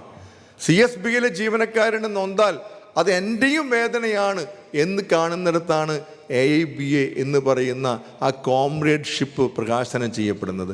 ഇന്ന് നമുക്കറിയാം, ഏത് ബാങ്കിൻ്റെ സമ്മേളനമാകട്ടെ, ഏത് ബാങ്കിലെ സമരമാവട്ടെ, അത് നമ്മുടെ സമരമാണ്, നമ്മുടെ സമ്മേളനമാണ്. അതാണ് കേരളത്തിൽ നമ്മൾ കൊണ്ടുവന്നിട്ടുള്ള നമ്മുടെ TKVയുടെ കാലം മുതൽ AVGയുടെ കാലം മുതൽ ശ്രീനിവാസനും പിന്നെ PN ജോസഫും VJ ജോണി പല നേതാക്കൾ വന്നുപോയി. അവരുടെ പ്രസിഡന്റുമാർ, എല്ലാവരും ജില്ലാ സെക്രട്ടറിമാർ, അവരൊക്കെ കൂടി നമുക്ക് സമ്മാനിച്ച ആ ഒരു മഹത്തായ ഒരു ഐക്യമുണ്ടല്ലോ, ആ ശക്തി ജില്ലാ കമ്മിറ്റികൾ, ടൗൺ കമ്മിറ്റികൾ, ബാങ്ക് വൈസ് യൂണിയനുകൾ, അവർ തമ്മിലുള്ള ഇഴയടുപ്പം, ഒറ്റക്കെട്ടായി ഒരു മനസ്സായി, കക്ഷി രാഷ്ട്രീയ ഒരു വേർതിരിവുമില്ലാതെ, ചെറിയ യൂണിയൻ വലിയ യൂണിയൻ ഒരു വ്യത്യാസവും ഇല്ലാതെ നമ്മൾ ഒരേ മനസ്സോടുകൂടി ഒന്നിച്ച് ഒരേ ലക്ഷ്യത്തിന് വേണ്ടി ഒരേ പ്രശ്നങ്ങളെ നേരിടുന്നവർ എന്ന നിലയിൽ നമ്മൾ പ്രവർത്തിക്കുന്നു എന്നുള്ളതാണ് ഓൾ കേരള ബാങ്ക് എംപ്ലോയീസ് ഫെഡറേഷൻ്റെ ശക്തിയും കരുത്തും മഹത്വവുമൊക്കെ. അതുകൊണ്ട് നമുക്ക് ഒരു സവിശേഷമായ സ്ഥാനം AIBA മൂവ്മെൻറ്റിൽ അഖിലേന്ത്യാ തലത്തിലുണ്ട്, UFBUവിലുണ്ട്. അല്ലെങ്കിൽ ലോകത്തെ നമ്മുടെ എല്ലാ ട്രേഡ് യൂണിയനുകൾ വെച്ച് നോക്കുമ്പോഴും നമ്മളോട് ഇപ്പോൾ നമുക്കറിയാം, ചില സമരത്തിൽ ഒരു സമരം നമ്മൾ ചെയ്തത് AIBA BEFI മാത്രമാണ്. ചില സമരങ്ങളിൽ 4 യൂണിയനാണ്. ചില ഓഫീസർമാർ AIBOയെ മാത്രം വന്നിട്ടുണ്ട്, IBOക്ക് ഇല്ലാത്ത സമരം ചെയ്തിട്ടുണ്ട്. ചിലപ്പോൾ NCB ഇല്ല, ബാക്കി നമ്മൾ സമരം ചെയ്തിട്ടുണ്ട്. ചിലപ്പോൾ ഇൻഷുറൻസ് മേഖലകളിലെ ചില യൂണിയനും കൂടി നമ്മൾ സമരം ചെയ്തു. ചിലപ്പോൾ CC BIFU അവിടെ നമ്മൾ ഇത് ബാങ്ക് ഇൻഷുറൻസ് മേഖലയിലെ ഒന്നിച്ചു കൂട്ടിയ ഒരു മൂവ്മെൻറ്റിൽ നമ്മൾ സമരം ചെയ്തു. ഇത് ഏത് അളവിൽ ഉള്ള സമരമാണെങ്കിലും ആ സമരത്തിലുള്ള എല്ലാ സംഘടനകളെയും കോർത്തിണക്കി ഒന്നിച്ച് പരിപാടികൾ ഇടുന്നതിനും അത് കോർഡിനേറ്റ് ചെയ്ത് വളരെ ഭംഗിയായി ആ സമര പരിപാടികൾ വിജയിപ്പിക്കുന്നതിനും AKBF എന്നും മുൻപന്തിയിൽ നിന്ന് പ്രവർത്തിച്ചു, മാതൃകാപരമായി പ്രവർത്തിച്ചു. അതുകൊണ്ടാണ് നമുക്കിതൊക്കെ വിജയിപ്പിക്കാൻ കഴിയുന്നത്. അപ്പോൾ നമ്മുടെ മുമ്പിൽ ഇത്തരത്തിലുള്ള ഒരു വലിയ അനുഭവങ്ങളിലൂടെയാണ് നമ്മൾ കടന്നുപോയത്. പക്ഷേ ഇപ്പം നമുക്കറിയാം, ബജറ്റ് സെഷനിൽ അവതരിപ്പിക്കുമെന്ന് പറഞ്ഞ പാർലമെൻറ്റ് ഈ ബാങ്ക് സ്വകാര്യവൽക്കരണ ബില്ല് ഇപ്പോഴും അവതരിപ്പിക്കപ്പെട്ടിട്ടില്ല. ഈ സെഷനിൽ അവതരിപ്പിക്കുമെന്ന് പറയുന്നു. അന്ന് പറഞ്ഞപ്പോൾ തന്നെ നമ്മൾ 2 ദിവസത്തെ പണിമുടക്കാണ് നടത്തിയത്. അത്യുജ്വലമായ പണിമുടക്കായിരുന്നു. നമ്മൾ പല പണിമുടക്കുകൾ നടത്താറുണ്ട്. ഇത്തവണത്തെ സവിശേഷത, ഒരു യുണീക്ക്നെസ് എന്ന് പറയുന്നത്, കർഷകർ സമരം ചെയ്യാണ്. കർഷകർ നമ്മുടെ സമരത്തിന് പിന്തുണ പ്രഖ്യാപിക്കുന്നു. കർഷകർ നമ്മുടെ സമരപ്പന്തലിലെത്തി അഭിവാദ്യം അർപ്പിക്കുന്നു. ഇതൊന്നും ഒരിക്കലും ഉണ്ടായിട്ടില്ലാത്ത സംഗതിയാണ്. എല്ലാ കേന്ദ്ര ട്രേഡ് യൂണിയനുകളും നമുക്ക് പിന്തുണയായി വരികയും പൊതുമേഖലാ സംരക്ഷണ ദിനമായി നമ്മുടെ സമരത്തിൻ്റെ ആദ്യ ദിവസം പ്രഖ്യാപിക്കുകയും അന്ന് ഈ സമരം ചെയ്യുന്ന കർഷകരും ഈ ഐക്യ ട്രേഡ് യൂണിയനുകളെല്ലാം മാർച്ച്. ഇപ്പോൾ എറണാകുളത്ത് 1500ഓളം തൊഴിലാളികൾ വിവിധ പൊതുമേഖലാ സ്ഥാപനങ്ങളിൽ തൊഴിലെടുക്കുന്ന വിവിധ ട്രേഡ് യൂണിയനുകളുള്ളവരെല്ലാം ഒരു ദിവസം അവർ ലീവെടുത്ത് അവർ വന്ന് ജാഥയായി നമ്മുടെ സമരപ്പന്തലിൽ വന്ന് പൊതുമേഖലാ സംരക്ഷണ സദസ്സ് നടത്തി. കുറച്ച് സമയം അവർക്ക് വിട്ടുകൊടുത്തു. നമ്മൾ മാറി നിന്ന് അവർ അധ്യക്ഷത വഹിക്കുന്നു, അവർ സംസാരിക്കുന്നു. ആ രീതിയിൽ അത് നമ്മുടെയൊക്കെ ചരിത്രത്തിൽ ഇല്ലാത്ത ഒരു അഭൂതപൂർവമായ ഒരു പിന്തുണയാണ്. തൊഴിലാളി കർഷക ബഹുജന ഐക്യം നമ്മൾ മുദ്രാവാക്യത്തിൽ സ്വപ്നം കാണുന്നതാണ്. സാധാരണ നമ്മൾ സമരം ചെയ്യുമ്പോൾ നമ്മൾ സമരം ചെയ്യും, മറ്റുള്ളവർ നമുക്കെതിരാണ്. ഞാനിപ്പോഴും ഓർക്കുന്നുണ്ട്, കേരള ഗവൺമെൻറ് ജീവനക്കാർക്ക് സമരം ചെയ്യുമ്പോൾ അവർക്ക് പിന്തുണ പ്രഖ്യാപിച്ച് നമ്മൾ ജാഥ നടത്തുമ്പോൾ ഓട്ടോറിക്ഷ തൊഴിലാളികൾ നമ്മളെ കളിയാക്കുന്നത് ഞാൻ കേട്ടിട്ടുണ്ട്. നിങ്ങൾ കണ്ടിട്ടുണ്ടാവും. അവർക്ക് പുച്ഛമായിരുന്നു സംസ്ഥാന ജീവനക്കാരുടെ സമരത്തോട്. ഏത് തൊഴിലാളികൾക്ക്? ഇപ്പോൾ നമ്മൾ ഈ CSBയിലെ സമരത്തിന് പിന്തുണ പ്രഖ്യാപിച്ചുകൊണ്ട് സമരസഹായ സമിതി നടത്തിയ പണിമുടക്ക് ദിവസങ്ങളിലെ ജാഥകളിൽ ഓട്ടോറിക്ഷ തൊഴിലാളികളും മറ്റുള്ള തൊഴിലാളികളും ഇത് INTUC BMS ഉൾപ്പെടെ CITU AITUC എല്ലാവരും വന്ന് അണിചേർന്നു. സ്വതന്ത്ര തൊഴിലാളി യൂണിയൻ്റെ അഖിലേന്ത്യാ സെക്രട്ടറി നമ്മളോട് പരിഭവം പറഞ്ഞു, എന്തുകൊണ്ട് നിങ്ങൾ ആ കൺവെൻഷനിൽ കൂട്ടിയില്ല? ഞങ്ങളെ ഉൾപ്പെടുത്തേണ്ടതായിരുന്നില്ലേ? ഞങ്ങൾ നിങ്ങളെ പിന്തുണയ്ക്കുന്നവരല്ലേ എന്ന് ചോദിച്ചു. ഉടനെ തന്നെ നമ്മുടെ സമരസഹായ സമിതിയുടെ ചെയർമാൻ KP രാജേന്ദ്രനെ കൊണ്ട് വിളിപ്പിച്ചു അദ്ദേഹത്തെ. അത് കഴിഞ്ഞ് അവർ ആത്മാർത്ഥമായി നമ്മൾ അണിചേർന്നു. ഇതൊക്കെ നമ്മുടെ മുമ്പിലുള്ള വലിയ ഉദാഹരണങ്ങളും വലിയ അനുഭവങ്ങളുമാണ്. നമ്മൾ കാര്യങ്ങൾ വസ്തുനിഷ്ഠമായി എന്തുകൊണ്ടാണ്, എങ്ങനെയാണ് ഒരു വിദേശ മൂലധനം വന്നാൽ എങ്ങനെയൊക്കെ ജനവിരുദ്ധമാകാം, എങ്ങനെയൊക്കെ തൊഴിലാളി വിരുദ്ധമാകാം എന്നതിൻ്റെ ക്ലാസിക് എക്സാമ്പിളാണ് CSBയിൽ സംഭവിക്കുന്നത് എന്ന് കാര്യകാരണ സഹിതം ഈ എല്ലാവരിലേയും നമ്മൾ എത്തിക്കാൻ സാധിച്ചപ്പോൾ എല്ലാ തൊഴിലാളികളും നമ്മളെ പിന്തുണയ്ക്കാൻ തയ്യാറായി എന്നുള്ളത് നിസ്സാര കാര്യമല്ല. അതിലൊക്കെ നമ്മൾ വിജയിച്ചു. പണിമുടക്ക് ചരിത്ര വിജയമായിരുന്നു. NCBക്കാരൻ്റെ അഖിലേന്ത്യാ ജനറൽ സെക്രട്ടറി പറഞ്ഞു, നമ്മൾ കുറേ സമ്മർദ്ദം നടത്തി എല്ലാ യൂണിയനുകളും സമരം ചെയ്യിപ്പിക്കാൻ. NCBയുടെ അഖിലേന്ത്യാ ജനറൽ സെക്രട്ടറി എന്ന് വെച്ചാൽ UFBU കൺവീനർ കൂടിയാണ്. അദ്ദേഹം പറഞ്ഞു, NCBE ജീവിതത്തിൽ ഇന്ന് വരെ ഐക്യദാർഢ്യ പണിമുടക്ക് നടത്തിയിട്ടില്ല, നടത്തുകയുമില്ല എന്നാണ് പറഞ്ഞത്. അപ്പോൾ നമ്മൾ പറഞ്ഞു, പണ്ട് കേരളത്തിൽ ഒരിക്കൽ നടത്തിയിട്ടുണ്ട് എന്ന് പറഞ്ഞപ്പോൾ നോ നോ നോ നോ അത് സംഭവിക്കില്ല, NCBE ചെയ്യില്ല. എന്തൊരു ഉറപ്പിച്ച പറയുന്നത്. സോളിഡാരിറ്റി എന്നൊരു വാക്ക് ഞങ്ങളുടെ നിഘണ്ടുവിലില്ല എന്ന് പറയുന്നൊരു കോൺസെപ്റ്റ് ഒന്ന് ആലോചിച്ച് നോക്ക്. ഈ ലോകത്ത് എന്ത് സംഭവിച്ചാലും, ഈ രാജ്യത്ത് എന്ത് സംഭവിച്ചാലും എനിക്കൊന്നുമില്ല എന്ന് പറയുന്ന ആ ഒരു വിശ്വാസ സംഹിതയാണ് അവരെ നയിക്കുന്നത് എന്നുള്ളത് വളരെ ദൗർഭാഗ്യകരമാണ്. കേരളത്തിലെ നേതാക്കന്മാരൊക്കെ നമ്മൾ മുൾമുനയിൽ നിർത്തിയപ്പോൾ അവരൊക്കെ വിഷമിക്കുന്നുണ്ട്. എന്നിട്ട് നമ്മളോട് ജോസഫ് ചേട്ടാ സോറി, ഞങ്ങൾ ശ്രമിച്ചു, പറ്റിയില്ല എന്ന് പറയാണ്. ഓൾ ഇന്ത്യ സാങ്ഷൻ ഇല്ല എന്നാണ് അവർ പറയാൻ ശ്രമിക്കുന്നത്. നമ്മൾ അയച്ച കത്തുകൾ കിട്ടിയില്ല എന്നാണ് UFBU കൺവീനർ കൂടിയായ മഹാൻ പറഞ്ഞത്. നമ്മൾ അപ്പോൾ അദ്ദേഹം കത്ത് കിട്ടിയില്ല എന്ന് പറഞ്ഞ് വീണ്ടും നമ്മൾ അയച്ചു. ഇമെയിൽ കറക്റ്റ് ചെക്ക് ചെയ്തു, അവരുടെ യൂണിയനുകളെ കൊണ്ട് അയപ്പിച്ചു. അപ്പോൾ അവർ പറഞ്ഞു ഞങ്ങൾ സമരം ചെയ്യാൻ ആവശ്യപ്പെട്ടിട്ടില്ല. വീണ്ടും സമരം ചെയ്യാൻ പ്രത്യേകമായി എഴുതി വീണ്ടും കത്തയച്ചു. UFBU കേരള അഖിലേന്ത്യക്ക് കത്തയക്കുക. ഇതെല്ലാം ഒക്കെ ചെയ്തിട്ടും ഞാൻ കിട്ടിയില്ല. വളരെ ലാഘവത്തോടു കൂടിയാണ് പറയുന്നത്. ഇപ്പോൾ മനസ്സിലാക്കുന്ന അദ്ദേഹം ഇമെയിൽ വായിക്കാറില്ല എന്നാണ്. ഇമെയിൽ കുറേ വരുന്നുണ്ടത്ര, പ്രത്യേകിച്ച് റിട്ടയറീസ്. അങ്ങനെയാണല്ലോ, റിട്ടയറീസൊക്കെ എല്ലാവരും ഇപ്പോൾ അങ്ങനെ ഒരു പ്രശ്നമുണ്ട്. റിട്ടയറീസ് ശക്തരാണ്, അവർ റിട്ടയർ ചെയ്തപ്പോൾ കുറേ ഫ്രീ ആണ്. അതുകൊണ്ട് എല്ലാവരും ടേക്കിംഗ് അപ്പാണ് ഏത് അപ്ഡേഷന് വേണ്ടിയിട്ട്. എല്ലാവരും കിട്ടിയ പാതി കേൾക്കാതെ പാതി UFBU കൺവീനർക്ക് മേലയക്കുന്നൊരു പ്രശ്നമുണ്ട്. അതില്ല എന്ന് പറഞ്ഞുകൂടാ. അതുകൊണ്ട് അത് വായിക്കാണ്ടിരുന്ന പ്രശ്നം തീർന്നല്ലോ എന്നാണ് ഇപ്പോൾ എടുക്കുന്ന സമീപനം. അത് വേറൊരു പ്രശ്നമാണ്. ഇപ്പോൾ CH വെങ്കടാചലം UFBU കൺവീനർക്ക് കത്തയച്ചാൽ വിളിച്ചു പറയും ഇതിങ്ങനെ അയച്ചിട്ടുണ്ടെന്ന് നോക്കണമെന്ന്. എന്നാലേ നോക്കൂ, എന്നിട്ട് തന്നെ നോക്കാൻ വലിയ ബുദ്ധിമുട്ടാണെന്നാണ് പറയും. പോട്ടെ, എൻ്റെ വിഷയം അതല്ല. ഇപ്പം നമ്മൾ ഇത്രയും വളരെ വിചിത്രമായ യൂണിയനുകളാണ്. നമ്മൾ UFBയിൽ 9 യൂണിയനുണ്ട്. 9 യൂണിയനെ കൊണ്ടു നടക്കുക എന്ന് പറയുന്നത് വലിയൊരു പണിയാണ്. ഇവിടെ ഇടയ്ക്ക് ഇവരൊക്കെ പറയാറുണ്ടല്ലോ, ഇടയ്ക്ക് നവഗ്രഹങ്ങളാവും, ഇടയ്ക്ക് എന്തൊട്ടാണ് ഒരു വേറെ വാക്ക് പറയലോ, അതുപോലെ അവരെപ്പോഴാണ് തെറ്റുക, എങ്ങനെയായിരിക്കുക, എന്തൊക്കെ ഉള്ളിൽ പാരാന്നറിയില്ല. ഇപ്പോൾ CSBയിൽ വേറെ ഒരു തമാശയുണ്ട്.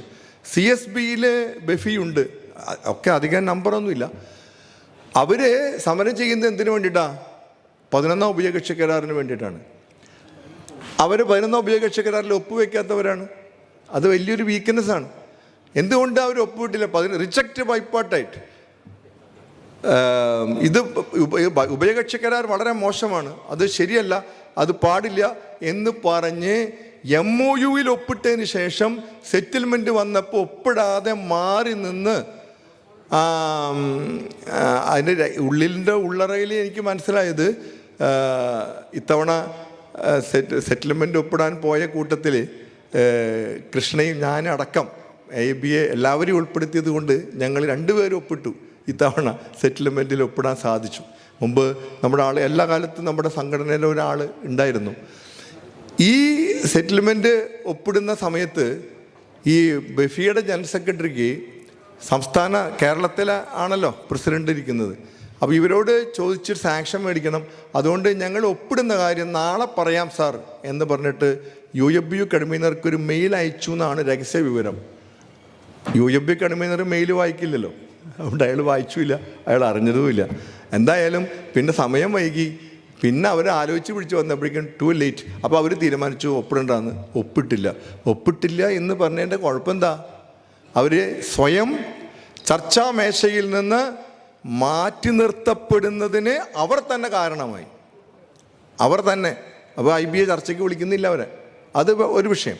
2, ഈ സെറ്റിൽമെൻറ്റ് മഹത്തായ സെറ്റിൽമെൻ്റ് ആണെന്നും ഉഭയകക്ഷി കരാർ എന്ന് പറയുന്നത് കേവലം ഒരു ശമ്പളം തീരുമാനിക്കുന്ന രേഖയല്ലെന്നും ഒരു ബാങ്ക് ജീവനക്കാരൻ ഇന്ന് നേടിയെടുത്ത ജോലി സുരക്ഷയും അന്തസ്സോടെ ആത്മാഭിമാനത്തോടെ ജോലി ചെയ്യാനുള്ള അവൻ്റെ തൊഴിൽ അവകാശവും അതുപോലെ സുനിശ്ചിതമായ സേവന വേതന വ്യവസ്ഥകളും അവൻ്റെ ലീവ്,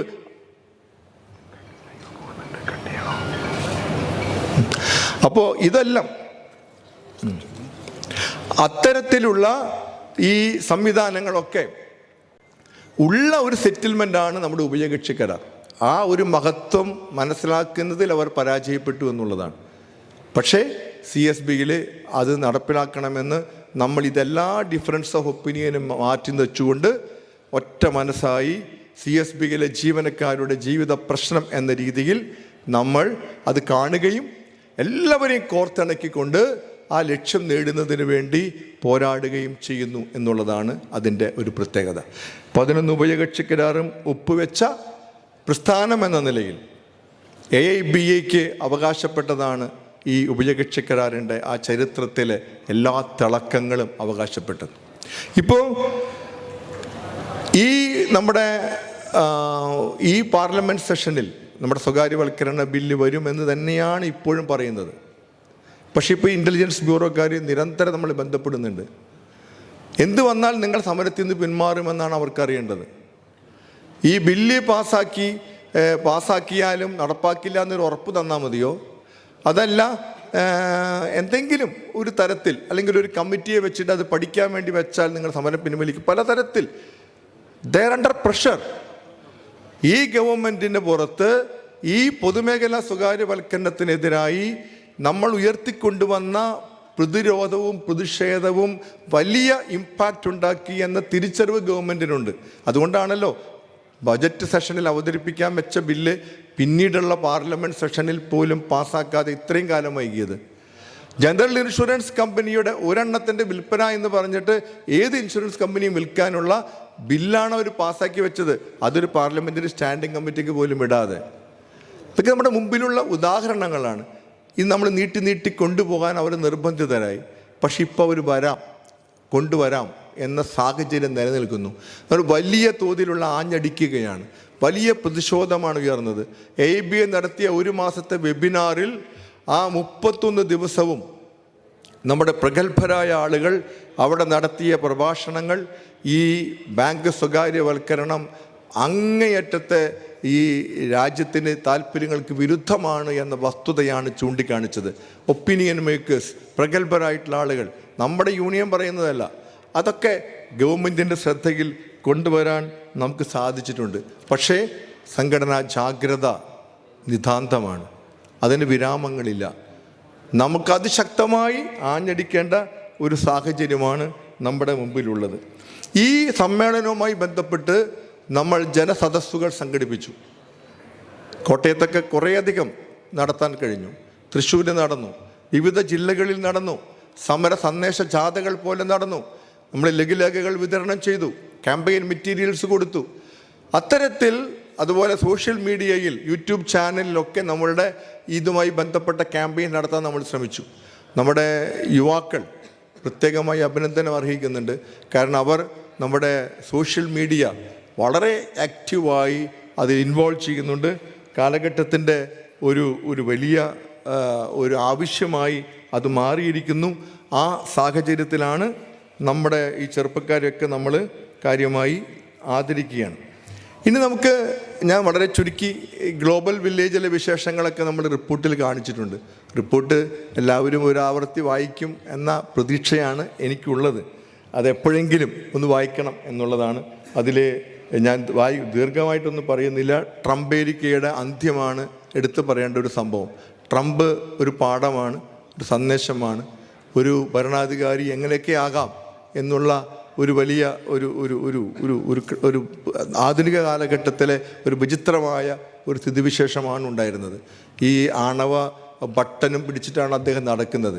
എന്തെങ്കിലും കഷ്ടകാലത്തിന് എന്തൊക്കെയാണ് അയാൾ ചെയ്തു കൂട്ടുക എന്ന് നമുക്ക് പറയാൻ കഴിയാത്ത വിധം വലിയ ഒരു ഭയം ഉണ്ടാക്കിയ കാലമായിരുന്നു അദ്ദേഹം. വേൾഡ് ഹെൽത്ത് ഓർഗനൈസേഷനിൽ നിന്ന് പോലും പിന്തുണ കൊടുക്കാതിരിക്കുക, അതും കോവിഡ് കാലത്ത്.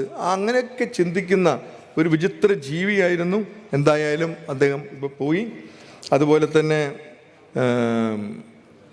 വേൾഡ് ഫെഡറേഷൻ ഓഫ് ട്രേഡ് യൂണിയൻസൊക്കെ ഇതിലൊക്കെ ഇടപെട്ടിട്ട് അത് പറഞ്ഞു, മുതലാളിത്തത്തെ മാനവീകരിക്കാൻ ഒരു കുത്തിവയ്പ്പുമില്ല, ഇനിയൊട്ട് കണ്ടുപിടിക്കാനും പോകുന്നില്ല. സാമൂഹ്യ അസമത്വം ഗർഭപാത്രത്തിൽ വെച്ച് തന്നെ മുതലാളിത്തത്തെ ബാധിച്ചിരിക്കുന്നു എന്നാണ് മാവറിക്കോസ് പറഞ്ഞത്.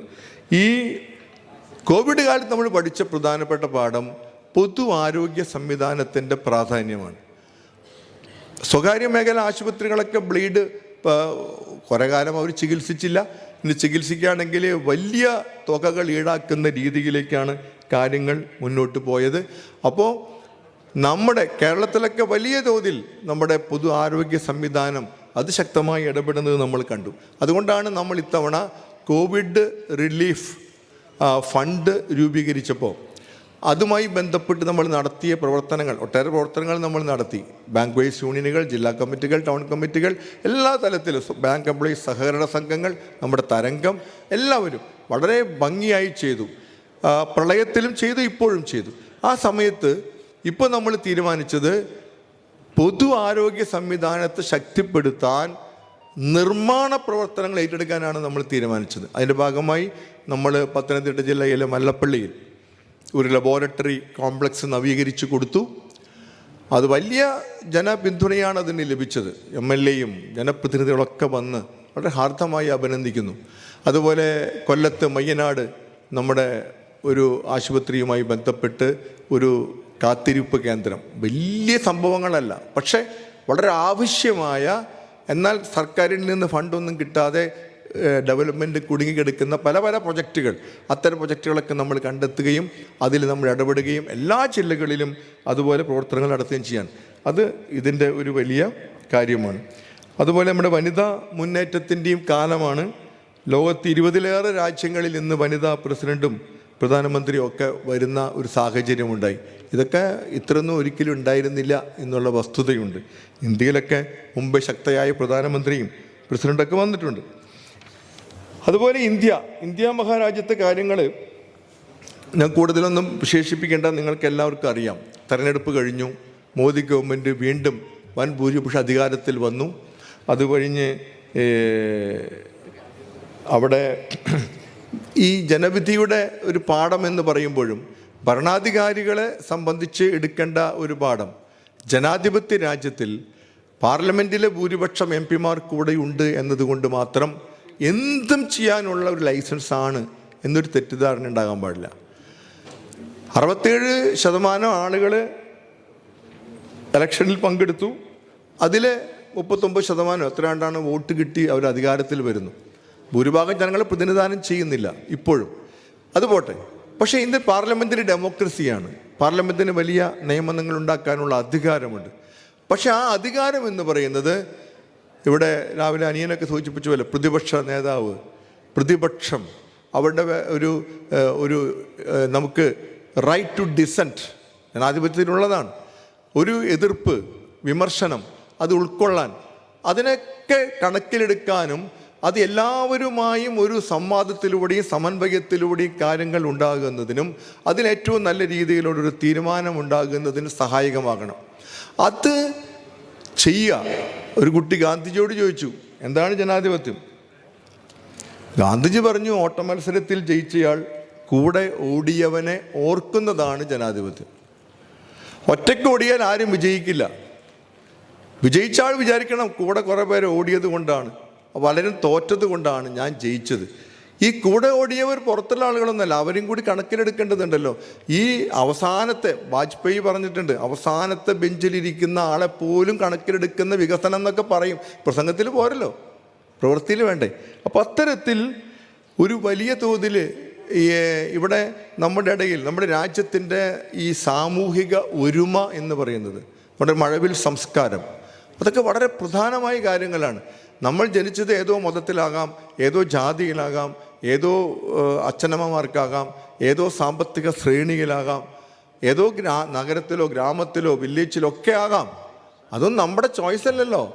അപ്പോൾ അതിനർത്ഥം നമ്മൾ ജനിച്ചൊരു വീട്ടിലാണ് എന്നതുകൊണ്ട് നമുക്ക് സവിശേഷമായ ഒരു സ്ഥാനവും അധികാരവും ഒക്കെ ഉണ്ടെന്നും മറ്റൊരു വീട്ടിൽ ജനിച്ച ആളുകൾക്ക് കുറഞ്ഞ അവകാശങ്ങളേ ഉള്ളൂ എന്നൊക്കെ ചിന്തിക്കുന്നതിൽ ഒരു അർത്ഥമില്ല, ഒരു വസ്തുതയുമില്ല.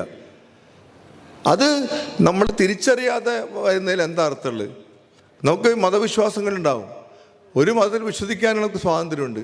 ആ മതമാണ് ഏറ്റവും നല്ലതെന്ന് വിശ്വസിക്കാനുള്ള ഒരു ഇതും അവർക്കുണ്ട്. പക്ഷേ മറ്റ് മതങ്ങളൊക്കെ മോശമാണ്, അതിനൊന്നും ഞാൻ ബഹുമാനിക്കില്ല, അത് റെസ്പെക്റ്റ് ചെയ്യില്ല, അവരൊക്കെ ശത്രുക്കളാണ്, അങ്ങനെ ചിന്തിക്കാൻ പാടില്ലല്ലോ. അതെന്ത് മതേതരത്വമാണ്?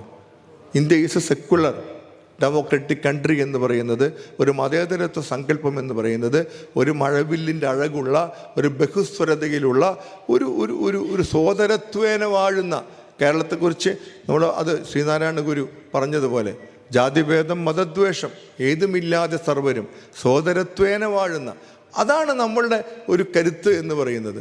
നമ്മുടെ ഇടയിൽ ഭിന്നിപ്പിൻ്റെ ഒരു അംശവും ഇല്ല.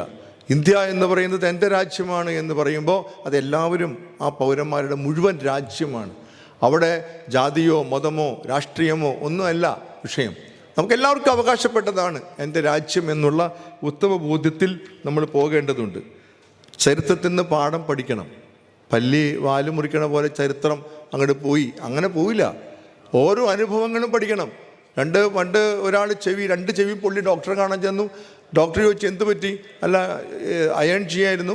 അപ്പോൾ ഫോൺ ബെല്ലടിച്ചു, ഫോണാന്ന് വിചാരിച്ച് ചെവിയിൽ വെച്ചു. അപ്പോൾ രണ്ടാമത്തെ ചെവിയോ വീണ്ടും ഫോൺ ബെല്ലടിച്ചു എന്നൊക്കെ പറയുന്നത് പോലെ മറ്റുള്ളവരുടെ അനുഭവങ്ങളിൽ നിന്ന് പാഠം പഠിക്കുന്നവനാണ് വിവേകമതി. ഈ അനുഭവങ്ങളിൽ നിന്ന് പാഠം പഠിക്കണം. ഇപ്പോൾ കർഷക നിയമത്തിൻ്റെ ഒക്കെ അവസ്ഥ ഗവൺമെൻറ്റിന് വലിയ പാഠമല്ലേ? അതുകൊണ്ട് തൊഴിലാളികളോട് ആലോചിക്കാതെ തൊഴിൽ നിയമങ്ങൾ മാറ്റുന്നു. അത് ശരിയാണോ? ആലോചിക്കണം. 44 തൊഴിൽ നിയമങ്ങൾ എത്രയോ വർഷത്തെ പതിറ്റാണ്ടുകളായിട്ടുള്ള പോരാട്ടത്തിലൂടെ ബ്രിട്ടീഷ് ഇന്ത്യയിലും അതിനുശേഷവും ഉണ്ടായി വന്നതാണ് തൊഴിൽ നിയമങ്ങൾ. അതിൽ മാറ്റം വരുത്താം, കാലോചിതമായ മാറ്റങ്ങൾ എപ്പോഴും ഉണ്ടാവും. ആ മാറ്റങ്ങൾ നമ്മൾ പൊതുവെ സ്വാഗതം ചെയ്യുന്നു. പക്ഷേ ആ മാറ്റം നല്ലതായിരിക്കണ്ടേ? കോഴിമുട്ട വിരിഞ്ഞ് കോഴിക്കുഞ്ഞാവുന്നത് മനോഹരമായ മാറ്റം, ഓമലറ്റായി രുചികരമായ മാറ്റം, കെട്ടുപോയാൽ മോശമായ മാറ്റം. നമ്മളുടെ മാറ്റങ്ങൾ ഉണ്ടാവുമ്പോൾ അത് കൂടുതൽ നന്മയിലേക്ക് നയിക്കുന്ന ഒരു നല്ല ലോകം സൃഷ്ടിക്കാൻ കഴിയുന്നതാകണമെന്ന് ആഗ്രഹിക്കുകയും അതിനു വേണ്ടി ആ നിയമനിർമ്മാതാക്കളാകട്ടെ ആരായിക്കൊള്ളട്ടെ ആ ഒരു ദിശയിൽ ചിന്തിക്കുകയും, ഒരു നല്ലതാണെങ്കിൽ മാത്രം മാറ്റം, അങ്ങനെ ഉറപ്പുവരുത്തുന്നതിനുള്ള നിരന്തരമായ ഇടപെടലുകൾ നടത്തേണ്ട ഒരു സംവിധാനമാണ് ട്രേഡ് യൂണിയൻ. നമുക്ക് ഒറ്റയ്ക്കൊന്നും ചെയ്യാൻ പറ്റില്ല, ഒന്നിച്ച് ചെയ്യണം. നമ്മൾ ഫൈറ്റ് ചെയ്യുമ്പോൾ, നമ്മൾ സമരം ചെയ്യുമ്പോൾ, ഡെമോൺസ്ട്രേഷൻ നടത്തുമ്പോൾ, നമ്മളെല്ലാവരും കൂടി ചെയ്യുമ്പോൾ അതിനൊരു ഒച്ചയും മുഴക്കവും അതിൻ്റെ ശക്തിയും കൂടും. എക്സാമിനേഷൻകാർ ചോദിക്കുക എത്ര പേര് പങ്കെടുക്കും? 500 പേര് പങ്കെടുക്കും. എന്നിട്ട് 50 ആൾ വന്നാലോ? അവർ വന്ന് നോക്കും, നമ്മൾ 500 എന്നൊക്കെ പറയും. അതല്ലല്ലോ നമ്മുടെ ഒരു ഡെമോൺസ്ട്രേഷൻ എന്ന് കണ്ടാൽ നമുക്കറിയാം ആളുകളുടെ വികാരം. ഉഭയകക്ഷി കരാറിൻ്റെ സമയത്ത് 2% വർധനവേ തരൂ എന്ന് പറഞ്ഞ സമയത്ത് അതിനെതിരെ നമ്മൾ പണിമുടക്കിയപ്പോൾ അന്ന് കാണേണ്ടതായിരുന്നു ബാങ്ക് ജീവനക്കാരുടെ ഒരു രോഷം. എന്തായിരുന്നു പങ്കാളിത്തം? വലിയ ആവേശമുണർത്തുന്ന പങ്കാളിത്തം. അത് വേണ്ടതാണ്, ഞാൻ തെറ്റല്ല, ദാറ്റ് ഈസ് റിക്വയർഡ്, അത് അനിവാര്യമായിരുന്നു. ഇതേ ആവേശം വേണ്ടേ? പൊതുമേഖലാ ബാങ്കുകൾ സ്വകാര്യവൽക്കരിക്കുന്നതിനെതിരെ നമ്മൾ സമരം ചെയ്യുമ്പോൾ വേണ്ടേ? പൊതുമേഖലാ ബാങ്ക് സ്വകാര്യവൽക്കരിക്കപ്പെട്ടാൽ റിസർവേഷൻ ഉണ്ടോ?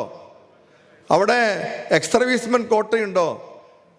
അവിടെ എന്തൊക്കെയാണ് സംഭവിക്കാൻ പോകുന്നത്? റിക്രൂട്ട്മെൻറ്റ് സുതാര്യമാകണമെന്ന് നിർബന്ധമുണ്ടോ? അവർക്ക് നാളെ കാത്തിരിക്കുന്നത് ഔട്ട്സോഴ്സിങ്ങും കോൺട്രാക്ട് ലേബറും ഒക്കെ അല്ലേ? ഈ സ്വകാര്യവൽക്കരിക്കുക എന്ന് പറഞ്ഞാൽ FDI അനുവദിക്കുന്ന അർത്ഥം. 74% FDI അനുവദിക്കും സ്വകാര്യ ബാങ്കുകളിൽ. എന്ന് വെച്ചാൽ സ്വകാര്യവൽക്കരണം മീൻസ് വിദേശവൽക്കരണം കൂടിയാണ്.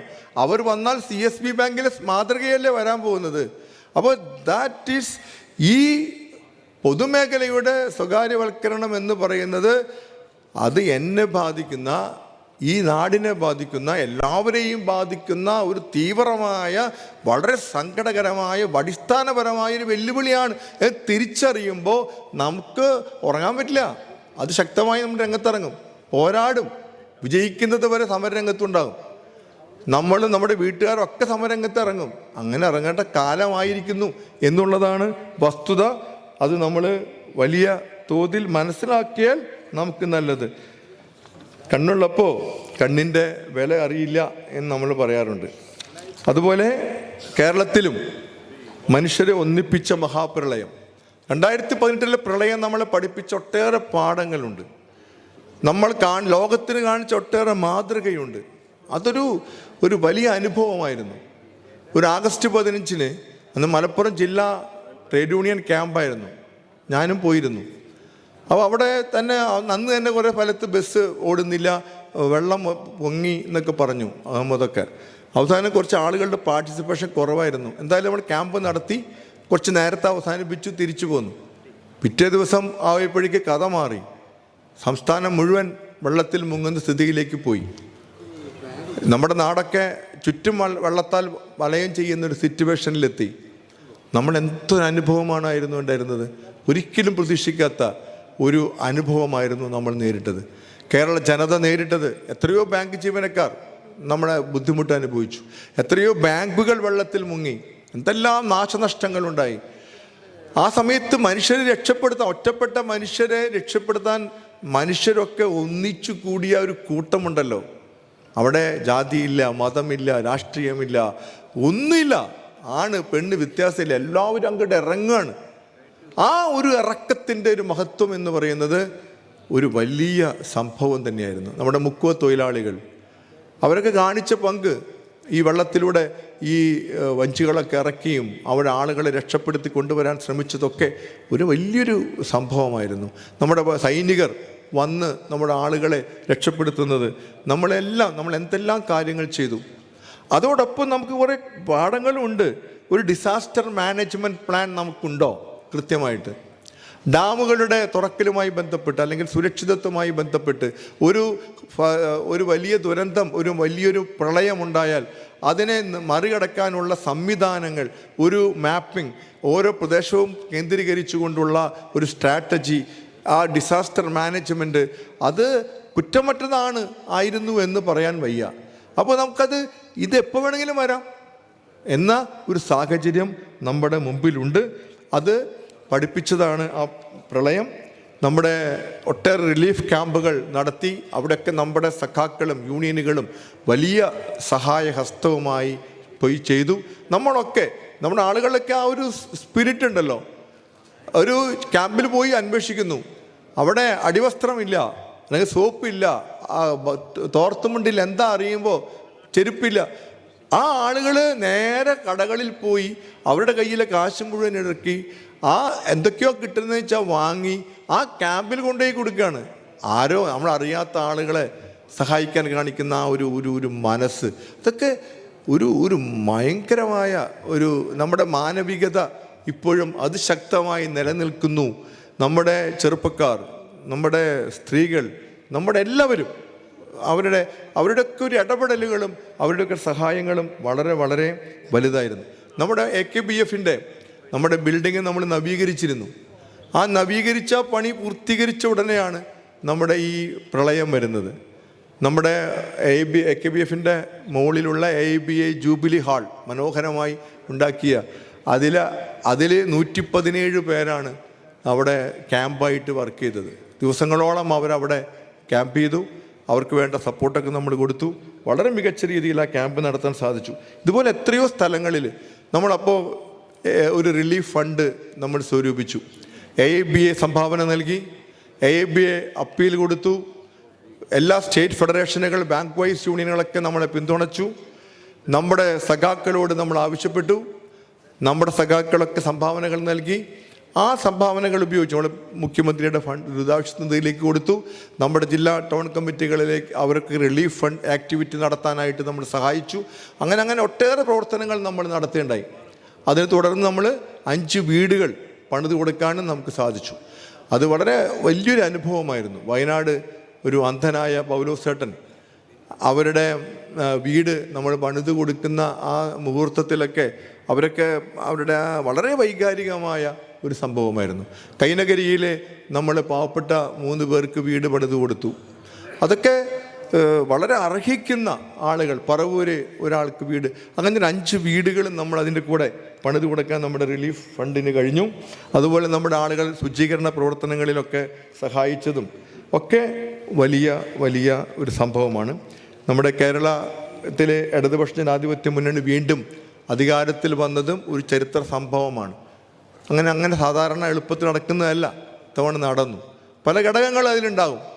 ആ ഘടകങ്ങളിൽ ഭക്ഷ്യക്കിറ്റ് ഉൾപ്പെടെ പല കാര്യങ്ങൾ അതിൽ പറയാൻ പറ്റും. പ്രളയത്തെ നമ്മൾ നേരിട്ടതും കോവിഡിനെ നേരിട്ടതും ആ കാലഘട്ടത്തിലൊക്കെ ഒരു കൂട്ടപ്പലായനവും കൂട്ടമരണങ്ങളോ ഒരു ഭക്ഷ്യ ദുരന്തമോ ഉണ്ടാകാതെ നോക്കാൻ കാണിച്ച കേരള ജനതയുടെ ആ കരുതലും അതിൻ്റെയൊക്കെ ഇൻഫ്ലുവൻസ് അവിടെ ഉണ്ടായിട്ടുണ്ട്. എന്തായിരുന്നാലും ഇടതുപക്ഷ ജനാധിപത്യ മുന്നണി വീണ്ടും അധികാരത്തിൽ വന്നു. അതുകൊണ്ട് അവർക്ക് വലിയ ഉത്തരവാദിത്വം കൂടി. കാരണം ഇനിയും കൂടുതൽ മികച്ച രീതിയിൽ ഈ ഭരണം കൊണ്ടുപോകണമെന്ന് ഉറപ്പാക്കേണ്ട ഉത്തരവാദിത്വം അവർക്കുണ്ട്.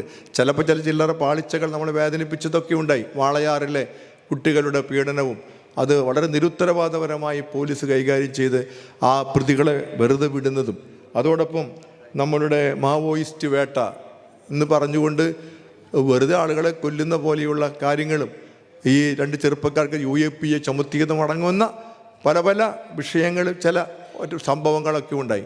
പിന്നെ ചില നമ്മുടെ സ്വപ്ന കേസും തുടങ്ങിയ പല കാര്യങ്ങൾ, ചില അധികാര സ്ഥാനങ്ങളിൽ വന്നു കയറുന്നവർ കാണിക്കുന്ന പിടിപ്പുകേട്, അത് തടയുന്നതിന് നമ്മൾ കാണിക്കുന്ന പ്രശ്നങ്ങളൊക്കെ നമ്മുടെ മുമ്പിലുള്ള പ്രശ്നങ്ങളാണ്.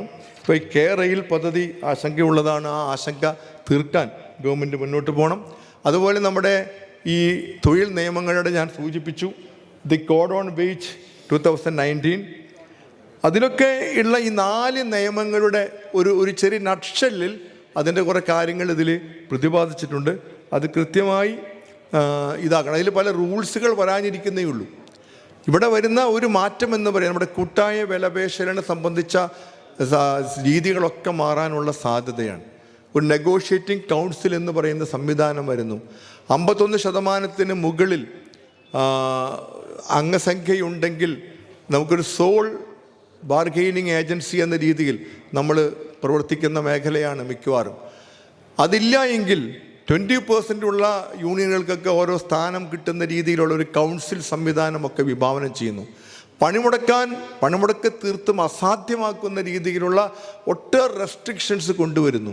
ഇതിൽ ഈസ് ഓഫ് ഡൂയിങ് ബിസിനസ്സും ഈ എംപ്ലോയർമാർ, ഈ വെൽത്ത് ക്രിയേറ്റേഴ്സ് അവരെയാണ് സഹായിക്കേണ്ടത് എന്ന രീതിയിലുള്ള ഒരു ഫ്ലെക്സിബിലിറ്റി ഓഫ് ലേബർ എന്ന് പറയുന്ന ഒരു രീതിയിലേക്ക് കൊണ്ടുപോകുന്നതാണ് ഈ പരിഷ്കാരങ്ങളുടെ കാതൽ എന്നാണ് വിമർശനം.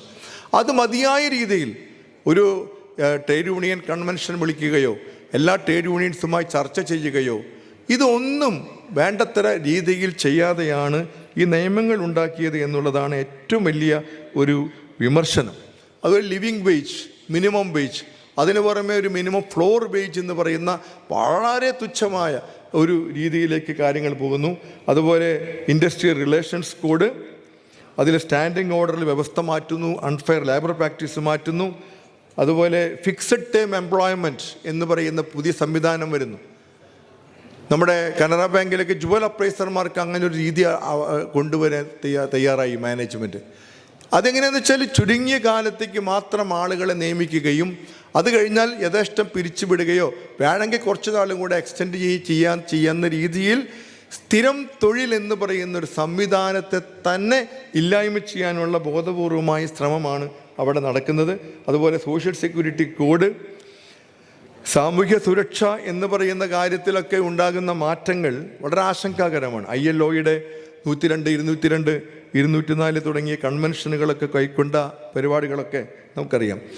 ഈ തൊഴിൽ നിയമങ്ങളുടെ നമുക്കറിയാം, തൊഴിൽ നിയമങ്ങൾ ഉണ്ടായാൽ മാത്രം പോരാ, അത് നടപ്പിലാക്കുന്നു എന്ന് ഉറപ്പുവരുത്തണമെങ്കിലും ആര് വേണം?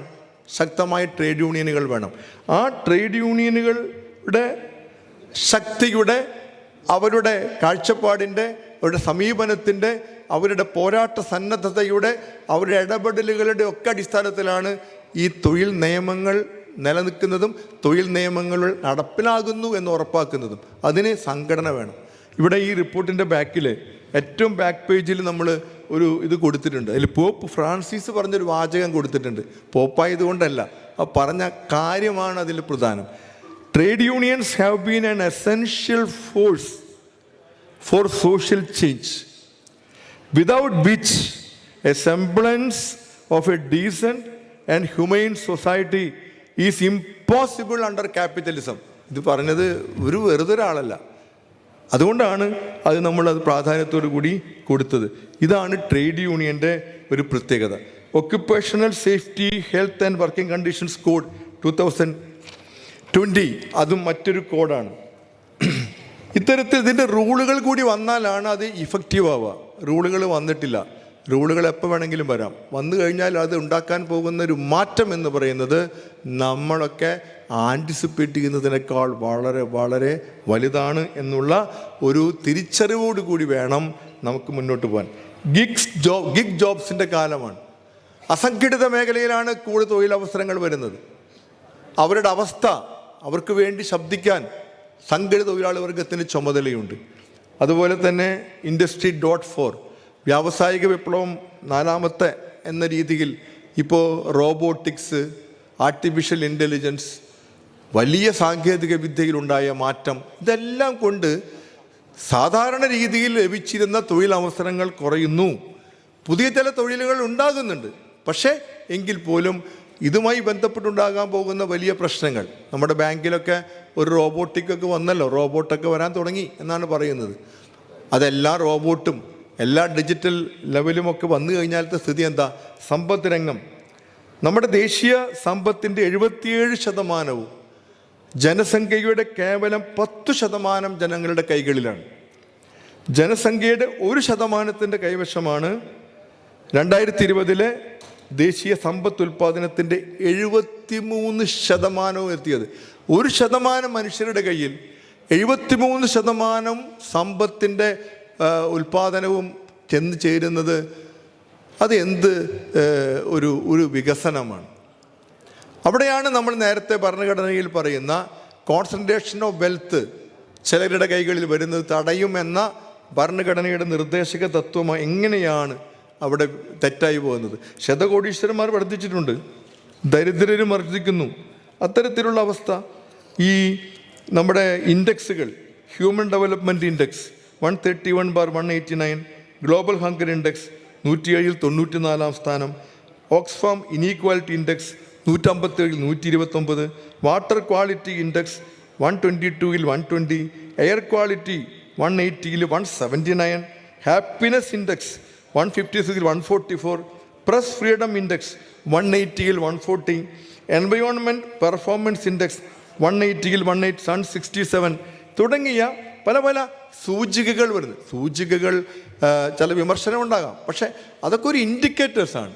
ഈ രാജ്യത്തിൻ്റെ വികസനത്തിലെ നയങ്ങളിൽ ചില മാറ്റങ്ങൾ അനിവാര്യമാണ് എന്നൊരു തിരിച്ചറിവ് ഭരണാധികാരികൾക്കുണ്ടാകേണ്ടതുണ്ട് എന്നതിൻ്റെ സൂചകമായി അത് കാണണം. തൊഴിലില്ലായ്മ വരുന്നത് കോവിഡ് കാലത്തുണ്ടായ പ്രശ്നങ്ങൾ വളരെ രൂക്ഷമാണ്. കോവിഡ് പ്രത്യാഘാതങ്ങൾ വലിയ വലിയ രീതികൾ. അപ്പോൾ നമ്മൾ മുമ്പ് പറയും, നമ്മുടെ 18-ാം നൂറ്റാണ്ടിലെ ആഡം സ്മിത്ത്, നമ്മുടെ ഇക്കണോമിക്സിൻ്റെ പിതാവ് എന്നാണ് ഒരിക്കൽ വെൽത്ത് ഓഫ് നേഷൻസ് എഴുതിയ അദ്ദേഹം പറഞ്ഞത്, ഒരു പ്രശ്നം വന്നാലും invisible hands will bring market force equilibrium എന്നാണ്. അദൃശ്യ ശക്തികൾ, അദൃശ്യ കരങ്ങൾ വന്ന് സമ്പദ് വ്യവസ്ഥയെ താങ്ങി നിർത്തുമെന്നൊക്കെയാണ് അദ്ദേഹത്തിൻ്റെ സിദ്ധാന്തം. അതൊന്നും ഇവിടെ നടന്നില്ല എന്ന് എത്രയോ കാലമായി നമ്മുടെ അനുഭവങ്ങളിലൂടെ തെളിയിച്ചിരിക്കുന്നു. ബാങ്കിങ് മേഖലയിലെ പരിഷ്കാരങ്ങൾ നമുക്കറിയാം. SP പലിശ നിരക്ക് താഴോട്ട്, ഈ ഇൻഫ്ലേഷൻ നിരക്കിനേക്കാൾ കുറവ്, വളരെ തുച്ഛമായ പലിശ, നമ്മുടെ നിക്ഷേപകരെ സംബന്ധിച്ച് നഷ്ടമാണ് നിക്ഷേപിക്കുന്നത് എന്ന അവസ്ഥയിലേക്ക് പോകുന്നത്. ചെറിയ സേവിങ്സ് ബാങ്ക് പലിശയ്ക്ക് കുറയ്ക്കുന്നതിൻ്റെ പുറകിൽ അത് നമ്മൾ ഈ വർദ്ധിപ്പിക്കണം നമ്മൾ ആവശ്യപ്പെടാറുണ്ട്. നമ്മുടെ ബാങ്കിൻ്റെ മുഖച്ഛായ മാറുകയാണ്. ഈ ഇൻട്രസ്റ്റ് സ്പ്രെഡിലൊക്കെയുള്ള സംവിധാനങ്ങൾ, അതുപോലെ ടു ബിഗ് ടു ഫെയിൽ എന്നൊക്കെ പറയുന്നുണ്ടെങ്കിലും അത് ശരിയല്ല എന്ന് ലോകം മുഴുവൻ തെളിഞ്ഞു. ബാങ്കിങ് റെഗുലേഷൻ ആക്റ്റിൽ വരുത്തുന്ന മാറ്റങ്ങൾ, ഈ FRDA ബിൽ പിൻവലിച്ചത് നമ്മുടെ പോരാട്ടത്തിന് ഫലമുണ്ട് എന്ന് തെളിയിക്കുന്ന വസ്തുതയാണ്. പിന്നെ പുതിയ പുതിയ സംഗതികൾ, പ്ലാനിംഗ് കമ്മീഷൻ പോയി, നീതി ആയോഗ് വന്നു, ഒട്ടേറെ പുതിയ പുതിയ സ്ഥാപനങ്ങൾ വന്നു. ഡിപ്പം ഈ നമ്മുടെ പൊതുമേഖലയൊക്കെ വിറ്റഴിക്കുന്നതിന് വേണ്ട ഒരു സംവിധാനമാണ്. BBB bank board bureau, IBBI, NCLT national company law tribunal, DRT, SEBI, IRDA, NPCI, NFRI, ഒട്ടേറെ കാര്യങ്ങൾ, റെക്കഗ്നിഷൻ, റെസൊല്യൂഷൻ, കുറേ കാര്യങ്ങൾ. അതിൽ നമ്മൾ പഠിപ്പിക്കുന്ന, നമ്മൾക്കറിയാം കിട്ടാക്കടത്തിൻ്റെ കഥ വളരെ വളരെ വലുതാണ്. IBA അടുത്ത കഴിഞ്ഞ വർഷമാണ് നമ്മൾ വിൽഫുൾ ഡിഫോൾട്ടേഴ്സിൻ്റെ ഒരു ലിസ്റ്റ് പ്രസിദ്ധീകരിച്ചത്. വിൽഫുൾ ഡിഫോൾട്ട് എന്ന് പറയുന്നത് സാധാരണ വായ്പ കുടിശ്ശികയെല്ലാം നമുക്കറിയാം. ഒരു നല്ല മനോഹരമായ പ്രൊജക്ട് റിപ്പോർട്ടൊക്കെ കൊടുത്ത് വായ്പ സംഘടിപ്പിച്ച് അതിനുപയോഗിക്കാതെ അത് അവരുടെ സ്വകാര്യ സമ്പത്ത് വർദ്ധിപ്പിച്ച് മനഃപൂർവ്വം അത് സിക്കാക്കുകയും അതിസമ്പന്നരാണെങ്കിൽ പോലും തിരിച്ചടയ്ക്കാതിരിക്കുകയും ചെയ്യുന്ന അത്തരം വായ്പകളെ RBI തന്നെ വിൽഫുൾ ഡിഫോൾട്ടായിട്ട് മുദ്ര കുത്തുന്നുണ്ട്. അത് മനഃപൂർവ്വം പൊതു സ്വത്താണല്ലോ ബാങ്കിലെ നിക്ഷേപം, അതല്ലേ വായ്പ എടുക്കുന്നത്. അത് പകൽക്കൊള്ള നടത്തുമ്പോൾ അത് ക്രിമിനൽ കുറ്റമാക്കാൻ എന്താ തടസ്സം? എല്ലാ വായ്പ കുടിശ്ശികയും ക്രിമിനൽ കുറ്റമാക്കണം നമ്മൾ ആവശ്യപ്പെടുന്നില്ല. ജെനുവിൻ വായ്പ കുടിശ്ശിക ഉണ്ടാകാം. ഇതുപോലും തയ്യാറാകുന്നില്ല, അതിൻ്റെ ലിസ്റ്റ് പുറത്തു വിടാൻ അവർ തയ്യാറാകുന്നില്ല. അവിടെ IBIയുടെ പോരാട്ടം വളരെ വളരെ അതിശക്തമായി മുന്നോട്ട് കൊണ്ടുപോകേണ്ടതുണ്ട്. ചന്ദ കൊച്ചാർ സത്യമേവ ജയതേ എന്ന് ദേവനാഗരിയിൽ ആലേഖനം ചെയ്ത് പത്മഭൂഷൺ നൽകി ആദരിക്കപ്പെട്ട ഒരു ബാങ്ക് ഹെഡാണ് ചന്ദ കൊച്ചാർ. ICICI ബാങ്കിൽ ഭർത്താവ് വീഡിയോകോൺ അതുമായി കൊടുത്ത വായ്പ അസംബന്ധ നാടകങ്ങളും ഒടുവിൽ അവർ സ്ഥാനഭ്രഷ്ടയാകുന്നതും അവസാനം നമ്മുടെയൊക്കെ വലിയ ക്യാമ്പയിൻ അതിൽ പങ്കുവഹിച്ചിട്ടുണ്ട്. അറസ്റ്റ് ചെയ്യപ്പെടുക വരെ ചെയ്ത സാഹചര്യം നമ്മുടെ മുമ്പിലുണ്ട്. ഇവർ കൊട്ടിഘോഷിക്കുന്ന ഈ സ്വകാര്യ ബാങ്കുകൾ വളരെ മികച്ചതാണ്, കാര്യക്ഷമതയുടെ മൂർത്തിഭാവമാണ് എന്ന് പറയുന്നതിനൊക്കെ കിട്ടുന്ന വലിയ അടിയാണ് ചന്ദ കൊച്ചാർ. ശിഖാ ശർമ്മയുടെ പ്രശ്നം നമുക്കറിയാം, യെസ് ബാങ്കിൻ്റെ പ്രശ്നം നമുക്കറിയാം, IL&FS സ്വകാര്യ മേഖലയിലെ ഇൻഫ്രാസ്ട്രക്ചർ ലീസിങ് ആൻഡ് ഫൈനാൻസ്, അത്തരത്തിലുള്ള എത്രയോ അനുഭവങ്ങൾ നമ്മുടെ മുമ്പിലുണ്ട്. ഇതൊക്കെ ഉണ്ടായിട്ട് ഇവർ പറയുന്നത് സ്വകാര്യ മേഖലയാണ് കാര്യക്ഷമം എന്ന രീതിയിൽ പറയുന്നത് ഒരു വസ്തുതയല്ല. അതുപോലെ നമ്മുടെ കിട്ടാക്കടം ആരാ വരുത്തി വെച്ചിട്ടുള്ളത്? ഭൂരിഭാഗവും കിട്ടാക്കടം കോർപ്പറേറ്റുകളല്ലേ, സ്വകാര്യ മേഖലയല്ലേ. അവർ കാര്യക്ഷമമാണ്, അങ്ങനെ സംഭവിക്കാൻ പാടുണ്ടോ? ഡിജിറ്റൽ ലോലെസ്നെസ്, ഇപ്പോൾ ഈ ഇടപാടുകാരറിയാതെ നമ്മുടെ ഗ്യാസ് സബ്സിഡിയൊക്കെ ഈ പേയ്മെൻറ്റ് ബാങ്കിലേക്ക് പോയൊരു സംഭവം ഉണ്ടല്ലോ. എന്ത് നിരുത്തരവാദപരമായിട്ടാണ് അത് കൈകാര്യം ചെയ്യപ്പെട്ടത്.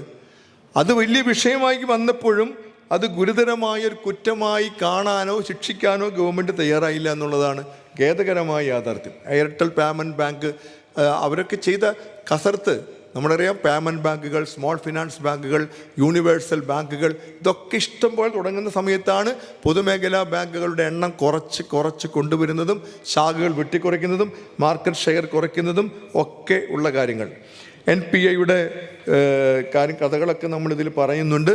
നമുക്കറിയാം ഇപ്പോൾ ഇൻസോൾവൻസി ആൻഡ് ബാങ്ക്രപ്സി കോഡ്, അതിൽ നമ്മളിപ്പോൾ ഇതിൽ കൊടുത്തിട്ടുണ്ട് ഒരു കണക്ക്.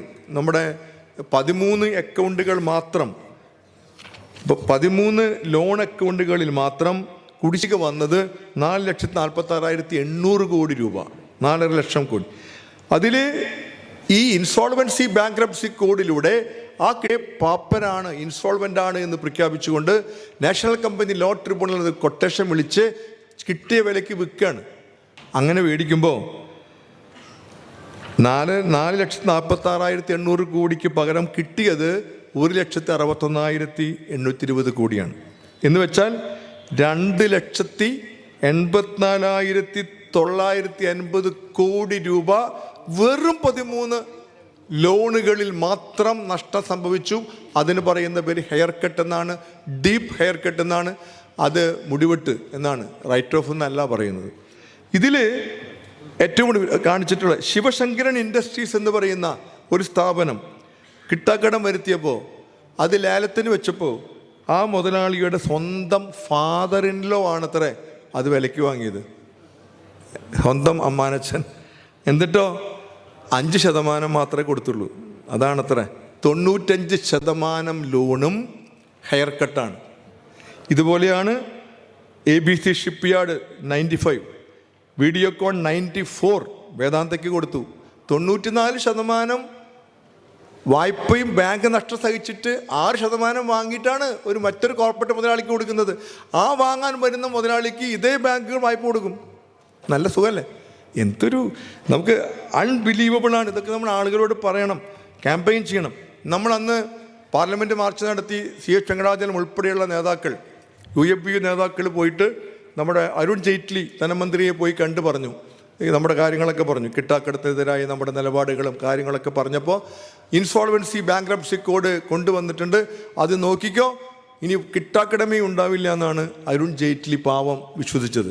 അദ്ദേഹം വളരെ പറഞ്ഞു, നിങ്ങൾ എപ്പോഴും ഇങ്ങനെ വിമർശിക്കുന്നു, നിങ്ങൾ നോക്കിക്കോ, ഏതൊരു മുതലാളിയാണ് അയാളുടെ സ്ഥാപനം പാപ്പറായി പ്രഖ്യാപിക്കുന്നത് ഇഷ്ടപ്പെടുക, എല്ലാവരും ഓടി വന്ന് അടയ്ക്കും എന്നാണ് പറഞ്ഞത്. അപ്പോൾ നമ്മൾ അതിൽ ആശങ്ക പ്രകടിപ്പിച്ചിരുന്നു. പക്ഷേ അരുൺ ജെയ്റ്റ്ലി അത് വിശ്വസിച്ചില്ല. പക്ഷെ അനുഭവം അതായി. എന്താണ്? പണ്ട് ബ്രിട്ടീഷുകാരുടെ കാലത്ത് ഡൽഹിയിൽ കണ്ടമാനം കോബ്ര പാമ്പുകൾ, വിഷപ്പാമ്പുകൾ, ഇത് വലിയ പരാതിയായപ്പോൾ വൈസ്രോയി തീരുമാനിച്ചു, കോബ്രേനെ കൊന്ന് അതിൻ്റെ തൊലി, വിഷപ്പാമ്പിൻ്റെ തൊലി കൊണ്ടുവന്നാൽ, കൊന്നിട്ടല്ലേ എടുക്കാൻ പറ്റുള്ളൂ, തൊലി കൊണ്ടുവന്നാൽ വലിയൊരു തുക ഇനാമ് കൊടുക്കും. വളരെ സക്സസ്ഫുള്ളായി. ആളുകൾ അങ്ങോട്ട് പാമ്പിനെ ഓടിച്ചിട്ട് പിടിച്ച് കൊന്ന് തൊലി കൊണ്ടുവരും, നല്ല കാശ് കിട്ടും, നല്ല കച്ചവടം. മാസങ്ങൾ കഴിഞ്ഞു, നാട്ടിൽ ഒറ്റ കോബ്രേനും കാണാനില്ല. പക്ഷെ നിരന്തരമായി തൊലി വരുന്നുണ്ട്. ഇതെന്ത് സംഭവം?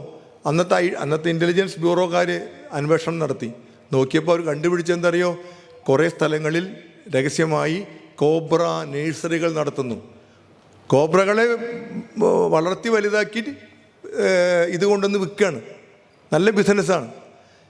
അപ്പോൾ ഒരു പ്രശ്നം പരിഹരിക്കാൻ കൊണ്ടുവന്ന പരിഹാരം തന്നെ ആ പ്രശ്നത്തെ വർദ്ധിപ്പിക്കുന്നു എന്നാണ് അതിൻ്റെ അനുഭവം.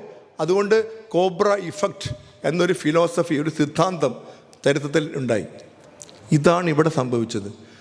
ഇൻസോൾവൻസി ബാങ്ക്രപ്സി കോഡിലൂടെ ഈ പരിപാടി നടത്തിയപ്പോൾ ഇത് നല്ല സംഗതി എളുപ്പമാണല്ലോ. ഭൂഷൺ സ്റ്റീൽ വലിയ മുതലാളിയാണ്, അയാൾക്ക് ഒട്ടേറെ കമ്പനികളുണ്ട്.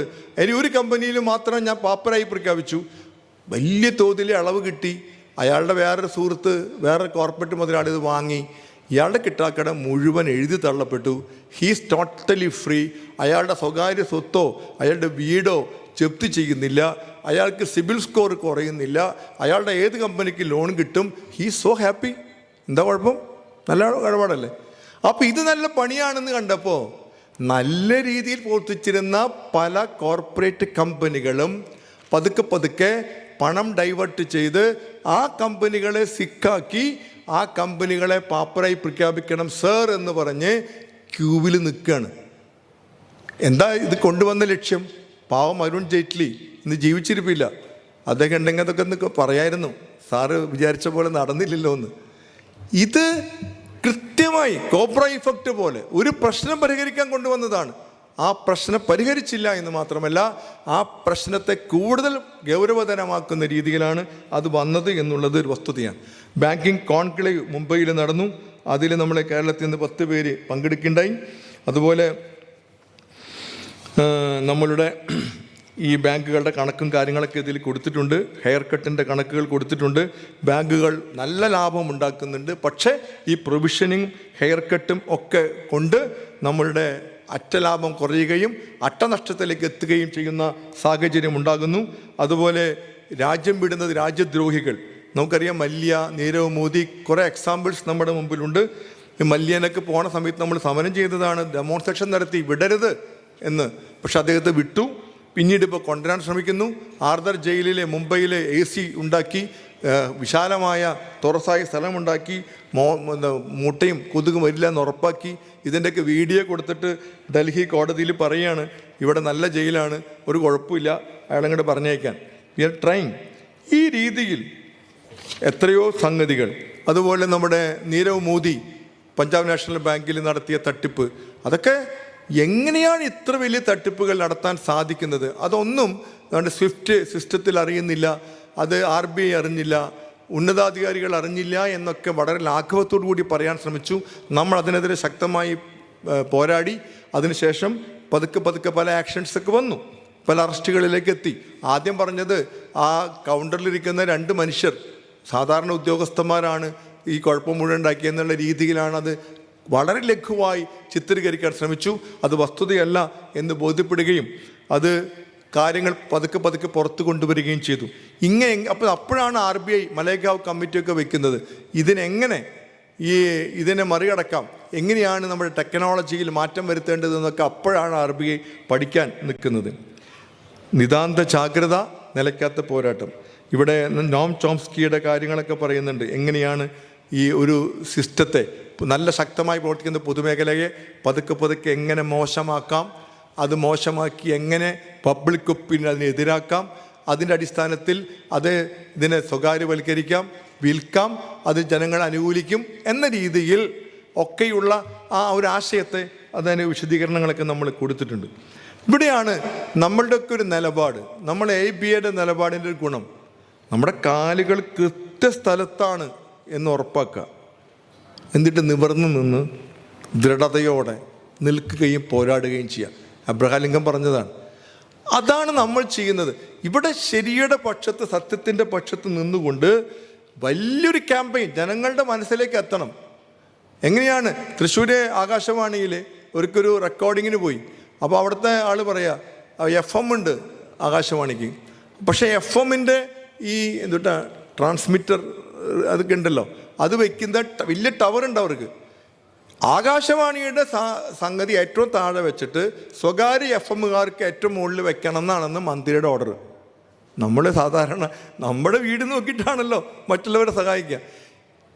അതാണ് അത് കാണിക്കുന്നത്. അതിനൊരു സമീപനത്തിൻ്റെ കാര്യമാണ് ഞാൻ പറയുന്നത്.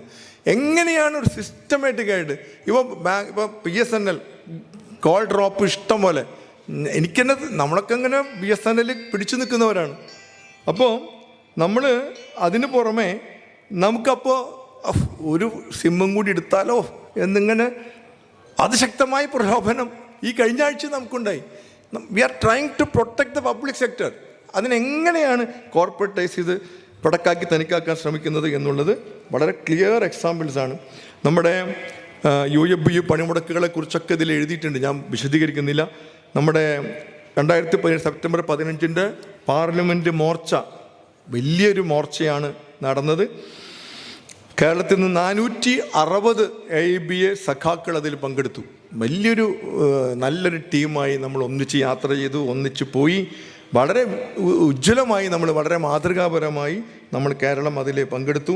പാർലമെൻറ്റ് ധർണ, ഡൽഹി ചലോ, അഖിലേന്ത്യാ പണിമുടക്കുകൾ, അതുപോലെ 2019 2 ദിവസത്തെ പണിമുടക്ക്, 2010 ആഗസ്റ്റ് 2 പ്രതിഷേധ ദിനം, ഒക്ടോബർ 22 പണിമുടക്ക്, BPCL വിൽപ്പനയ്ക്കെതിരെ ക്യാമ്പയിൻ, CC ബിഫു ദേശീയ സെമിനാർ. അതിൽ കേരളത്തിലെ സഖാക്കൾ പങ്കെടുത്തു.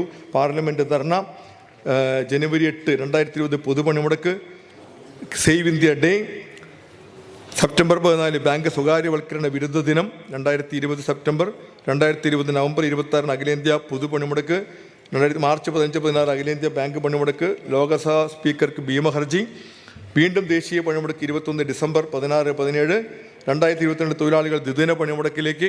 ഇനിയിപ്പോൾ ഇത് ലേറ്റസ്റ്റാണ്.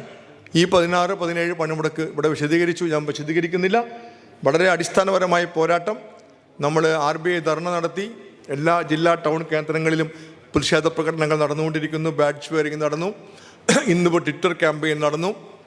13-ന് വീണ്ടും നമ്മുടെ പ്രതിഷേധ പ്രകടനങ്ങൾ, 15-ന് തിരുവനന്തപുരത്ത് പത്രസമ്മേളനം, 16 അതിന് റാലികൾ, 16-17 പണിമുടക്കൊക്കെ ഗംഭീരമായി വിജയമാക്കുകയും എല്ലാവരും ഇൻവോൾവ് ചെയ്യിക്കണം. 2022 എല്ലാ ട്രേഡ് യൂണിയനുകളും സംയുക്തമായി വിപുലമായി കൺവെൻഷൻ ചേർന്നുകൊണ്ട് ഒട്ടേറെ ഡിമാൻഡുകൾ നമ്മുടെ രാജ്യത്തെ ബാധിക്കുന്ന ഈ പൊതുമേഖല സ്വകാര്യവൽക്കരണം, ലേബർ കോഡുകൾ റദ്ദ് ചെയ്യുക തുടങ്ങിയ വിഷയങ്ങളെല്ലാം ഉന്നയിച്ചുകൊണ്ടുള്ള പ്രക്ഷോഭം, അത് ഫെബ്രുവരി മാസത്തിൽ 2 ദിവസത്തെ പണിമുടക്ക് അടക്കം പ്ലാൻ ചെയ്യുന്നുണ്ട്. അതിലൊക്കെ AIBA മുന്നണി പോരാളികളായി എന്നും അണിനിരന്നു. അത് ഭരിക്കുന്ന രാഷ്ട്രീയ കക്ഷി ആരെന്ന് നോക്കാതെ, കോൺഗ്രസ് ആവട്ടെ, കമ്മ്യൂണിസ്റ്റ് ആകട്ടെ, അല്ലെങ്കിൽ ഏത് പാർട്ടിയാണെങ്കിലും ശരി തെറ്റെന്ന് പറയുന്ന ആർച്ചവമാണ് നമ്മൾ കാണിച്ചിട്ടുള്ളത്. അല്ലാതെ മോദിയാണ് എന്നതുകൊണ്ട് വെറുതെ അങ്ങോട്ട് എതിർക്കുകയല്ല. എതിർക്കുന്നതിന് അതിൻ്റെതായ ശരിയുണ്ട്. ശരിയായ കാര്യങ്ങളിൽ നല്ലതെന്ന് പറയാനും തെറ്റെന്ന് പറയാനുമുള്ള ആർച്ചവം ജവഹർലാൽ നെഹ്റുവിൻ്റെ കാലം തൊട്ട് നമ്മൾ കാണിച്ചിട്ടുണ്ട്. അതിപ്പോഴും നമ്മൾ കാണിക്കും, യാതൊരു സംശയവും അതിലില്ല. അതുപോലെ 11ാം ഉഭയകക്ഷി കരാർ, അതിൽ ഞാൻ ദീർഘിപ്പിക്കുന്നില്ല. നമ്മുടെ സെറ്റിൽമെൻറ്റ് ബുക്ക് ഈ നമ്മുടെ റിപ്പോർട്ടിനൊപ്പം നൽകിയിട്ടുണ്ട്. അതിൽ വളരെ ദുഷ്കരമായൊരു കാലഘട്ടത്തിലാണ് ഈ സെറ്റിൽമെൻറ്റ് ഉണ്ടാകുന്നത്. IBA കുറേ ഡിമാൻഡ് ഇങ്ങോട്ട് വയ്ക്കുന്നു. പെർഫോമൻസ് ലിങ്ക്ഡ് വേജ് തൊട്ട് പലതരത്തിലുള്ള 50 വയസ്സ് കഴിഞ്ഞാൽ പിരിച്ചുവിടാനുള്ള അധികാരം മുതൽ എന്തൊക്കെയോ ഡിമാൻഡുകൾ അവർ വെച്ചു.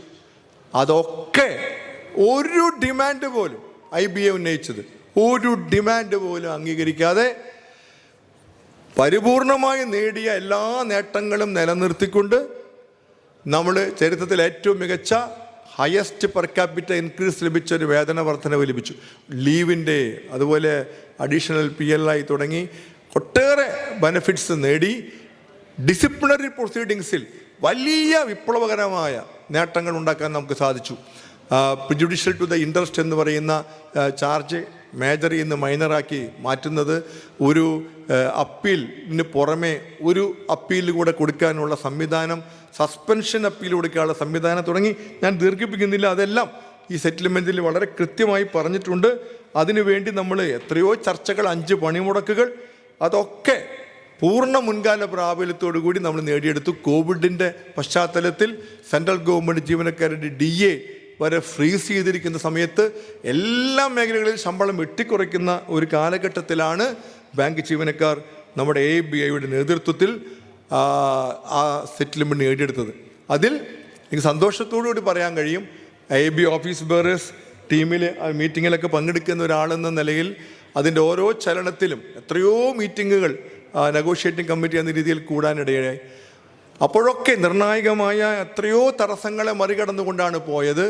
അതിൽ വളരെയേറെ അനുഭവ സമ്പത്തും ഇതുവരെ കുറേ കാലങ്ങളായി ഇതിൽ ഇടപെട്ട് നയിച്ചതിൻ്റെ എല്ലാം വെച്ചുകൊണ്ട് നമ്മുടെ AIBA ജനറൽ സെക്രട്ടറി CH വെങ്കടാചലവും പ്രസിഡന്റ് രാജൻ നഗറുമാണ് അതിൻ്റെ കുന്തമുനയായിട്ട് നിന്നത്.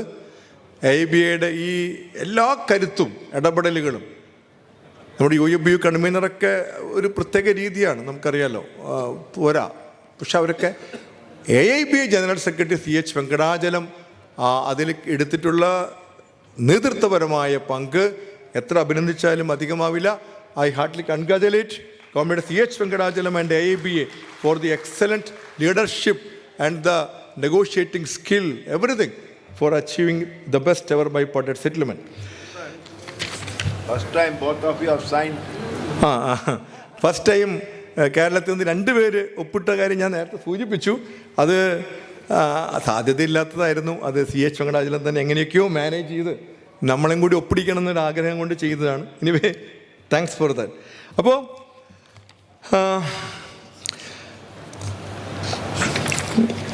പ്ലാറ്റിനം ജൂബിലി നിറവിൽ AIBയെ ഞാൻ ദീർഘിപ്പിക്കുന്നില്ല. 75 വർഷം ചെറിയ കാലയളവല്ല.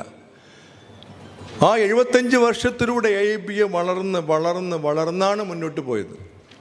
പല സെറ്റ് ബാക്കുകൾ ഉണ്ടാകാൻ ശ്രമിക്കും, പക്ഷേ അതിനൊക്കെ മറികടന്നു പോകും. നിരന്തരമായ ആക്രമണങ്ങൾ നമ്മൾ അതിജീവിച്ചുകൊണ്ടാണ് മുന്നോട്ട് പോയത്. ഒന്നും ഈസി ആയിരുന്നില്ല. നമ്മുടെ ആൾക്കാർ പലപ്പോഴും വിചാരിക്കും ട്രാൻസ്ഫർ നടക്കുന്നു, 3 മാസം കൂടുമ്പോൾ DA കൂടുന്നു, കുറ്റപത്രം ചാർജ് ഷീറ്റ് പലത് വലിയ പ്രശ്നങ്ങളൊക്കെ ഉണ്ടായാൽ അതൊക്കെ ഒതുക്കി തീർക്കുന്നു. ഇതൊക്കെ ഇങ്ങനെ ഈസി ആയിട്ട് നടക്കുകയെന്ന് വിചാരം. അങ്ങനെ ഈസി ആയിട്ട് ഒന്നും നടക്കുന്നില്ല. No management will give anything extra. നമ്മുടെ ഇടപെടൽ കൊണ്ട് മാത്രമാണ് ഒരു റിക്രൂട്ട്മെൻറ്റ് നടക്കുന്നത്. പെർമനൻ്റ് എംപ്ലോയീസ് എങ്ങനെ ഇല്ലാണ്ടാക്കാമെന്നാണ് അവർ ചിന്ത. അവിടെ ഒരു സ്ഥിരം നിയമനം നടത്താൻ വേണ്ടി നടത്തുന്ന എഫർട്ട് എന്ന് പറയുന്നത് വളരെ വലുതാണ്. ഒരു സബ് സ്റ്റാഫ് പ്രൊമോഷൻ, ഒരു സ്വീപ്പർ റിക്രൂട്ട്മെൻറ്റ്, അല്ലെങ്കിൽ എല്ലാ കാര്യങ്ങളും അതിശക്തമായ ഇടപെടലുകൾ കൊണ്ട് മാത്രം സാധ്യമാകുന്നതാണ് എന്ന് നമുക്കെല്ലാവർക്കും അറിയാം. ബാങ്കിങ് സേവനം മൗലികാവകാശമാക്കണം എന്ന് AIB കൊച്ചി സമ്മേളനത്തിൽ നമ്മൾ തീരുമാനിച്ചു. 64 തിരുവനന്തപുരം AIB സമ്മേളനത്തിൽ ബാങ്കുകൾ ദക്ഷസാൽക്കരിക്കണം.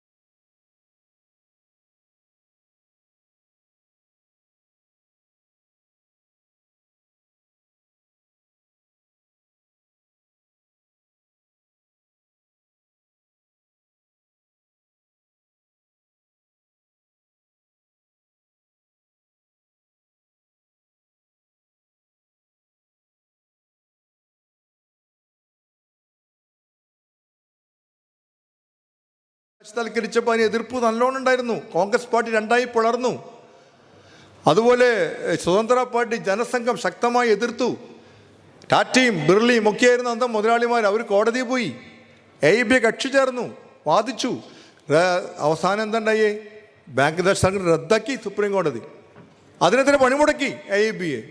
വലിയ പ്രക്ഷോഭം തുടങ്ങിയപ്പോൾ വീണ്ടും കോമ്പൻസേഷൻ കൂട്ടിക്കൊടുത്തുകൊണ്ട് ഇന്ദിരാഗാന്ധി കാരണം ഉടമകൾക്ക് കൊടുത്ത നഷ്ടപരിഹാരം കുറവായിരുന്നു. അതുകൊണ്ടാണ് ദേശസാൽക്കരണം റദ്ദാക്കിയത്. അതുകൊണ്ട് അത് മോശമായതുകൊണ്ടല്ല, അത് കൂട്ടിക്കൊടുത്തുകൊണ്ട് 70-ൽ ദേശസാൽക്കരിച്ചതൊക്കെ ചരിത്രമാണ്. ഇതിൻ്റെയൊക്കെ പുറകിൽ പ്രവർത്തിച്ച ശക്തിയേത്? AIBയെ. നമുക്ക് ഉഭയകക്ഷി കരാർ സംവിധാനം നേടിയെടുത്തതാര്? AIBയെ. ഇതൊക്കെ നമുക്ക് അവകാശപ്പെട്ട സംഘടനകളാണ്. ഈ ബാങ്ക് ദേശസാൽക്കരണ സുവർണ ജൂബിലി നമ്മൾ കേരളത്തിലെ അതിമഹത്തായ രീതിയിൽ നമ്മൾ ആഘോഷിക്കാൻ നമുക്ക് സാധിച്ചു. നമ്മൾ അന്ന് തിരുവനന്തപുരത്ത് വലിയൊരു സെമിനാറും കാര്യങ്ങളും നടത്തി.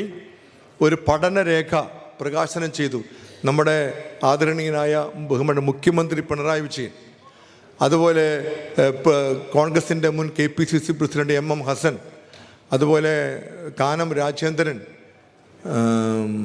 രാധാകൃഷ്ണ മേനോൻ തുടങ്ങിയ വിവിധ, ഇൻക്ലൂഡിങ് BJP, വിവിധ രാഷ്ട്രീയ പ്രസ്ഥാനങ്ങളുടെ നേതാക്കളെയൊക്കെ ഒരു വേദിയിൽ കൊണ്ടുവന്ന് ഈ ബാങ്ക് ദേശസാൽക്കരണത്തിൻ്റെ സുവർണ ജൂബിലി ആഘോഷിക്കുമ്പോൾ ഈ ജനകീയ പൊതുമേഖലാ ബാങ്കിങ്ങിൻ്റെ പ്രസക്തി, അതിൻ്റെ സ്വകാര്യവൽക്കരണം എത്രത്തോളം ജനവിരുദ്ധമാണ് എന്ന് തെളിയിക്കുന്ന രീതിയിലുള്ള അർത്ഥവത്തായ ഒരു നല്ലൊരു സെമിനാർ നടത്തുകയും മുഖ്യമന്ത്രി അവിടെ വലിയൊരു പ്രസംഗം നടത്തി. ആ പ്രസംഗം ലൈവ് ടെലികാസ്റ്റ് കുറേ സമയം കൈരളി എല്ലാ ചാനലുകളും പ്രകടിപ്പിക്കുകയും ചെയ്തു. നമ്മുടെ പഠനരേഖ എല്ലാ നേതാക്കളും നിവർന്ന് നിന്ന് ഒന്നിച്ചു നിന്ന് പ്രകാശനം ചെയ്യുന്നതൊക്കെ വലിയ ഒരു അനുഭവമായിരുന്നു. നമ്മുടെ എക്സ്റ്റൻഡഡ് ജനറൽ കൗൺസിൽ യോഗം അവിടെ അതിനുശേഷം ചേർന്നു, കുറേ തീരുമാനങ്ങളെടുത്തു. ആ ബാങ്ക് ദേശ 52ാം വാർഷികത്തോടനുബന്ധിച്ച് വെബിനാർ ഞാൻ നേരത്തെ സൂചിപ്പിച്ചു. 31 ദിവസം വലിയ തോതിലുള്ള ഒരു വെബിനാറാണ് AIB സംഘടിപ്പിച്ചത്. അത് ഗംഭീരമായി നടന്നു. അതിൻ്റെ മലയാളത്തിലൊരു നട്ട്ഷെല്ലിൽ ഒരു പുസ്തകം നമ്മൾ ഇറക്കിയിട്ടുണ്ട്. അത് തയ്യാറാക്കിയത് നമ്മുടെ കൊല്ലം വനിതാ കൗൺസിൽ കൺവീനറായിട്ടുള്ള നമ്മുടെ യുവ സഖാവ് S. പിങ്കി. അവർ സ്വയം ഇനീഷ്യേറ്റീവ് എടുത്തുകൊണ്ട് ഈ വെബിനാറൊക്കെ എഴുതിയെടുത്ത് മലയാളത്തിലാക്കി അതിനെ തയ്യാറാക്കി. നമ്മുടെ TSBIയുടെ നേതാവ് തൃശ്ശൂരിൽ TG പ്രദീപൊക്കെ അതിന് സഹായിച്ചു. നമ്മുടെ ലേബർ ലൈഫ് എഡിറ്റർ കൂടിയായ S. രാമകൃഷ്ണൻ അത് കമ്പൈൽ ചെയ്ത് അത് നമ്മൾ നാളെ ഇവിടെ പ്രകാശനം ചെയ്യും. എല്ലാ പുതിയ നിരീക്ഷക സഹകൾക്ക് ആ പുസ്തകം നൽകുന്നതായിരിക്കും. അപ്പോൾ അത് അവർ ചെയ്ത ആ പിങ്കിയെയും അവരുടെ ആ സ്പിരിറ്റിനെയും ഒക്കെ ഹാർദമായി അഭിനന്ദിക്കാൻ ഈ അവസരം ഉപയോഗിക്കുന്നു. കഴിഞ്ഞ സമ്മേളനം ജൂലൈ 2017 പാലക്കാട് അതിഗംഭീരമായി നടന്നു. നമുക്കറിയാം, അത് ഞാൻ ദീർഘിപ്പിക്കുന്നില്ല, അതെല്ലാ കാര്യങ്ങളും ഇതിൽ പറഞ്ഞിട്ടുണ്ട്. അതിനുശേഷം നമ്മൾ കമ്മിറ്റി കൂടി നമ്മുടെ എല്ലാ നേതാക്കൾക്കും വിവിധ ചുമതലകൾ വീതിച്ചു കൊടുത്തു. ജില്ലാ കമ്മിറ്റികൾക്കും ബാങ്ക് വൈസ് യൂണിയനുകൾക്കൊക്കെ ചാർജുകളൊക്കെ കൊടുത്തു. ഓരോ സബ് കമ്മിറ്റികൾ ഉണ്ടാക്കി, സെല്ലുകൾ ഉണ്ടാക്കി. ആ സെല്ലുകളുടെ അടിസ്ഥാനത്തിൽ വലിയ പദ്ധതികൾ ഉണ്ടാക്കി കുറേ പ്രവർത്തിക്കാൻ നമ്മൾ ആത്മാർത്ഥമായി ശ്രമിച്ചിട്ടുണ്ട്. IBPS AIB കോച്ചിങ് ക്ലാസ് നമ്മുടെ രാംപ്രകാശിൻ്റെ നേതൃത്വത്തിൽ പാലക്കാട് ജില്ലാ കമ്മിറ്റി നിരന്തരമായി IBPS കോച്ചിങ് ക്ലാസ്സുകൾ നടത്തിയതും ഒക്കെ വലിയ അഭിനന്ദനാർഹമായൊരു വർക്കാണ്. പല ജില്ലകളിൽ പല ഘട്ടത്തിൽ നടത്തിയിട്ടുണ്ട്. പക്ഷേ തുടർച്ചയായി ചെയ്യാൻ അവർക്ക് സാധിച്ചു. അവിടെ ജോലി പഠിച്ചിറങ്ങിയ ആളുകൾ ഒരു 150ഓളം സഖാക്കൾ ബാങ്കുകളിലും മറ്റ് മേഖലയിലുമായി ജോലി ലഭിച്ച് വരുന്നതും കഴിഞ്ഞ സമ്മേളനത്തിൽ നമ്മൾ അവരെ ആദരിച്ചതൊക്കെ നമ്മൾ മറന്നിട്ടില്ല. അവരെ പ്രത്യേകം അഭിനന്ദിക്കുന്നു. നമ്മുടെ ബിൽഡിംഗ് സബ് കമ്മിറ്റി നമ്മൾ ഉണ്ടാക്കിയിരുന്നു. നമ്മുടെ ട്രഷറർ ജയപ്രകാശ് കൺവീനറായിക്കൊണ്ട് അതിൻ്റെ അടിസ്ഥാനത്തിലാണ് നമ്മൾ AKBFൻ്റെ ആസ്ഥാന മന്ദിരം നവീകരിച്ചത്. അതെല്ലാം വളരെ മനോഹരമായ പ്രവർത്തനങ്ങളാണ് നമ്മൾ നടത്താൻ നമുക്ക് സാധിച്ചു. അതിൻ്റെ ഉദ്ഘാടനം 2019 ഫെബ്രുവരിയിൽ AIB general secretary CH Venkatachalam നിർവഹിക്കുകയും ചെയ്തു. ഇപ്പം നമ്മുടെ ആസ്ഥാന മന്ദിരത്തിൽ നമ്മുടെ ഓഫീസും ഒരു ഗസ്റ്റ് റൂം, അതുപോലെ തന്നെ AIB hall, EVG memorial library hall, അതുപോലെ ഏറ്റവും മുകളിൽ AIB പ്ലാറ്റിനം ജൂബിലിയോടെ ജൂബിലി ഹാൾ ഒക്കെ നമ്മൾ മനോഹരമായി ഉണ്ടാക്കുകയും അവിടെ ഒട്ടേറെ നമ്മുടെ യൂണിയനുകളുടെ പ്രവർത്തനങ്ങൾ നടത്താൻ അവസരമൊരുങ്ങുകയും ചെയ്തു എന്നുള്ളത് അഭിമാനകരമായ, നമുക്ക് അഭിമാനിക്കാവുന്നൊരു വസ്തുതയാണ്. അതുപോലെ AKBF കേന്ദ്ര കമ്മിറ്റി അംഗങ്ങൾക്ക് വേണ്ടി നേതൃത്വ പരിശീലന ക്യാമ്പ് കൊല്ലത്ത് നടത്തി. പ്രൈവറ്റ് ബാങ്ക് യൂണിയൻ സെൽ സംസ്ഥാന കൺവെൻഷൻ നടത്തി. സവിശേഷമായ സ്വകാര്യ ബാങ്കുകളിലെ പ്രശ്നങ്ങൾ ചർച്ച ചെയ്തു. പയ്യന്നൂരിലെ AKBF ടൗൺ കമ്മിറ്റിക്ക് സ്വന്തം ആസ്ഥാന മന്ദിരം ഉണ്ടായി. അത് സാധാരണ ടൗൺ കമ്മിറ്റികൾക്കൊക്കെ അത് ഉണ്ടാവുക എന്ന് പറയുന്നത് വളരെ അപൂർവമായ സൗഭാഗ്യമാണ്. പയ്യന്നൂരിലെ നമ്മുടെ പഴയകാല സഖാക്കൾ, പ്രേമചന്ദ്രനും ഒക്കെയുള്ള സഖാക്കളൊക്കെ കൂടെ ആദ്യകാലത്ത് അവർ സ്വരൂപിച്ച പണം കൊണ്ട് അവർ വാങ്ങിയ ഒരു സ്ഥലം അവിടെ കെട്ടിടം പണിയാൻ തീരുമാനിക്കുകയും അതിൻ്റെ അവസാന ഘട്ടത്തിൽ കുറേ പൈസ നമ്മളും അവർക്ക് സഹായിക്കാൻ തയ്യാറായി. AKBFൻ്റെ സഹായത്തോടു കൂടി അവസാനിപ്പിച്ചു, പൂർത്തീകരിച്ചു. നല്ലൊരു സ്വന്തം ആസ്ഥാന മന്ദിരം പയ്യന്നൂർ ടൗൺ കമ്മിറ്റിക്ക് ലഭിച്ചു. AIB ജനറൽ സെക്രട്ടറിയൊക്കെ വന്നാണ് ഉദ്ഘാടനം ചെയ്തത്. അതുപോലെ നമ്മുടെ വിവിധ ജില്ലാ കമ്മിറ്റികൾ, മിക്കവാറും ജില്ലാ കമ്മിറ്റികൾ സ്വന്തമായ ആസ്ഥാന മന്ദിരങ്ങളുണ്ട്. പലതും നവീകരിക്കുന്നു ഈ കാലഘട്ടത്തിൽ. നമ്മുടെ കൊല്ലം, ഇടുക്കി ജില്ലാ കമ്മിറ്റി ഓഫീസുകളും നവീകരിക്കാൻ, അതുപോലെ നേരത്തെ കണ്ണൂരിലെ ഒക്കെ നമ്മൾ സഹായിച്ചിട്ടുണ്ട്. ലേബർ ലൈഫ് അറിവായുധമാണ്. ആ കാലത്ത് ലേബർ ലൈഫിൻ്റെ പ്രസക്തി വളരെ വലുതാണ്. നമുക്ക് ലേബർ ലൈഫ് നമുക്ക് അഭിമാനമുണ്ട്. എല്ലാ മാസവും കൃത്യമായി മുടങ്ങാതെ അതിൻ്റെ നല്ല ഉൾക്കനങ്ങൾ ഉൾപ്പെടുത്തിക്കൊണ്ട് നമ്മുടെ എല്ലാ സംഘടനാ പരിപാടികളും അതോടൊപ്പമുള്ള വളരെ ആശയദാർഢ്യം പകരുന്ന ലേഖനങ്ങളുമൊക്കെയായിട്ട് നന്നായി നടക്കുന്നുണ്ട്. അതിൻ്റെ ആ ടീമിനെ അഭിനന്ദിക്കണം. അതിൻ്റെ എഡിറ്റർ രാമകൃഷ്ണനാണ്. ആ ലേബർ ലൈഫ് ഭംഗിയായിട്ട് ഇറക്കാൻ സഹായിക്കുന്നത് വലിയ അഭിമാനകരമായ കാര്യമാണ്.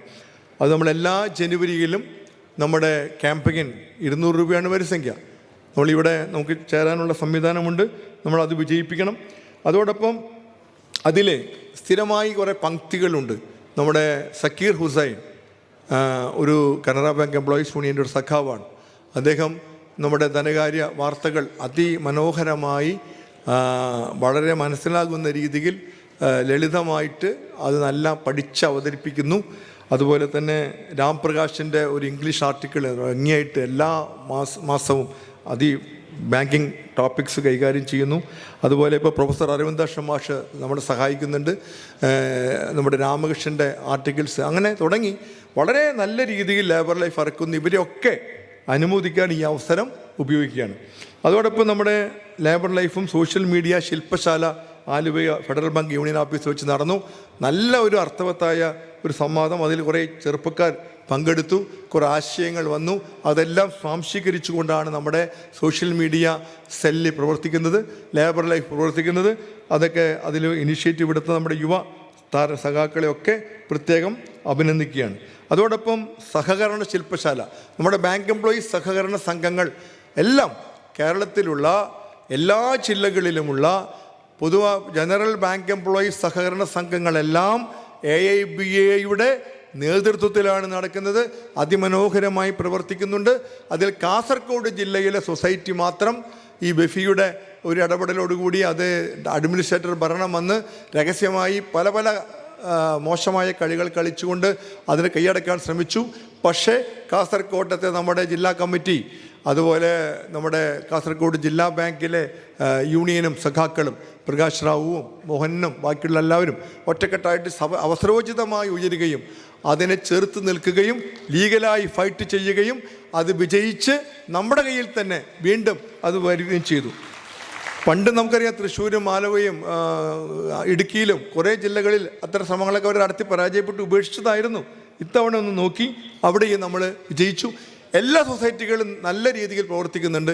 വായ്പകൾ കുറവാണ് എന്നുള്ള പ്രശ്നങ്ങളൊക്കെ ഉണ്ടെങ്കിൽ പോലും നമ്മളെല്ലാ സൊസൈറ്റികളും നല്ല കൃത്യമായും വ്യക്തമായും നന്നായും പ്രവർത്തിക്കുന്നു എന്നുള്ളതും, പല സൊസൈറ്റികൾ നവീകരിച്ച ഒരു സാഹചര്യമുണ്ട്.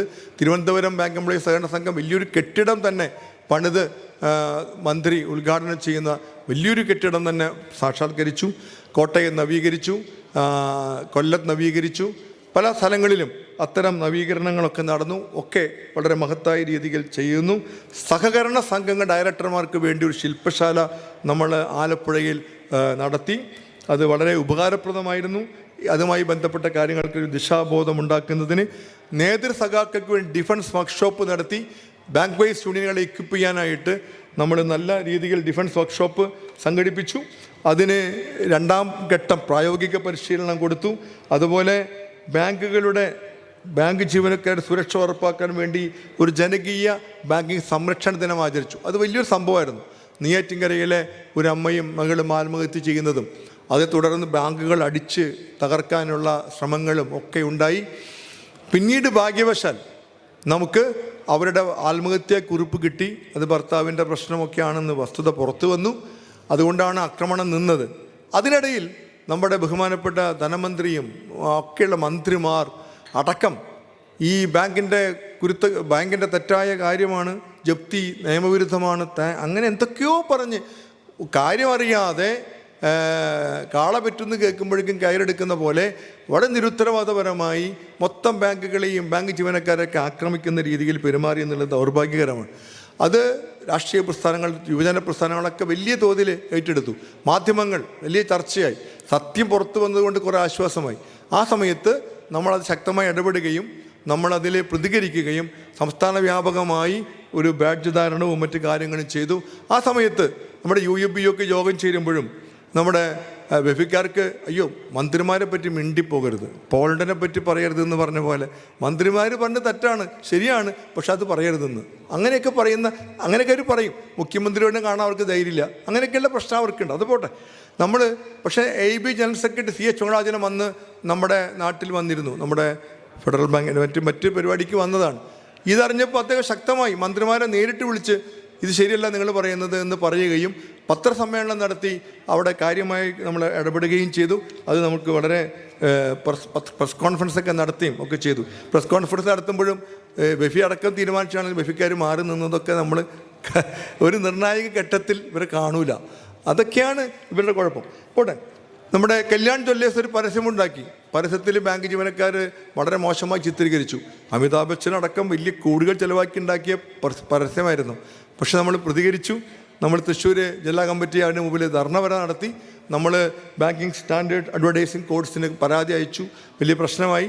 അവസാനം ആ പരസ്യം തന്നെ പിൻവലിക്കാൻ നിർബന്ധിതമായി. പക്ഷെ അതൊരു ചെറിയ കാര്യമാണ്. പക്ഷെ നമ്മളതിൽ ഇടപെട്ടു, അത് വിജയിച്ചു എന്നുള്ളതാണ്. CCB ധർണ, എക്സ് സർവീസ്മെൻ ജീവനക്കാരുടെ ഒരു ദേശീയ കൺവെൻഷൻ ആഗ്രഹയിൽ നടന്നു. അതിനുമുമ്പ് നമ്മൾ കൂടിയിരുന്നു. നമ്മുടെ നല്ല ഒരു ടീം ശക്തമായിട്ട് നമ്മുടെ 12 സഖാക്കൾ അതിൽ പങ്കെടുക്കുകയും എക്സ് സർവീസ്മെൻ ജീവനക്കാരുടെ പ്രശ്നങ്ങൾ വളരെ ഗൗരവതരമായി അവിടെ അവതരിപ്പിക്കുകയും ഒക്കെ ചെയ്തു. ട്രേഡ് യൂണിയൻ ക്ലാസുകൾ തിരുവനന്തപുരത്ത് നടന്നു. തൃശ്ശൂരിലെ ഓൺലൈനിലൂടെ എല്ലാ വിശദീകരണ യോഗങ്ങൾ ഒട്ടേറെ നടന്നു. ബൈപ്പാർട്ടൈറ്റ് സെറ്റിൽമെൻറ്റിൻ്റെ പല ഘട്ടത്തിലും നമ്മൾ ഗൂഗിൾ മീറ്റുകൾ, ഈ കോവിഡ് കാലത്ത് ഫിസിക്കൽ മീറ്റിംഗ് സാധ്യമല്ലാതെ വന്നപ്പോൾ ഒട്ടേറെ ഓൺലൈൻ യോഗങ്ങൾ നടത്തുകയും വിശദീകരിക്കാൻ സാധിച്ചു. പിന്നെ മഹത്തായി നടന്ന 1-2 കാര്യങ്ങൾ. മുംബൈയിൽ നടന്ന യുവ സമ്മേളനം, അതൊരു മനോഹരമായ അനുഭവമായിരുന്നു. കേരളത്തിൽ നിന്ന് 58 യുവാക്കളാണ് അതിൽ പങ്കെടുത്തത്. നമ്മളെല്ലാം ഒന്നിച്ച്, നമ്മൾ നേതാക്കളും ഒക്കെ ഒന്നിച്ച് യാത്ര ചെയ്യുകയും ആ ട്രെയിനിൽ വെച്ച് തന്നെ നമ്മൾ ചർച്ചകൾ നടത്തി, ആശയ രൂപീകരണം നടത്തുന്നു. അതുപോലെ ഒരു ആശയം രൂപീകരിച്ചുകൊണ്ട് നമ്മുടെ ചെറുപ്പക്കാർ ഒരു നാടകം അവിടെ പ്ലാൻ ചെയ്യുന്നു. വലിയ തോതിലുള്ള ഒരു ഒരു ഒരു ഒരു സിങ്ക് അവിടെ ഉണ്ടായി. അതിനെ തുടർന്ന് നമ്മൾ അവിടുത്തെ അതിനു മുമ്പ് ഹൈദരാബാദ് യുവ സമ്മേളനത്തിൽ നമ്മൾ അതുപോലെ തന്നെ ചെയ്തു. അതേപോലെ തന്നെ ഇത്തവണയും മുംബൈയിലും നമ്മളെ ചെറുപ്പക്കാർ അതിമനോഹരമായി അത് കൈകാര്യം ചെയ്തു. നമ്മളവിടെ നിറഞ്ഞു നിന്നു. വളരെ അഭിമാനകരമായിട്ട് തന്നെ നമ്മൾ പ്രസക്തമായൊരു തെരുവ് നാടകം ഉൾപ്പെടെ നമ്മുടെ യുവ സഖാക്കൾ അവിടെ ഭംഗിയായിട്ട് കാര്യങ്ങൾ വസ്തുനിഷ്ഠമായി നമ്മളെല്ലാവരും ചർച്ച ചെയ്ത് ക്രോഡീകരിച്ച ആശയങ്ങൾ അവിടെ ഭംഗിയായി അവതരിപ്പിച്ചു. ഇപ്പോൾ തന്നെ നമ്മൾ പറഞ്ഞു, ഇത്തവണ റിപ്പോർട്ടുമ്പോൾ ചർച്ച നടത്തുമ്പോൾ ഉച്ചകക്ഷി ചർച്ച നടക്കുമ്പോൾ ഓരോ യൂണിയനുകളും ജില്ലാ കമ്മിറ്റികളും ആശയ രൂപീകരണം നടത്തി ഒരാളെ ചുമതലപ്പെടുത്തി അവരിവിടെ വന്ന് പ്രസൻറ്റ് ചെയ്യുമ്പോൾ എന്തെങ്കിലും പറയല്ല, കൃത്യമായി പറയേണ്ടതെല്ലാം അടുക്കും ചുറ്റോടും കൂടി പറയാൻ സാധിക്കും.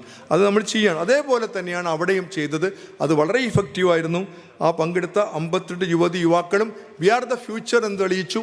അതിന് തുടർന്നും അവരിന്നും നമ്മുടെ സംഘടനയുടെ മുന്നണി പോരാളികളായി പ്രവർത്തിക്കുന്നു. അവരോരോരുത്തരെയും അഭിനന്ദിക്കുകയാണ് ഈ അവസരത്തിൽ. സോഷ്യൽ മീഡിയയിലാകട്ടെ, ബാങ്ക് ബേസ് യൂണിയനുകളാകട്ടെ, ജില്ലാ ടൗൺ കമ്മിറ്റികളിലാകട്ടെ, അങ്ങനെ ഒട്ടേറെ ചെറുപ്പക്കാർ ABIയുടെ പതാകവാഹകരായി നിറഞ്ഞു നിൽക്കുന്നു. ഒട്ടേറെ കഴിവുകളുള്ളവർ, അവരെ ഞാൻ പ്രത്യേകം പേരൊന്നും പറയുന്നില്ല, എല്ലാവരും. അന്ന് അവിടെ ആപ്കി ബാത്ത് എന്ന് പറഞ്ഞുകൊണ്ടൊരു നല്ല രീതിയിൽ പ്രോഗ്രാം ഉണ്ടായിരുന്നു. CHVനെ വിചാരണ ചെയ്യുകയാണ്. എന്തുകൊണ്ട് ബൈപ്പാർട്ടൈറ്റിൻ്റെ നിർണായക ഘട്ടത്തിൽ എന്തുകൊണ്ട് പേ കമ്മീഷൻ ഇത് തമ്മിലുള്ള വ്യത്യാസം, എല്ലാ കാര്യങ്ങളും അവിടെ ക്ലിയറാവുന്ന നല്ലൊരു പ്രോഗ്രാം, അതൊക്കെ അവിടെ ഭംഗിയായിരുന്നു. പിന്നീട് വിവിധ ട്രേഡ് യൂണിയനുകളൊക്കെ നടത്തിയ പഠന ക്യാമ്പുകളെക്കുറിച്ചൊക്കെ ഇതിൽ പറഞ്ഞിട്ടുണ്ട്. തളിരിലെയും വർക്ക്ഷോപ്പുകളും ലീഡർഷിപ്പ് ക്യാമ്പുകളും ഒക്കെ ഇതിൽ പരാമർശിച്ചിട്ടുണ്ട്. അതുപോലെ തന്നെ ജനുവരി 9 TKV ദിനം നമ്മൾ ഓർക്കുക, നമ്മളെങ്ങനെ നമ്മളായെന്ന്. നമ്മൾ TKVനെ ഓർമ്മിക്കാതെ AKPF ഇല്ലല്ലോ. അപ്പോൾ നമ്മുടെ സ്ഥാപക നേതാക്കളെ നമ്മൾ ഓർക്കുന്നു. TKV ദിനം നമ്മൾ എല്ലാ വർഷവും നമ്മൾ വിവിധ രീതികളിൽ ആഘോഷിക്കുന്നു. ഇവിടെ രാമുണ്ണി മേനോൻ കമ്മീഷനും ട്രാവൻകൂർ എൻക്വയറി കമ്മീഷൻ്റെ കാര്യമൊക്കെ ഇവിടെ പറഞ്ഞല്ലോ. അതൊക്കെ വലിയ ഇടപെടൽ നടത്തിയ ആളാണ് TKV. പിന്നെ ഹൈദരാബാദിൽ നേതൃസംഗമം, നമ്മൾ ഈ പൊതുമേഖല 10 ബാങ്കുകളെ 4ആക്കി മാറ്റാനുള്ള തീരുമാനം എടുത്തപ്പോൾ എല്ലാ ബാങ്കുകളിലുമുള്ള യൂണിയനുകളെയും AIBയുടെ നേതാക്കളൊക്കെ ഒന്നിച്ച് ഹൈദരാബാദിൽ ഒത്തുചേരുകയും അവിടെ നമ്മളെല്ലാ ഈ ലയനവുമായി ബന്ധപ്പെട്ട വിഷയങ്ങളൊക്കെ ചർച്ച ചെയ്യുകയും അതിനു വേണ്ട ശ്രമങ്ങളൊക്കെ നടത്തുകയും ചെയ്തു. അതേപോലെ തന്നെ കേരളത്തിൽ നമ്മൾ തിരുവനന്തപുരത്തൊരു യോഗം ചേരുകയും നമ്മുടെ എല്ലാ ബാങ്കിലെയും ചെറുത് വലുത് വ്യത്യാസമില്ല, ലയിപ്പിക്കുന്നത് അങ്ങനെയൊന്നുമില്ല. എല്ലാ ബാങ്കുകളും അവർ ലയിപ്പിക്കപ്പെടുന്നത് ഒരു രാജ്യത്തിൻ്റെ പോളിസിയുടെ ഭാഗമായിട്ടാണ്, അവരുടെ കുഴപ്പം കൊണ്ടല്ല. അവർക്കൊക്കെ തനതായ വികസന മാതൃകകൾ ഉണ്ടായിരുന്നു. പക്ഷെ അവരെല്ലാം ഒന്നിച്ച് ചേർന്ന് പ്രവർത്തിക്കണം, ഒരാളുടെയും അവകാശങ്ങൾ ഹനിക്കരുത്, തുല്യ പരിഗണന ലഭിക്കുന്നു എന്ന് ഉറപ്പാക്കുന്ന രീതിയിൽ ആ പ്രവർത്തനങ്ങൾ കൊണ്ടുപോകാൻ സാധിച്ചു. തരംഗം സാംസ്കാരിക വേദി പ്രവർത്തനങ്ങൾ നമ്മുടെ ഒന്ന് പരാമർശിക്കുന്നുണ്ട്. കുറേ ജില്ലകളിൽ നിസ്തുലമായി പ്രവർത്തിക്കുന്നു, പല ജില്ലകളിൽ ഇനിയും നന്നായി പ്രവർത്തിക്കേണ്ടതുണ്ട്. നവതരംഗം നടത്തിയ ബാങ്ക് ലോൺ തുടങ്ങിയ വിഷയങ്ങൾ, സഹകരണ സംഘങ്ങൾ ഞാൻ പറഞ്ഞു. ജില്ലാ ടൗൺ കമ്മിറ്റികൾക്കൊക്കെ നമ്മൾ വൈപ്പാട്ട് ലിവിയൊക്കെ കിട്ടിയപ്പോൾ ധനസഹായം നൽകുന്നതിന് നമ്മൾ മടിച്ചില്ല. ടൗൺ കമ്മിറ്റികൾക്കും ആദ്യമായി ധനസഹായം നമ്മൾ കൊടുത്തു. ടൗൺ കമ്മിറ്റികൾ കൂടുതൽ ശക്തമാക്കണം എന്നുള്ളതാണ് നമ്മുടെ കാലം നമ്മളെ പഠിപ്പിച്ചിട്ടുള്ളത്. അത് നമ്മൾ ഭംഗിയായി നടത്തണം. അതുപോലെ അമാർ ബംഗ്ല എന്ന് പറഞ്ഞ് ഒരു പുസ്തകം പ്രകാശനം ചെയ്യാൻ സാധിച്ചു. അത് ലേബർ ലൈഫ് പ്രസിദ്ധീകരിക്കുന്ന ബാങ്ക് എംപ്ലോയീസ് പബ്ലിക്കേഷൻസാണ് പ്രസാധകർ. ലേബർ ലൈഫിലൂടെ ബംഗാളിൻ്റെ യാത്രാ വിവരണം അതിമനോഹരമായി എഴുതിയ നമ്മുടെ ബാങ്ക് ഓഫ് ബറോഡയിലെ മുൻ വിജയ ബാങ്കിലെ പി ജയശ്രീ ആ പുസ്തകം നമ്മൾ പ്രകാശനം ചെയ്തു. സുമംഗലിയാണ്. അത് വലിയ നിരൂപക പ്രശംസ പിടിച്ചുപറ്റി. അത് ആ പുസ്തകം ഇവിടെ വിൽപ്പനയ്ക്ക് വെച്ചിട്ടുണ്ട്. നമ്മൾ അത് ഭംഗിയായി ഓർക്കുന്നു. ബാങ്ക് വൈസ് യൂണിയനുകൾ വളരെ വിശദമായി ലേബർ ലൈഫിലൊക്കെ പബ്ലിഷ് ചെയ്ത കാര്യങ്ങളൊക്കെ ഉള്ളത് കൊണ്ട് നമ്മളെല്ലാം പരമാവധി കവർ ചെയ്യാൻ ശ്രമിച്ചിട്ടുണ്ട്. ഫെഡറൽ ബാങ്ക് എംപ്ലോയീസ് യൂണിയൻ വലിയ പ്രക്ഷോഭത്തിലൂടെ, വലിയ ശക്തമായ പോരാട്ടത്തിലൂടെ, വളരെ മിലിറ്റൻ്റായി എന്നും പൊരുതി മുന്നേറുന്ന നമ്മുടെ മഹത്തായ സംഘടനയാണ് ഫെഡറൽ ബാങ്ക് എംപ്ലോയീസ് യൂണിയൻ. ഒരു സ്വകാര്യ മേഖലയിലാണ് എന്നതുകൊണ്ട് അതിന് കൂടുതൽ പ്രസക്തിയും കരുത്തുമുണ്ട്. അതുപോലെ എല്ലാ കാലത്തും 2 അനിശ്ചിതകാല പണിമുടക്കുകൾ നടത്തി. ആ സമരങ്ങളിലൂടെ ഒട്ടേറെ AKBFൻ്റെ നേതാക്കൾ വാർത്തെടുക്കപ്പെട്ട ഒരു സംഘടനയാണ്. അത് ഇത്തവണയും അവർ മാനേജ്മെൻ്റ് എപ്പോഴും വലിയ കടന്നാക്രമണങ്ങൾ നടത്താൻ ശ്രമിച്ചിട്ടുണ്ട്. അപ്പോഴൊക്കെ അതിനെ ധീരോദാത്തമായി ചെറുത്ത് നിന്ന് അവർ മുന്നോട്ട് പോയി. റീജിയണൽ കമ്മിറ്റികൾ രൂപീകരിച്ചതോടുകൂടി അതിൻ്റെ പ്രവർത്തനം കുറെ കൂടിയും വികേന്ദ്രീകൃതമാവുകയും കൂടുതൽ നേതാക്കളെയും പ്രവർത്തകരെയും നമുക്ക് ലഭിക്കുകയും ഒക്കെ ചെയ്തു. അതിനെ സംബന്ധിച്ച കാര്യങ്ങളൊക്കെ ഇതിൽ പറയുന്നുണ്ട്, ഞാൻ ദീർഘിപ്പിക്കുന്നില്ല. അലഹബാദ് എല്ലാ യൂണിയനുകളുടെ സമ്മേളനങ്ങളെക്കുറിച്ച് ഇതിൽ പറയുന്നുണ്ട്. അലഹബാദ് PNB, അതുപോലെ OBC, PNB ലയനം വളരെ സ്മൂത്തായിട്ട് അവിടെ നടത്താൻ സാധിച്ചു. അതിനൊക്കെ അവരെ മുന്നിട്ടിറങ്ങിയ യൂണിയനുകളെ നമ്മൾ അഭിനന്ദിക്കുന്നു. ഈ മറ്റ് ബാങ്കുകളിലെ ലീഡേഴ്സ് കുറേ ആളുകളെയൊക്കെ ഇവിടെ ഈ ലീഡർഷിപ്പിൽ കോപ്റ്റ് ചെയ്തുകൊണ്ട് അത് നല്ല രീതിയിൽ 2 കൂട്ടരെയും പരസ്പര വിശ്വാസത്തിലെടുത്ത് നടന്നു. യുണൈറ്റഡ് ബാങ്ക് ഓഫ് ഇന്ത്യ യൂണിയനും PNBയിൽ ലയിച്ചു. HDFC സമ്മേളനം, TSBIയുടെ സംസ്ഥാന സമ്മേളനം, SBI മാനേജ്മെൻറ്റിനെതിരെ TSBI നടത്തിയ വലിയ ചെറുത്തുനിൽപ്പ്, അനിശ്ചിതകാല സത്യാഗ്രഹവും ഒക്കെ നമ്മുടെ മുമ്പിലുണ്ട്. അത് ജനറൽ കൗൺസിൽ, AISBAയുടെ 3ാം അഖിലേന്ത്യാ സമ്മേളനം, all India State bank of India employees അസോസിയേഷൻ്റെ അതിൻ്റെ ദേശീയ ജനറൽ സെക്രട്ടറി KS കൃഷ്ണയാണ്, കേരളീയത്തിൻ്റെ ആളാണെന്ന് നമുക്കറിയാം. അതിൻ്റെ അഖിലേന്ത്യാ സമ്മേളനം തിരുവനന്തപുരത്ത് വെച്ച് അതിമനോഹരമായി അർത്ഥവത്തായി നമ്മൾ നടത്താൻ നമുക്ക് സാധിച്ചു. ഒട്ടേറെ ചെറുപ്പക്കാരൊക്കെ അതിൽ ശക്തരായി രംഗത്ത് വന്നിട്ടുണ്ട്. അതിൻ്റെ വീണ്ടും ജനറൽ സെക്രട്ടറിയായിട്ട് കൃഷ്ണ തിരഞ്ഞെടുക്കപ്പെട്ടതും അഭിനന്ദനാർഹമായ കാര്യമാണ്. State bank of India house keeping and maintenance staff association രൂപീകരിച്ചതും ഈ കാലഘട്ടത്തിലാണ്. അവിടെ സ്റ്റേറ്റ് ബാങ്ക് ഓഫ് ഇന്ത്യ ലയനത്തോടു കൂടി അവിടെ ഈ ഔട്ട്സോഴ്സിങ് കംപ്ലീറ്റ് ഔട്ട്സോഴ്സ്ഡാണ്, സ്വീപ്പർമാരില്ല. അത്തരത്തിലുള്ളൊരു സംവിധാനമാണ് ദൗർഭാഗ്യവശാൽ അവിടുത്തെ NCB യൂണിയൻ ചെയ്തത്. അവിടെ നമ്മൾ അവരെയും കൂടി സംഘടിപ്പിച്ചുകൊണ്ട് നമ്മുടെ SBTയിലുണ്ടായിരുന്ന ഈ ഡെയിലി വേജർമാരെ അടക്കം ജോലി കളയാതെ സംരക്ഷിക്കുന്നതിനും അവരുടെ പ്രശ്നങ്ങൾ ഏറ്റെടുക്കുന്നതിനും നമ്മൾ നിരന്തരമായി ശ്രമിച്ചുകൊണ്ടിരിക്കുന്നു. സെൻട്രൽ ബാങ്ക് യൂണിയൻ്റെ സമ്മേളനം, central bank of India employees union Kerala തിരുവനന്തപുരത്ത് അവരുടെ യൂണിയൻ ഓഫീസ് നവീകരിച്ച് അതിൻ്റെ ഉദ്ഘാടനം ഒക്കെ നിർവഹിക്കേണ്ടായി CHV ആണ് ചെയ്തത്. വളരെ നല്ല രീതിയിൽ അത് ചെയ്യാൻ കഴിഞ്ഞു. CSB സ്റ്റാഫ് അസോസിയേഷൻ്റെ അഖിലേന്ത്യാ സമ്മേളനം, അവിടുത്തെ പ്രക്ഷോഭത്തെപ്പറ്റി ഞാൻ പരാമർശിച്ചു. ഇന്ത്യൻ ബാങ്ക് യൂണിയൻ സമ്മേളനം, Allahabad union Indian bank employees union ലയിച്ച് ഒന്നാകുന്ന ഒരു ചരിത്ര സംഭവം ഉണ്ടായി. ധനലക്ഷ്മി ബാങ്കിൻ്റെ സമ്മേളനം, കനറ ബാങ്ക് എംപ്ലോയീസ് യൂണിയൻ സമ്മേളനം, യൂക്കോ ബാങ്കിൻ്റെ പ്രക്ഷോഭം, കോർപ്പറേഷൻ ബാങ്ക് എംപ്ലോയീസ് യൂണിയൻ്റെ ദേശീയ സമ്മേളനം തിരുവനന്തപുരത്ത് വലിയ വിജയകരമായി നടത്താൻ സാധിച്ചു.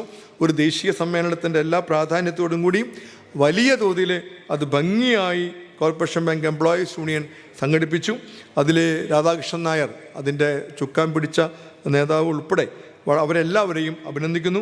അതുപോലെ all Kerala bank jewel appraisers ഫെഡറേഷൻ്റെ 2ാം സംസ്ഥാന സമ്മേളനവും അതീവ വിജയകരമായി തിരുവനന്തപുരത്ത് നടത്തി.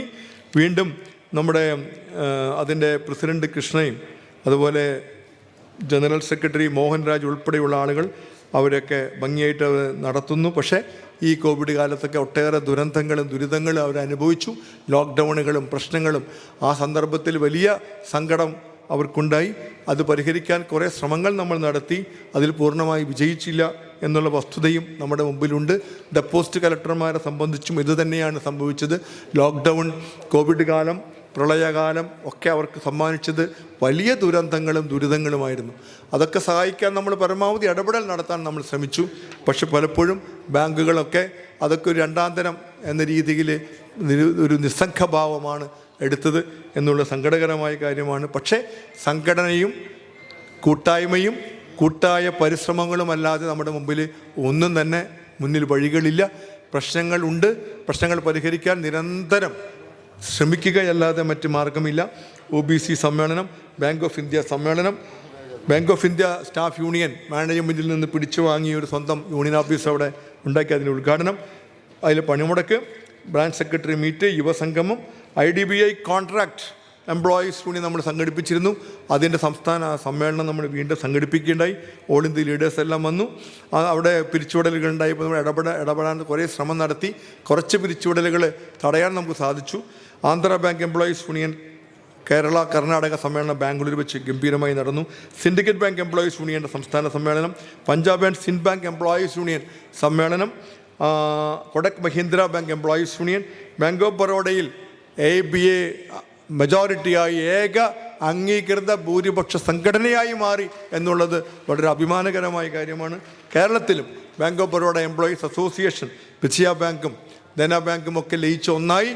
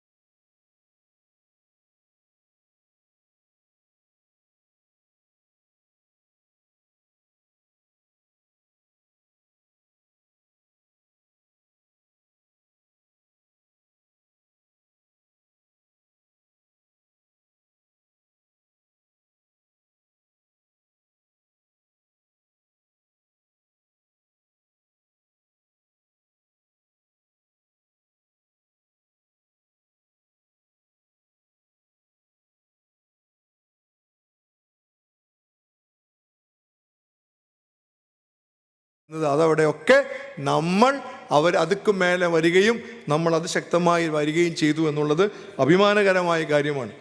യൂണിയൻ ബാങ്ക് ഓഫ് ഇന്ത്യയിൽ full time house keeper come peon നേടിയെടുക്കാൻ സാധിച്ചു. IDBI ബാങ്കിലെ വേതന പരിഷ്കരണം, IDBI ബാങ്ക് വലിയ പ്രശ്നമായിരുന്നു. 10ാം കരാർ നടപ്പാക്കാത്തത് അവസാനം നമ്മൾ നേടിയെടുത്തു. 11ാം കരാറിൽ അവരെ മാൻഡേറ്റ് കൊടുപ്പിക്കുകയും അവിടെയും ഈ സെറ്റിൽമെൻറ്റ് നടപ്പിലാക്കാൻ സാധിക്കുകയും ചെയ്തു. AKBRF റിട്ടയറീസ് പ്രസ്ഥാനം ഞാൻ നേരത്തെ സൂചിപ്പിച്ചു. നമ്മുടെ അതിൻ്റെ സംസ്ഥാന സമ്മേളനം അത്യുജ്വലമായി നടന്നു. നമ്മളതുമായി സഹകരിച്ചു. അതിൻ്റെ സമ്മേളനം വീണ്ടും PS ബാലൻ പ്രസിഡൻറ്റും ശ്രീനിവാസൻ ജനറൽ സെക്രട്ടറിയുമായിട്ടൊക്കെ അത് തിരഞ്ഞെടുക്കപ്പെട്ടു. അവർ ഇതിനിടയിൽ സ്വന്തം ആസ്ഥാന മന്ദിരം അവർ നോർത്ത് റെയിൽവേ സ്റ്റേഷൻ്റെ അടുത്ത് വാങ്ങി. അത് വലിയൊരു നേട്ടമാണ് അവരുണ്ടാക്കിയത്. അതേ സമയത്ത് നമ്മുടെ ഓഫീസിലായിരുന്നു പ്രവർത്തിച്ചിരുന്നത് കുറേ കാലം. അവർക്കിനിയും അവിടെ എല്ലാറ്റിനും നമ്മൾ കൊടുക്കാറുണ്ട്, അത് പ്രശ്നമല്ല. അപ്പോൾ നമ്മുടെ ആളുകളാണല്ലോ AKBRFൽ. ഇന്നുള്ളവർ റിട്ടയർ ചെയ്ത് കഴിഞ്ഞാൽ അവിടെ പോകുന്നു. അതൊരു ABAയുടെ കീഴിലുള്ള സംഘടനയല്ല, തികച്ച സ്വതന്ത്രമായ എല്ലാ യൂണിയൻ ഭേദമന്യേ കേഡർ ഭേദമന്യുള്ള പ്രസ്ഥാനമാണ്. അങ്ങനെയാകുകയും വേണം. അപ്പോൾ ആ സംഘടനയുടെ ഒരു സ്വന്തം മന്ദിരം ഉണ്ടാക്കുമ്പോൾ ABA നമ്മുടെ മുതിർന്നവരെന്ന നിലയിൽ ഒരു ടോക്കൺ എന്ന നിലയിൽ 50,000 രൂപ, 500,000 രൂപ നമ്മൾ അവർക്ക് സമ്മാനിച്ചു. അത് വളരെ സന്തോഷത്തോടു കൂടി ആ സംഘടനയെ നല്ല രീതിയിൽ മുന്നോട്ട് കൊണ്ടുപോകാൻ സാധിക്കട്ടെ എന്ന് ആശംസിക്കുന്നു. സഹകരണ മേഖല വളരെ സുപ്രധാനമായ ഒരു മേഖലയാണ്. സഹകരണ മേഖല അതിലെ നമുക്കറിയാം, all India cooperative bank employees federation സഹകരണ മേഖലയിലെ രാജ്യവ്യാപകമായിട്ടുള്ള എല്ലാ യൂണിയനുകളെയും കോർത്തിണക്കി എല്ലാ ബാങ്കുകളുടെയും പ്രശ്നങ്ങൾ ഏറ്റെടുത്തുകൊണ്ട് അതിനെ ഒരു കൃത്യമായ രൂപരേഖ ഉണ്ടാക്കുന്നതിന് വേണ്ടി ആത്മാർത്ഥമായി പരിശ്രമിക്കുന്ന AIBAയുടെ ഒരു ശക്തമായ ഘടകമാണ് AICBEF. അത് അതിശക്തമായി പ്രവർത്തിക്കുകയാണ്. അതിൻ്റെ ദേശീയ സമ്മേളനം കേരളത്തിൽ നടത്താൻ സാധിച്ചു, തിരുവനന്തപുരത്ത്. അതിൻ്റെ സ്ഥാപക നേതാവ് P. ബാലകൃഷ്ണൻ, അദ്ദേഹം വലിയ തോതിലൊരു ആഗ്രഹം പ്രകടിപ്പിച്ചു. AIBA കൊച്ചി സമ്മേളനത്തിൻ്റെ ഒക്കെ ഒരു ആവേശം അവരുടെ മനസ്സിലുണ്ട്. അതുകൊണ്ട് എങ്ങനെയെങ്കിലും നിങ്ങൾ കേരളം ഏറ്റെടുക്കണം, ഞങ്ങൾ ഭംഗിയായി നടത്തുന്ന ഉറപ്പുണ്ടെന്ന് പറഞ്ഞ് നമ്മളെങ്ങനെ വല്ലാതെ ഇൻഫ്ലുവൻസ് ചെയ്യാൻ ശ്രമിച്ചിരുന്നു. അത് വലിയൊരു ചിലവുള്ള പരിപാടിയാണ്, നമ്മളെ കൊണ്ട് സാധിക്കുമോ എന്നൊരാശങ്ക ഉണ്ടായിരുന്നു. പക്ഷേ ഓൾ കേരള ജില്ലാ സഹകരണ ബാങ്ക് എംപ്ലോയീസ് കോൺഗ്രസും അതുപോലെ തന്നെ all Kerala cooperative urban bank employees അസോസിയേഷനും all Kerala primary cooperative agricultural rural development bank employees അസോസിയേഷനും കേരള സ്റ്റേറ്റ് ഗവൺമെൻറ് എംപ്ലോയീസ് ഓർഗനൈസേഷനും ഒക്കെ നമ്മുടെ എല്ലാ ഘടകങ്ങളും അവസാനം അത് ഏറ്റെടുത്തു. AKBF അതിൻ്റെ ഒപ്പം നിന്നു. നമ്മളെല്ലാവരും കൂടെ അത്യുജ്വലമായി ആ സമ്മേളനം നടത്തി. നല്ല രീതിയിൽ ബുള്ളറ്റിനുകളൊക്കെ ഇറക്കി നമ്മുടെ ദേശീയ തലത്തിൽ ഏറ്റവും റെക്കോർഡ് പങ്കാളിത്തത്തോടു കൂടി എല്ലാ സംസ്ഥാനങ്ങളിൽ നിന്ന് ആളുകളെ പങ്കെടുപ്പിച്ചുകൊണ്ട് അത് ഭംഗിയായി നടത്തി. ആ സമ്മേളനം നടത്താൻ ആയ ഉടനെ തന്നെ പാവം സഖാവ് ബാലകൃഷ്ണൻ രോഗശയ്യയിലായി, തീരെ വയ്യാതെയായി. അദ്ദേഹത്തെ കാണാൻ ചെല്ലുന്ന ആൾക്കാരോട് പറയുന്നത്, അതെ, തിരുവനന്തപുരത്ത് നമ്മുടെ കേരള സമ്മേളനം ഒരിക്കലും മാറ്റരുത്, എനിക്ക് എന്ത് സംഭവിച്ചാലും അത് മാറ്റരുത്, അത് നടത്തണം എന്നാണ്. ഓർമ്മ പോകുന്ന ചെറിയ ഓർമ്മകളുള്ള നഷ്ടപ്പെടുന്ന സന്ദർഭത്തിൽ പോലും കേരള സമ്മേളനം നടത്തണേ ക്യാൻസൽ ചെയ്യരുത് എന്ന് പറയുന്ന അത്രമാത്രം ആത്മാർത്ഥമായി അദ്ദേഹം ആശിച്ചു. പക്ഷേ അദ്ദേഹം നമ്മുടെ കൂട്ടത്തിൽ നിന്ന് വേർപിരിഞ്ഞു പോയി. പക്ഷെ അദ്ദേഹത്തിന് കൊടുക്കാവുന്ന ഏറ്റവും നല്ല ട്രിബ്യൂട്ട് ആയിരുന്നു ആ സമ്മേളനം. അദ്ദേഹത്തിൻ്റെ ഓർമ്മ ദീപ്തമായി ജ്വലിച്ചുയർന്ന സമ്മേളനത്തിൽ അദ്ദേഹത്തിൻ്റെ ആഗ്രഹത്തിനനുസരിച്ച് അതിനേക്കാൾ മനോഹരമായി ആ സമ്മേളനം നടത്താൻ നമുക്ക് സാധിച്ചു. അതിൻ്റെ തപൻ കുമാർ ബോസ് എന്ന് പറയുന്ന ബംഗാളി ജനറൽ സെക്രട്ടറിയും നമ്മുടെ സ്വന്തം പ്രദീപ് കുമാർ അതിന് ഡെപ്യൂട്ടി ജനറൽ സെക്രട്ടറിയുമായി തിരഞ്ഞെടുക്കപ്പെട്ടു എന്നുള്ളത് അഭിമാനകരമായ കാര്യമാണ്. അതുപോലെ നമ്മുടെ കേരളത്തിൽ മറ്റ് നേതാക്കളൊക്കെ അതിൽ വന്നു. ആ സമ്മേളനം നിസ്തുലമായി വിജയമാക്കുന്നതിൽ നമ്മുടെ തിരുവനന്തപുരം ജില്ലാ കമ്മിറ്റിയും അതുപോലെ AICBFും ഈ 4 സംഘടനകളും അതിൻ്റെ ഭീമമായ ചെലവ് വഹിക്കുന്നതിന് അവരൊക്കെ നമ്മുടെ സഖാക്കളുടെ സംഭാവനകളൊക്കെ നൽകിയിട്ടാണ് ആ ചെലവുകളൊക്കെ ഏറ്റെടുത്തത്. അതിന് പ്രത്യേകമായി ഈ സംഘടനകളെ ഹാർദമായി അഭിനന്ദിക്കാൻ ഈ അവസരം ഉപയോഗിക്കുകയാണ്. അതോടൊപ്പം നമ്മുടെ സംസ്ഥാന തലത്തിലും അതിൻ്റെ പ്രവർത്തനം വളരെ ഗംഭീരമായി നടത്തേണ്ടായി. ആ സമ്മേളനത്തോടനുബന്ധിച്ച് നമ്മൾ സെമിനാർ നടത്തിയപ്പോൾ RBI ഡെപ്യൂട്ടി ഗവർണറായിരുന്ന വ്യക്തി അടക്കം മന്ത്രിമാർ ഒക്കെ പങ്കെടുത്തുകൊണ്ടാണ് നല്ല രീതിയിൽ അതിൻ്റെ സെമിനാറൊക്കെ ഗംഭീരമായി നടന്നു. ബാങ്കിങ് നിയന്ത്രണ നിയമ ഭേദഗതിയും സഹകരണ ബാങ്കുകൾ നമുക്കറിയാം ഇന്ന് വളരെ സെൻസിറ്റീവായൊരു വിഷയമാണ്. സഹകരണ മേഖല കേരളത്തിൽ നിസ്തുലമായ സേവനം നടത്തി പ്രവർത്തിക്കുന്ന ശക്തമായ ബാങ്കിങ് മാതൃകയാണ്. മറ്റ് പല സംസ്ഥാനങ്ങളെക്കാൾ വളരെ ശക്തമായ ബാങ്കുകൾ. ഇന്ന് നമുക്ക് ഇവിടെ കേന്ദ്ര നിയമങ്ങളൊക്കെ വരികയും അതുമായി ബന്ധപ്പെട്ട് കുറേ മാറ്റങ്ങൾ വരികയും ചെയ്തപ്പോൾ നമ്മളതിൽ വളരെ സക്രിയമായി ഇടപെടാൻ നമ്മൾ ശ്രമിക്കുകയും അതുമായി ബന്ധപ്പെട്ട പരിഷ്കാരങ്ങളിൽ നമ്മൾ അത് ഗുണകരമാകാൻ വേണ്ടിയിട്ടുള്ള ഇടപെടലുകൾ നമ്മൾ നടത്തിക്കൊണ്ടിരിക്കുകയാണ്. ഇന്നും നമുക്കിപ്പോൾ കോടതിയിലൊക്കെ കേസ് കൊടുത്തിരിക്കുകയാണ് എല്ലാവരും. നമ്മുടെ പ്രൈമറി സർവീസ് കോപ്പറേറ്റീവ് ബാങ്കുകൾ ബാങ്കിൽ നിന്ന് വയ്ക്കാൻ പാടില്ല, നിക്ഷേപം സ്വീകരിക്കുന്നതിന് റെസ്ട്രിക്ഷനൊക്കെ വരുന്ന പശ്ചാത്തലമൊക്കെ ഉണ്ട്. സഹകരണ അർബൻ ബാങ്കുകളെപ്പോലും കോർപ്പറേറ്റുകൾക്ക് വിൽക്കാമെന്നാണ് പരിഷ്കാരത്തിൽ പറയുന്നത്. അതെന്ത് അന്യായമാണ്. അതൊക്കെ നമ്മൾ എതിർക്കുകയാണ്. ജില്ലാ സഹകരണ ബാങ്കുകളിലും വലിയ തോതിലുള്ള പ്രക്ഷോഭങ്ങൾ നടത്തിയ ഒരവസരമാണ് ഉണ്ടായത്.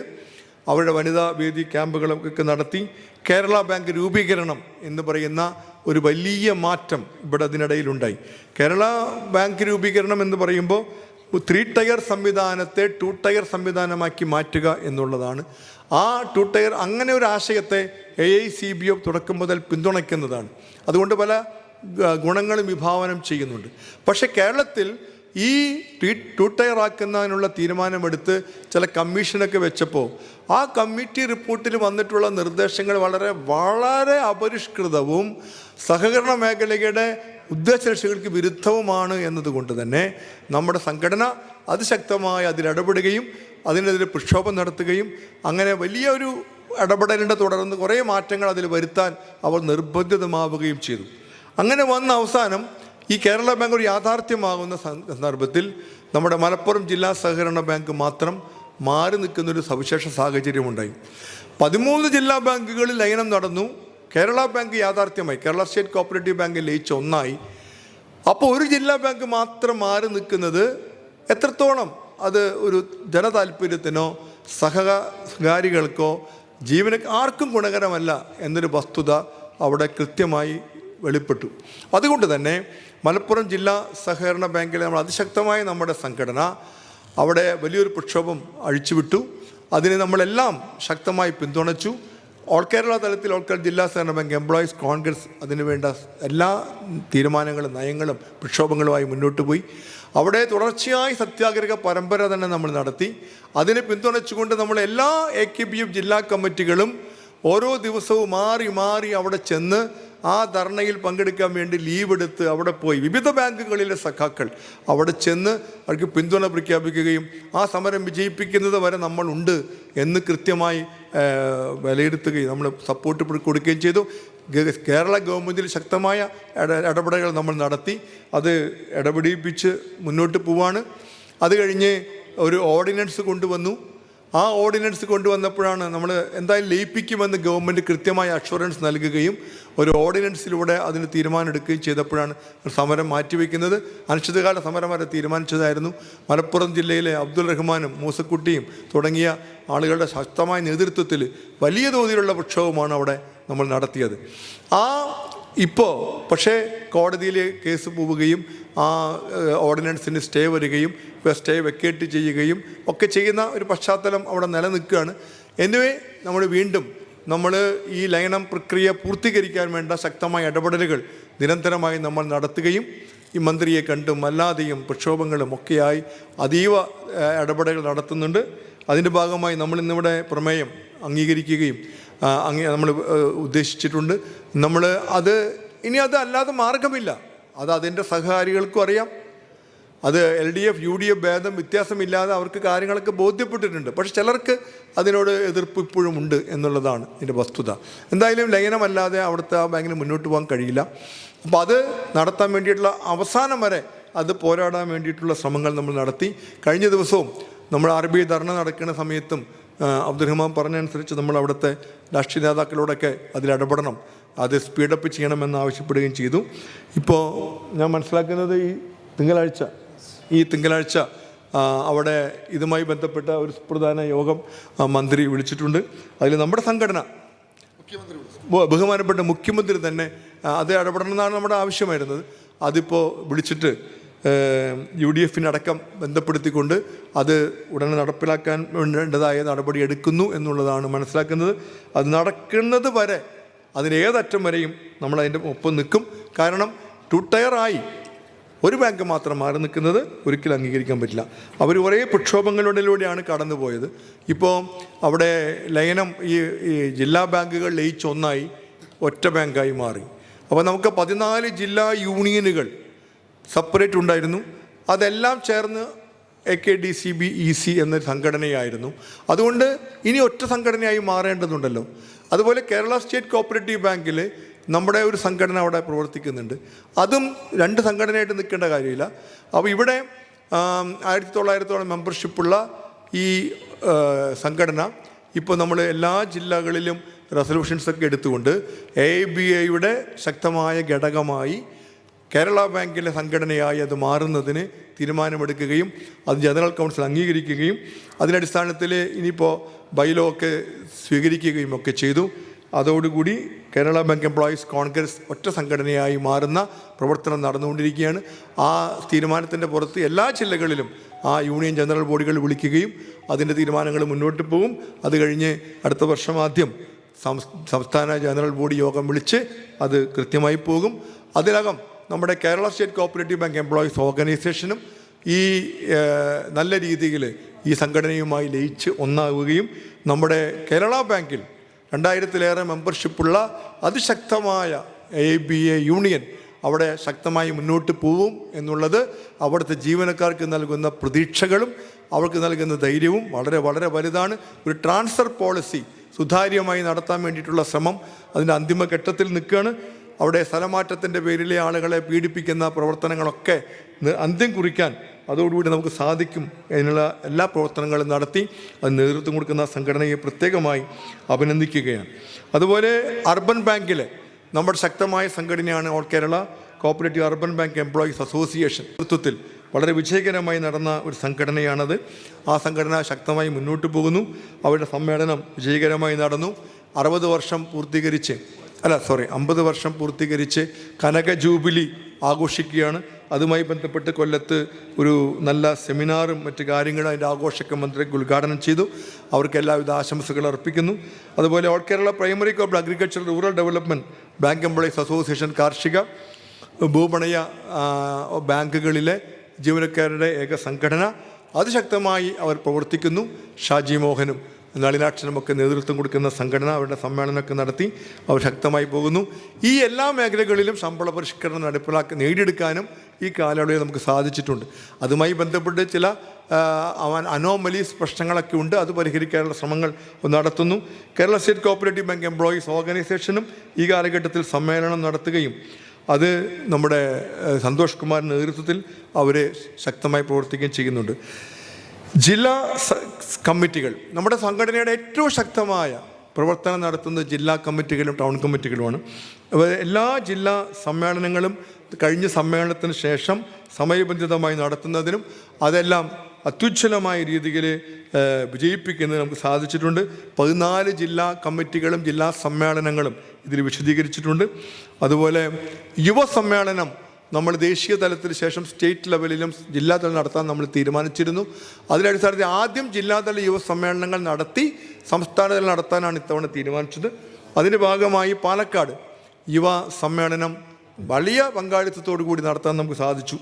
പക്ഷെ പിന്നീട് നമ്മൾ തീരുമാനിക്കുമ്പോഴേക്ക് കോവിഡൊക്കെ വരികയും നമുക്ക് ദൗർഭാഗ്യവശാൽ മറ്റ് ജില്ലകളിലോ സ്റ്റേറ്റ് ലെവലിലോ യുവ സമ്മേളനം നടത്താൻ നമുക്ക് സാധിച്ചില്ല.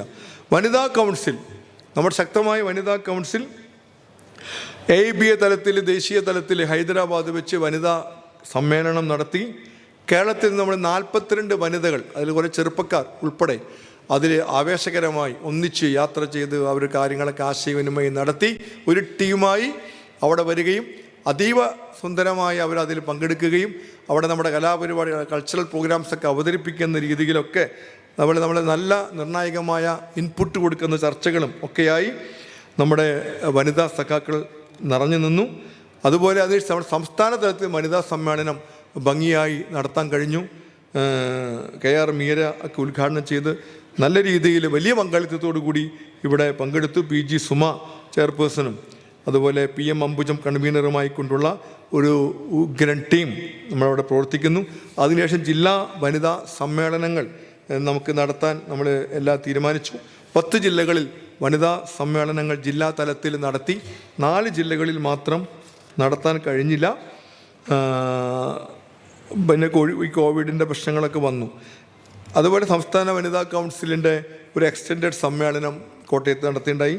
അതുപോലെ ഉർവര എന്ന പേരിൽ വനിതാ സഖാക്കൾക്ക് വേണ്ടി സംസ്ഥാന നേതൃത്വ പരിശീലന ക്യാമ്പ് ഗംഭീരമായി നടന്നു. ഏത് വിത്തിനെയും മുളപ്പിക്കാൻ കഴിവുള്ള ഫലപുഷ്ടിയുള്ള മണ്ണ് എന്നർത്ഥം വരുന്ന വാക്കാണ് ഉർവര. അതിൽ നല്ല പങ്കാളിത്തം അതിലുണ്ടായി, വിപുലമായ പങ്കാളിത്തം തന്നെ ഉണ്ടായി. 2 ദിവസം ആളുകളോട് താമസിച്ച് വലിയ തോതിൽ ആ പരിപാടികൾ നടന്നു. അതിൽ മാർച്ച് 8 വനിതാ ദിനം, മാർച്ച് 9 AVG ദിനം. AVG നമുക്കറിയാം, നമ്മുടെ ലേബർ ലൈഫിൻ്റെ സ്ഥാപക എഡിറ്റർ, AKBFൻ്റെ പ്രസിഡൻറ്റ്, AIBയുടെ വൈസ് പ്രസിഡൻറ്റ്, അതുപോലെ ബാങ്കിങ് ഹിൽസ് ആൻഡ് റെമഡീസ് എന്ന പുസ്തകം AIBയ്ക്ക് വേണ്ടി തയ്യാറാക്കിയ വ്യക്തി, നിക്ഷേപ സമ്പാദകരുടെ സംഘടനയുടെ ആദ്യ ജനറൽ സെക്രട്ടറി, നമ്മുടെ AKBFനെ കരുത്തുറ്റ ആശയദാർഢ്യം പകർന്നു തന്ന നേതാവായിരുന്നു AVG. അദ്ദേഹത്തിൻ്റെ ഓർമ്മ പുതുക്കുന്ന ദിനമാണ് മാർച്ച് 9. അതുമായി ബന്ധപ്പെട്ട് പ്രവർത്തനങ്ങളൊക്കെ സംഘടിപ്പിക്കുന്നു. വനിതാ ദിനം മാർച്ച് 8, അതുകൊണ്ട് 2 ഒരു അടുപ്പിച്ചായതുകൊണ്ട് പലയിടത്തും ഒന്നിച്ചാണ് നടത്തിയത്. അതെല്ലാം വളരെ ഭംഗിയായി നടത്താൻ നമുക്ക് സാധിച്ചു. സാമൂഹ്യ പ്രതിബദ്ധതാ പരിപാടികൾ. Am I my brother's keeper? ഞാനാണോ എൻ്റെ സഹോദരൻ്റെ സൂക്ഷിപ്പുകാരനെന്ന് പണ്ട് കായൻ ആബേലിനെ കൊന്നിട്ട് ചോദിച്ചതുപോലെ നമുക്ക് ഇവിടെ സോഷ്യൽ ഐഡൻറ്റിഫിക്കേഷൻ, സാമൂഹ്യ പ്രതിബദ്ധത, നമ്മൾ സാമൂഹ്യ ബന്ധങ്ങളുടെ സമുച്ചയമാണ് മനുഷ്യൻ. നമ്മളെല്ലാവരും സഹോദരങ്ങളാണ് എന്നൊരു വിശ്വാസമാണ് നമ്മളെ നയിക്കുന്നത്.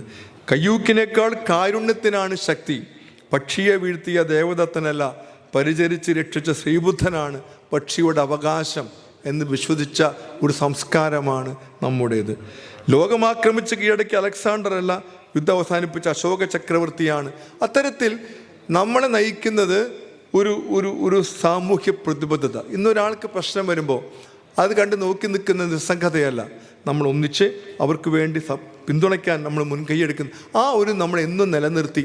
അതാണ് പ്രളയത്തിലും അതുപോലെ അതിനുശേഷം ഈ നമ്മുടെ കോവിഡ് കാലഘട്ടത്തിലുമൊക്കെ നമ്മൾ ചെയ്തത്. അതുപോലെ പെട്ടിമുടി ദുരന്തത്തിൽ ഷൺമുഖനാഥൻ എന്ന് പറയുന്ന ഇടുക്കി ജില്ലാ ബാങ്കിൽ നമ്മുടെ ഒരു പ്രവർത്തകൻ, അദ്ദേഹത്തിന് 23 ബന്ധുക്കളെയാണ് ആ ദുരന്തത്തിൽ നഷ്ടപ്പെട്ടത്, സ്വന്തം മക്കളും ഒക്കെ ഉൾപ്പെടെ. വളരെ ഖേദകരമായ യാഥാർത്ഥ്യമായിരുന്നു. ആണ് നിസ്സഹായമായ അവസ്ഥയിൽ നമ്മുടെ റിലീഫ് ഫണ്ടിൽ നിന്ന് 1 ലക്ഷം രൂപ നമ്മൾ നൽകേണ്ടായി. അതോടൊപ്പം AIBA അതറിഞ്ഞപ്പോൾ AIBA 1 ലക്ഷം രൂപ നൽകേണ്ടായി. ജില്ലാ സഹകരണ ബാങ്ക് എംപ്ലോയീസ് കോൺഗ്രസ് എല്ലാ ജില്ലകളിലും സമാഹരിച്ച് 5 ലക്ഷം രൂപ നൽകേണ്ടായി. അതുപോലെ ഈ പ്രളയവുമായിട്ട് ഒട്ടേറെ പ്രവർത്തനങ്ങൾ ജില്ലാ കമ്മിറ്റികൾ, ടൗൺ കമ്മിറ്റികൾ, സഹകരണ സംഘങ്ങൾ, ബാങ്ക് വൈസ് യൂണിയനുകൾ എടുത്തു. അതൊക്കെ നമ്മൾ പരാമർശിച്ചിട്ടുണ്ട്. രത്നകുമാരന് ആദരം. നമ്മുടെ മുക്കുവ തൊഴിലാളികൾ നമ്മളെ രക്ഷിക്കാൻ നമ്മൾ ഇറങ്ങിയപ്പോൾ ഒരു വലിയൊരു ഇടിയിൽ തകർന്ന് അത് ഓടിച്ചിരുന്ന ഒരു മുക്കുവ തൊഴിലാളിക്ക് മാരകമായി പരിക്ക് പറ്റി. അതിനുശേഷം പക്ഷേ ആ കുറേ കുടുംബങ്ങളെ അവിടെ രക്ഷിക്കേണ്ട അത്യാവശ്യമായിരുന്നത് കൊണ്ട് എന്നെ ആശുപത്രിയിൽ കൊണ്ടുപോകേണ്ട, അതും കൂടി രക്ഷിപ്പിച്ച് കൊണ്ടുപോകണമെന്ന് പറഞ്ഞ് അവരും കൂടി രക്ഷിപ്പിച്ച് തിരിച്ചു കൊണ്ടുപോകുന്ന വഴിയിൽ അദ്ദേഹത്തിന് തീരെ വയ്യ, ഭയങ്കരമായിട്ട് മുറിവേറ്റിയിരിക്കുകയാണ്. പക്ഷെ അതിശക്തമായ ഒഴുക്കിൽ നമ്മുടെ ഈ വണ്ടി നിയന്ത്രിക്കാൻ ആർക്കും പറ്റാതെ വരികയും ഈ പാവത്തിനെ എല്ലാവരും എടുത്ത് അതിൻ്റെ നിയന്ത്രണത്തിലേക്ക് കൊണ്ടുവരികയും അദ്ദേഹം ആ വേദനയൊക്കെ സഹിച്ചുകൊണ്ട് നിയന്ത്രിച്ച് അവർ രക്ഷപ്പെടുത്തിയ ഒരു നല്ല അയാൾക്ക് കുറേ ഈ ചികിത്സയിലെ കുറച്ച് പ്രശ്നങ്ങളൊക്കെ ഉണ്ടായി, കുറേ ബുദ്ധിമുട്ടി പാവം. അതിനെ നമ്മൾ സഹായിക്കാൻ നമ്മൾ തയ്യാറായി എന്നുള്ളതും അതിൻ്റെ ഭാഗമായി. അതുപോലെ നമ്മുടെ MJ ജൂബിലി എന്ന് പറയുന്ന നമ്മുടെ യുവ സഖാവ്, അവർ ഈ പ്രളയകാലത്ത് അവരൊരു മാതൃകാപരമായി കല്യാണത്തിന് ലഭിച്ച 7.5 പവൻ്റെ നെക്ലേസ് മുഖ്യമന്ത്രി ദുരിതാശ്വാസത്തിലേക്ക് സംഭാവന ചെയ്തത്, അതൊക്കെ ഒരു വലിയ ഒരു മോട്ടിവേഷൻ റീബിൽഡ് കേരളയ്ക്ക് വേണ്ടി ആളുകളുടെ. അതൊക്കെ നമ്മൾ നന്ദിപൂർവ്വം അവരെ അഭിനന്ദിക്കാൻ നമ്മുടെ എറണാകുളം ജില്ലാ കമ്മിറ്റിയുടെ അസിസ്റ്റൻറ്റ് സെക്രട്ടറിയാണ് ജൂബിലി. അതുപോലെ നമ്മുടെ കേരളത്തിൽ 100-ലേറെ പരിപാടികളുമായി നമ്മൾ നിന്നു. ഫെഡറൽ ബാങ്ക് എംപ്ലോയീസ് യൂണിയൻ കുറേയേറെ, അതുപോലെ TSBA, വിവിധ യൂണിയനുകൾ, എല്ലാവരും ജില്ലാ കമ്മിറ്റികൾ, ടൗൺ കമ്മിറ്റികൾ, സഹകരണ മേഖലയിലെ യൂണിയനുകൾ, ബാക്കി ബാങ്ക് വൈസ് യൂണിയനുകളൊക്കെ വലിയ സഹായങ്ങൾ കൊടുത്തു. നമ്മൾ പ്രധാനമന്ത്രിയുടെ ദുരിതാശ്വാസത്തിലേക്കൊക്കെ നമ്മൾ സംഭാവനകൾ നമ്മുടെ ലീവ് എൻകാഷ് ചെയ്തുകൊണ്ട് കൊടുക്കുന്നതിന് പുറമെ നമ്മുടെ സഹകരണ സംഘങ്ങളും വലിയ തോതിൽ ലക്ഷക്കണക്കിന് രൂപകൾ ഈ മുഖ്യമന്ത്രിയുടെ ദുരിതാശ്വാസത്തിലേക്ക് കൊടുക്കേണ്ടായി. അതുപോലെ സാമൂഹ്യ സേവനം നമ്മൾ നിരന്തരമായി തുടർന്നു. കോവിഡ് കാലത്ത് ഒട്ടേറെ യൂണിയനുകളും ഒക്കെ നമുക്ക് നേടിയെടുക്കാൻ നമുക്ക് സാധിച്ചു. അതൊക്കെ വലിയ ഒരു സാറ്റിസ്ഫാക്ഷൻ നമുക്കുണ്ടായി. നല്ല നാളേക്കായി കൈകോർക്കാം അതിൻ്റെ അവസാന ഘട്ടത്തിൽ എത്തുകയാണ്. നമ്മൾ ഈ ഓരോ പ്രശ്നങ്ങൾ നേരിടുമ്പോഴും നിയമങ്ങൾ വരുന്നു, വെല്ലുവിളികൾ ഉണ്ടാകുന്നു, അതുപോലെ പരിഷ്കാരങ്ങൾക്കെതിരെ, അതുപോലെ ദുരിതാശ്വാസം, എല്ലായിടത്തും നമ്മൾ നിരന്തരമായി നമ്മൾ ഇടപെടുന്നതാണ്. നമ്മൾ ചാർലി ചാപ്ലിൻ്റെ ഒരു ദ ഗ്രേറ്റ് ഡിക്റ്റേറ്റർ എന്ന് പറയുന്നൊരു സിനിമയിൽ പറയുന്ന ഒരു മനോഹരമായൊരു സ്പീച്ച് ഉണ്ടല്ലോ, അതിൽ പറയുന്നുണ്ട്, we want to live by each others happiness and not by each others. അത് തന്നെയാണ് പറഞ്ഞു, ഈ ലോകത്ത് എല്ലാവർക്കും വേണ്ടത് ഇവിടെയുണ്ട്, പക്ഷെ ചില ആളുകളുടെ ആർത്തി മൂലം അത് എല്ലാവർക്കും എത്തുന്നില്ല എന്ന് പറയുന്ന രീതിയിലുള്ള അനുഭവങ്ങൾ നമ്മുടെ മുമ്പിലുണ്ട്. നമ്മുടെ യൂണിയൻ്റെ ഈ പ്രവർത്തനത്തിൽ മെമ്പർമാർ യൂണിയനുമായിട്ടുള്ള ബന്ധം എന്ന് പറയുന്നത് ഇൻറ്റിമസി അറ്റ് എ ഡിസ്റ്റൻസ് എന്ന് പറയുന്ന രീതിയിൽ. ഇപ്പോൾ നമ്മൾ വയ്യാതെ കിടക്കുന്ന നമ്മുടെ മുത്തശ്ശി കാണാൻ പോകുമ്പോൾ രോഗാവസ്ഥയിലാണ്, കിടപ്പ് രോഗിയാണ്, അത്ര മേത്തൊക്കെ ഒരുപക്ഷെ ബെഡ് സോറൊക്കെ ഉണ്ടാവും. അപ്പോൾ നമ്മൾ കാണാൻ പോയി എന്ന് വരുത്തും, സ്നേഹം പ്രകടിപ്പിക്കും, പക്ഷേ എന്നാൽ ഒരു ലേശ അകലം പാലിക്കുന്ന അതിനെ ഒരു വലിയ സിമോൺ ദെ ബൊവർ എന്ന എഴുത്തുകാരി പറഞ്ഞ് വിശേഷിപ്പിച്ചതാണ് ഇൻറ്റിമസി അറ്റ് എ ഡിസ്റ്റൻസ്. നമ്മുടെ യൂണിയൻ്റെ പ്രവർത്തനങ്ങളോട് നമ്മുടെ മെമ്പർമാരും പലപ്പോഴും ഈ ഒരു ഇൻറ്റിമസി പ്രശ്നം വരുമ്പോഴൊക്കെ യൂണിയൻ വേണം, പക്ഷേ പലപ്പോഴും അവരെ എല്ലാ സംഘടനാ ആഹ്വാനം നടപ്പിലാക്കുന്ന സമയത്ത് ഒരു അല്പം ഡിസ്റ്റൻസ് പലപ്പോഴും ഉണ്ടാകുന്നുണ്ട്. ആ ഒരു അറിയും ഇരുട്ടാണെങ്കിലും പ്രശ്നമല്ല. അപ്പോൾ ആളുകൾ പറഞ്ഞു, നിങ്ങളുടെ കയ്യിൽ വിളക്ക് കത്തിച്ച് വെച്ചാലല്ലേ മറ്റുള്ളവർക്ക് നിങ്ങളെ കാണാൻ പറ്റുള്ളൂ, അതുകൊണ്ട് വിളക്ക് കത്തിച്ച് പിടിച്ച് നടക്കുമെന്ന് പറഞ്ഞു. അങ്ങനെ വിളക്ക് കത്തിച്ചുകൊണ്ട് നടക്കുകയാണ്. എന്നിട്ടും ഒരാൾ അയാളെ വന്ന് ഇടിച്ചു. അപ്പോൾ അയാൾ പറഞ്ഞു, എന്താണ് എന്നെ ഇടിച്ചത്? വിളക്ക് വെളിച്ചം കണ്ടില്ലേ എന്ന് ചോദിച്ചു. അപ്പോൾ നിങ്ങളുടെ വിളക്ക് കെട്ടുപോയിരിക്കുന്നു. കെട്ടുപോയത് അയാൾ അറിയുന്നില്ല. ഇതാണ് നമ്മുടെ അവസ്ഥ. നമ്മൾ ഈ കാണുന്നതും മിന്നുന്നതും ഒക്കെ പൊന്നാണ്. നമ്മൾ പലതും യഥാർത്ഥത്തിൽ എന്താണ് സംഭവിക്കുന്നത് എന്ന വസ്തുത തിരിച്ചറിയാൻ നമുക്ക് പലപ്പോഴും സാധിക്കുന്നില്ല. അതുകൊണ്ട് നമുക്ക് പല അപകടങ്ങളും നമുക്ക് സംഭവിക്കുന്നു. നമുക്കറിയാം, നല്ല മനുഷ്യനാവാനാണ് ട്രേഡ് യൂണിയൻ പഠിപ്പിക്കുന്നത്. നമ്മളതിന് ഒപ്പം നിൽക്കാൻ നമ്മൾ തയ്യാറാവണം. ആരുടെയും നമ്മുടെ എല്ലാവരും ഒന്നിച്ചു നിൽക്കാൻ, ഒരു പ്രശ്നം വരുമ്പോൾ അവർക്ക് കൈത്താങ്ങായി മാറാൻ, അങ്ങനെയൊക്കെയുള്ള ഒരു പ്രചോദനപരമായ ഒരു നിലപാടുകൾ എപ്പോഴും എടുത്ത് മറ്റുള്ളവരെ പ്രേരക ശക്തിയാക്കുന്ന ഒരു സമീപനം നമ്മൾ എടുക്കണം എന്നാണ് എനിക്ക് പറയാനുള്ളത്. നമ്മുടെ ശരിയുടെ പക്ഷത്ത് നിന്നുകൊണ്ട് നമുക്ക് മുന്നോട്ട് പോകാം. നമ്മളുടെ പ്രശ്നങ്ങളൊക്കെ വരുമ്പോൾ നമ്മൾ ഈ നിസ്സംഗമായി നിൽക്കാൻ പറ്റില്ല. 3 ഗന്ധർവന്മാർ സ്വർഗത്തിൽ പോവുക. അപ്പോൾ ഒരു പാമ്പ് തവളയെ പിടിക്കുകയാണ്. ചക്ഷുശ്രവണ ഗളസ്തമാം ദർദ്വരം എന്നൊക്കെ നമ്മൾ പഠിച്ചു. അപ്പോൾ പാമ്പ് പിടിച്ചപ്പോൾ തവള കരഞ്ഞു. തവള പറഞ്ഞു, എന്നെ രക്ഷിക്കൂ എന്ന് പറഞ്ഞ് വിളിച്ചപ്പോൾ ഒരു ഗന്ധർവൻ പറഞ്ഞു, ഈ പാമ്പിനെ കൊല്ലുന്ന പാമ്പേ നീ നശിച്ചു പോട്ടെ എന്ന് പറഞ്ഞ് ശപിച്ചു. ഉടനെ പാമ്പ് തിരിച്ച് ശപിച്ചു, എൻ്റെ ഇരയാണ് തവള, അതുകൊണ്ട് അതിനെ തിന്നാൻ എനിക്ക് അവകാശമുണ്ട്, നീ എന്നെ ശപിച്ചത് തെറ്റായിപ്പോയി, അതുകൊണ്ട് നിൻ്റെ ലക്ഷ്യം, നിൻ്റെ സ്വർഗം നഷ്ടമാവട്ടെ എന്ന് പറഞ്ഞപ്പോൾ ആ ഗന്ധർവൻ്റെ സ്വർഗം നഷ്ടപ്പെട്ടു. വീണ്ടും ഇതേ സിറ്റുവേഷൻ. അപ്പോൾ നോക്കിയപ്പോൾ തവളയുടെ പക്ഷം ചേർന്നാൽ സ്വർഗം പോവുമെന്നുള്ളത് കൊണ്ട് പാമ്പിൻ്റെ പക്ഷം ചേരാമെന്ന് വിചാരിച്ചു. അപ്പോൾ പറഞ്ഞു, പാമ്പ് ചെയ്യുന്നത് ശരിയാണ്, തവള കരഞ്ഞിട്ട് കാര്യമില്ല, അതതിൻ്റെ ഭക്ഷണമാണ് എന്ന് പറഞ്ഞു. അപ്പോൾ തവള ഈ ഗന്ധർവനെ ശപിച്ചു, നിൻ്റെ സ്വർഗവും നഷ്ടമാവട്ടെ. ആ 3ാമത്തെ ഗന്ധർവൻ എന്ത് ചെയ്യും? ഇതേ സിറ്റുവേഷനാണ്. പാമ്പിൻ്റെ പക്ഷം നിന്നാലും തവളയുടെ പക്ഷം നിന്നാലും സ്വർഗം നഷ്ടപ്പെടുമെന്നുള്ളത് കൊണ്ട് ഞാനീ നാട്ടുകാരനല്ലേ എന്ന് പറയുന്ന ഒരു നിസ്സംഗഭാവം.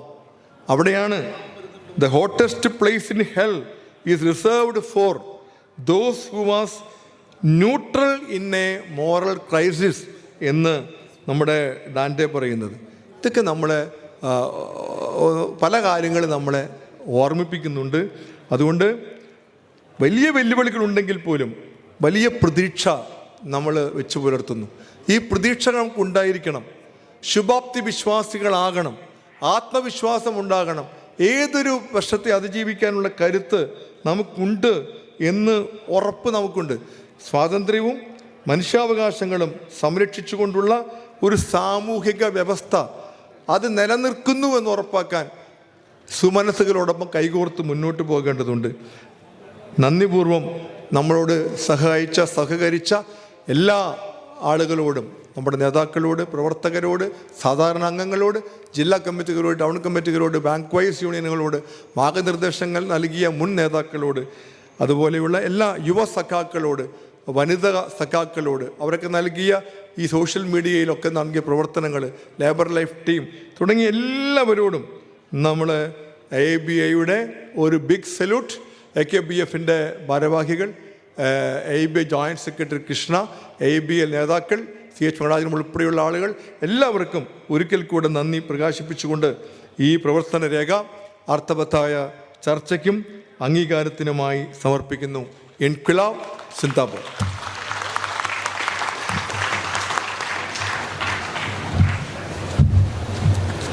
സഹകളെ, 300 പേജുള്ള ഒരു റിപ്പോർട്ട്, അതിൻ്റെ എല്ലാ വശങ്ങളിലേക്കും അദ്ദേഹം എത്തിച്ചേർന്നിട്ടില്ലെങ്കിൽ നിങ്ങളുടെയൊക്കെ കയ്യിലുണ്ടത്. അതുകൊണ്ടാണ് ഇത് വളരെ ഹ്രസ്വമായിട്ട് ഈ റിപ്പോർട്ട് അവതരിപ്പിച്ചത്. നമുക്കിനി നമ്മുടെ അജണ്ട അനുസരിച്ച് കണക്ക് അവതരിപ്പിക്കാനുണ്ട്. 4 മണിക്ക് തന്നെ നമുക്ക് ഇവിടുന്ന് പിരിഞ്ഞ് പൊതുസമ്മേളനം നടക്കുന്ന സ്ഥലത്തേക്ക് 5 മണിക്ക് പൊതുസമ്മേളനം ആരംഭിക്കണം. അപ്പം അതുകൊണ്ട് എല്ലാ ബാങ്ക് വൈസ് യൂണിയൻ്റെ നേതാക്കന്മാരോട് സെക്രട്ടറിമാരോട് പറയാനുള്ളത്, ജനറൽ സെക്രട്ടറിമാർ പറയാനുള്ളത്, അതാത് ബാങ്ക് വൈസ് യൂണിയൻ്റെ ആളുകൾ സംസാരിക്കുന്ന ആളുകളുടെ ലിസ്റ്റ് കൃത്യമായിട്ട് ഉച്ചയ്ക്ക് ഭക്ഷണത്തിന് ശേഷം ഇവിടെ എത്തിച്ചു തരണം.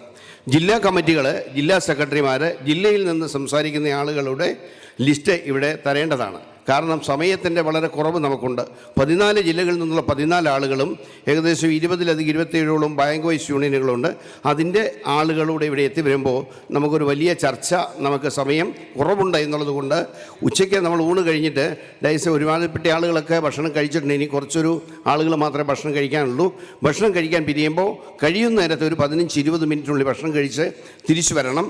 ഡൈസ് അതനുസരിച്ച് ക്രമീകരിക്കും. അത് കഴിഞ്ഞ് വന്നാൽ നമ്മുടെ ചർച്ച തുടങ്ങേണ്ടതുണ്ട്. അതുകൊണ്ട് വളരെ കൃത്യമായിട്ട് തരാത്ത ഒരാളെ പോലും നമുക്ക് പരിഗണിക്കാനാവില്ല. അഡീഷണലായിട്ട് ആളുകൾ ഉണ്ടെങ്കിൽ അത് സമയത്തിൻ്റെ ലഭ്യത അനുസരിച്ച് മാത്രമേ വിളിക്കാൻ കഴിയുള്ളൂ. ആദ്യം സൂചിപ്പിച്ചതുപോലെ 3 ദിവസത്തെ സമ്മേളനം 2 ദിവസമായി ചുരുക്കുന്നു. 3 വർഷത്തെ നമ്മുടെ റിപ്പോർട്ട് 4 വർഷത്തേക്ക് നീണ്ടുപോയി എന്നുള്ളത് കൊണ്ട് 3 വർഷത്തെ റിപ്പോർട്ട് 4 വർഷത്തെ റിപ്പോർട്ടായി, ബൃഹത്തായ റിപ്പോർട്ടായി അത് അവതരിപ്പിക്കേണ്ടതുണ്ട്. അതുപോലെ തന്നെ ഇത്രയും കണക്കുകളുടെ കാര്യത്തിലും മറ്റെല്ലാ കാര്യത്തിലും സമയത്തിൻ്റെ ഒരു വലിയ ദൂരം നമുക്കുണ്ടായിട്ടുണ്ട് എന്ന് എല്ലാവരും അറിയണം എന്നുകൂടി അഭ്യർത്ഥിച്ചുകൊണ്ട് കണക്ക് അവതരിപ്പിക്കുന്നതിന് വേണ്ടി നമ്മുടെ ട്രഷറർ സഖാവ് ജയപ്രകാശിനെ ക്ഷണിക്കും.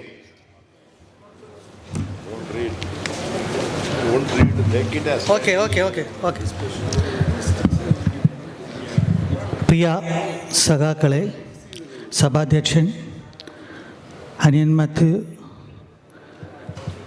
നമ്മുടെ ബഹുമാനപ്പെട്ട ലീഡർ CHV,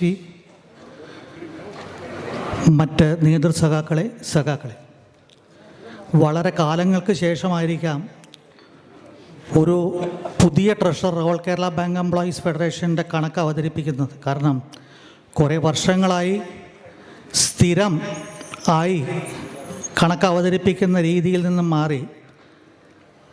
അതുകൊണ്ട് തന്നെ ഇത് മുഴുവനായിട്ട് വായിക്കാനും ഞാൻ ഉദ്ദേശിക്കുന്നില്ല. അത് 300 പേജിലുള്ള റിപ്പോർട്ടിൽ തന്നെ ജോസ്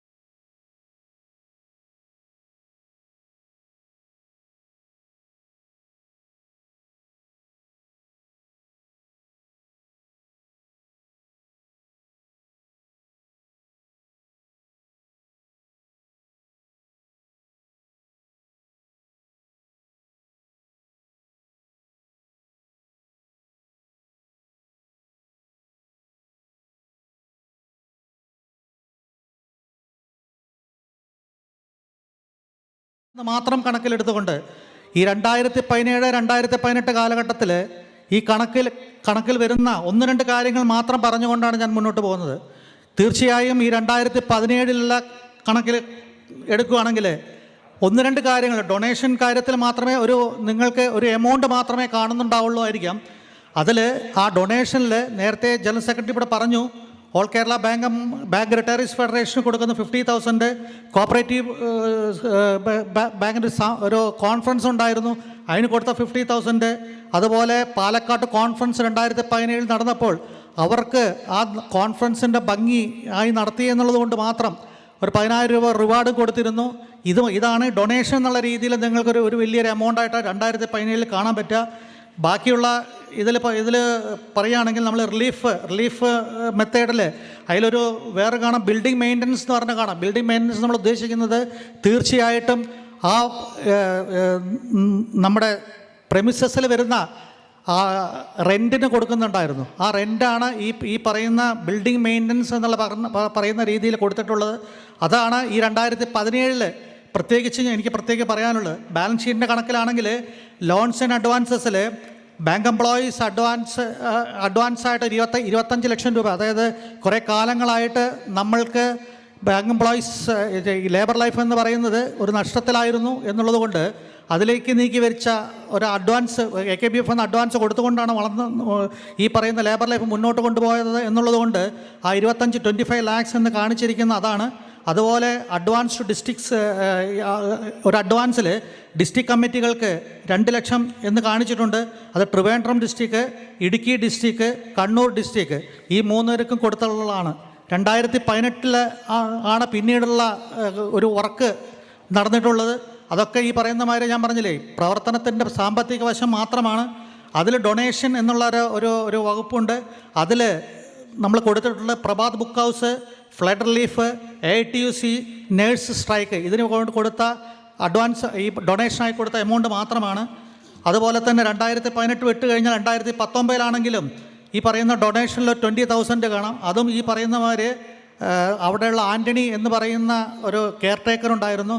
അദ്ദേഹം ഈ 2018 സമയത്താണ് നമ്മൾ ആ പ്രെമിസസ് വളരെ ഒരു മെയിൻ്റനൻസ് വർക്ക് നടത്തിയെന്നർത്ഥം. ആ മെയിൻ്റനൻസിൽ ഒരു വലിയൊരു എമൗണ്ട് കാണാം, 41 ലക്ഷം രൂപ എന്ന് പറയുന്ന ബാലൻസ് ഷീറ്റിലൊരു എമൗണ്ട് ഉണ്ടാവും. ആ എമൗണ്ടിൽ ഈ പറയുന്ന 41 ലക്ഷം രൂപ ചെലവഴിച്ചുകൊണ്ട് നമ്മുടെ സെൻട്രൽ ഓഫീസ് വളരെയധികം നല്ല രീതിയിൽ നവീകരിക്കാൻ കഴിഞ്ഞു. അത് ഈ പറയുന്ന കാലഘട്ടത്തിലുള്ള ഒരു വലിയൊരു അച്ചീവ്മെൻറ്റ് തന്നെയാണ്. അത് എന്തായാലും നമ്മുടെ മുൻ നേതാക്കൾക്ക് അഭിമാനിക്കാം. വളരെ നല്ല രീതിയിലേക്ക് ഈ പറയുന്ന നമ്മുടെ സെൻട്രൽ ഓഫീസിനെ നവീകരിച്ചുകൊണ്ട് ആർക്കും വന്ന് കയറി ഈ പറയുന്ന പോലെ നല്ല വൃത്തിയോടുകൂടി നല്ല ക്ലീനോടുകൂടി നമ്മുടെ അവിടെ എന്ത് കാര്യങ്ങളും സംഘടിപ്പിക്കാനും ഓർഗനൈസേഷൻസിൽ സംഘടിപ്പിക്കാനും അതുപോലെ തന്നെ നമ്മൾ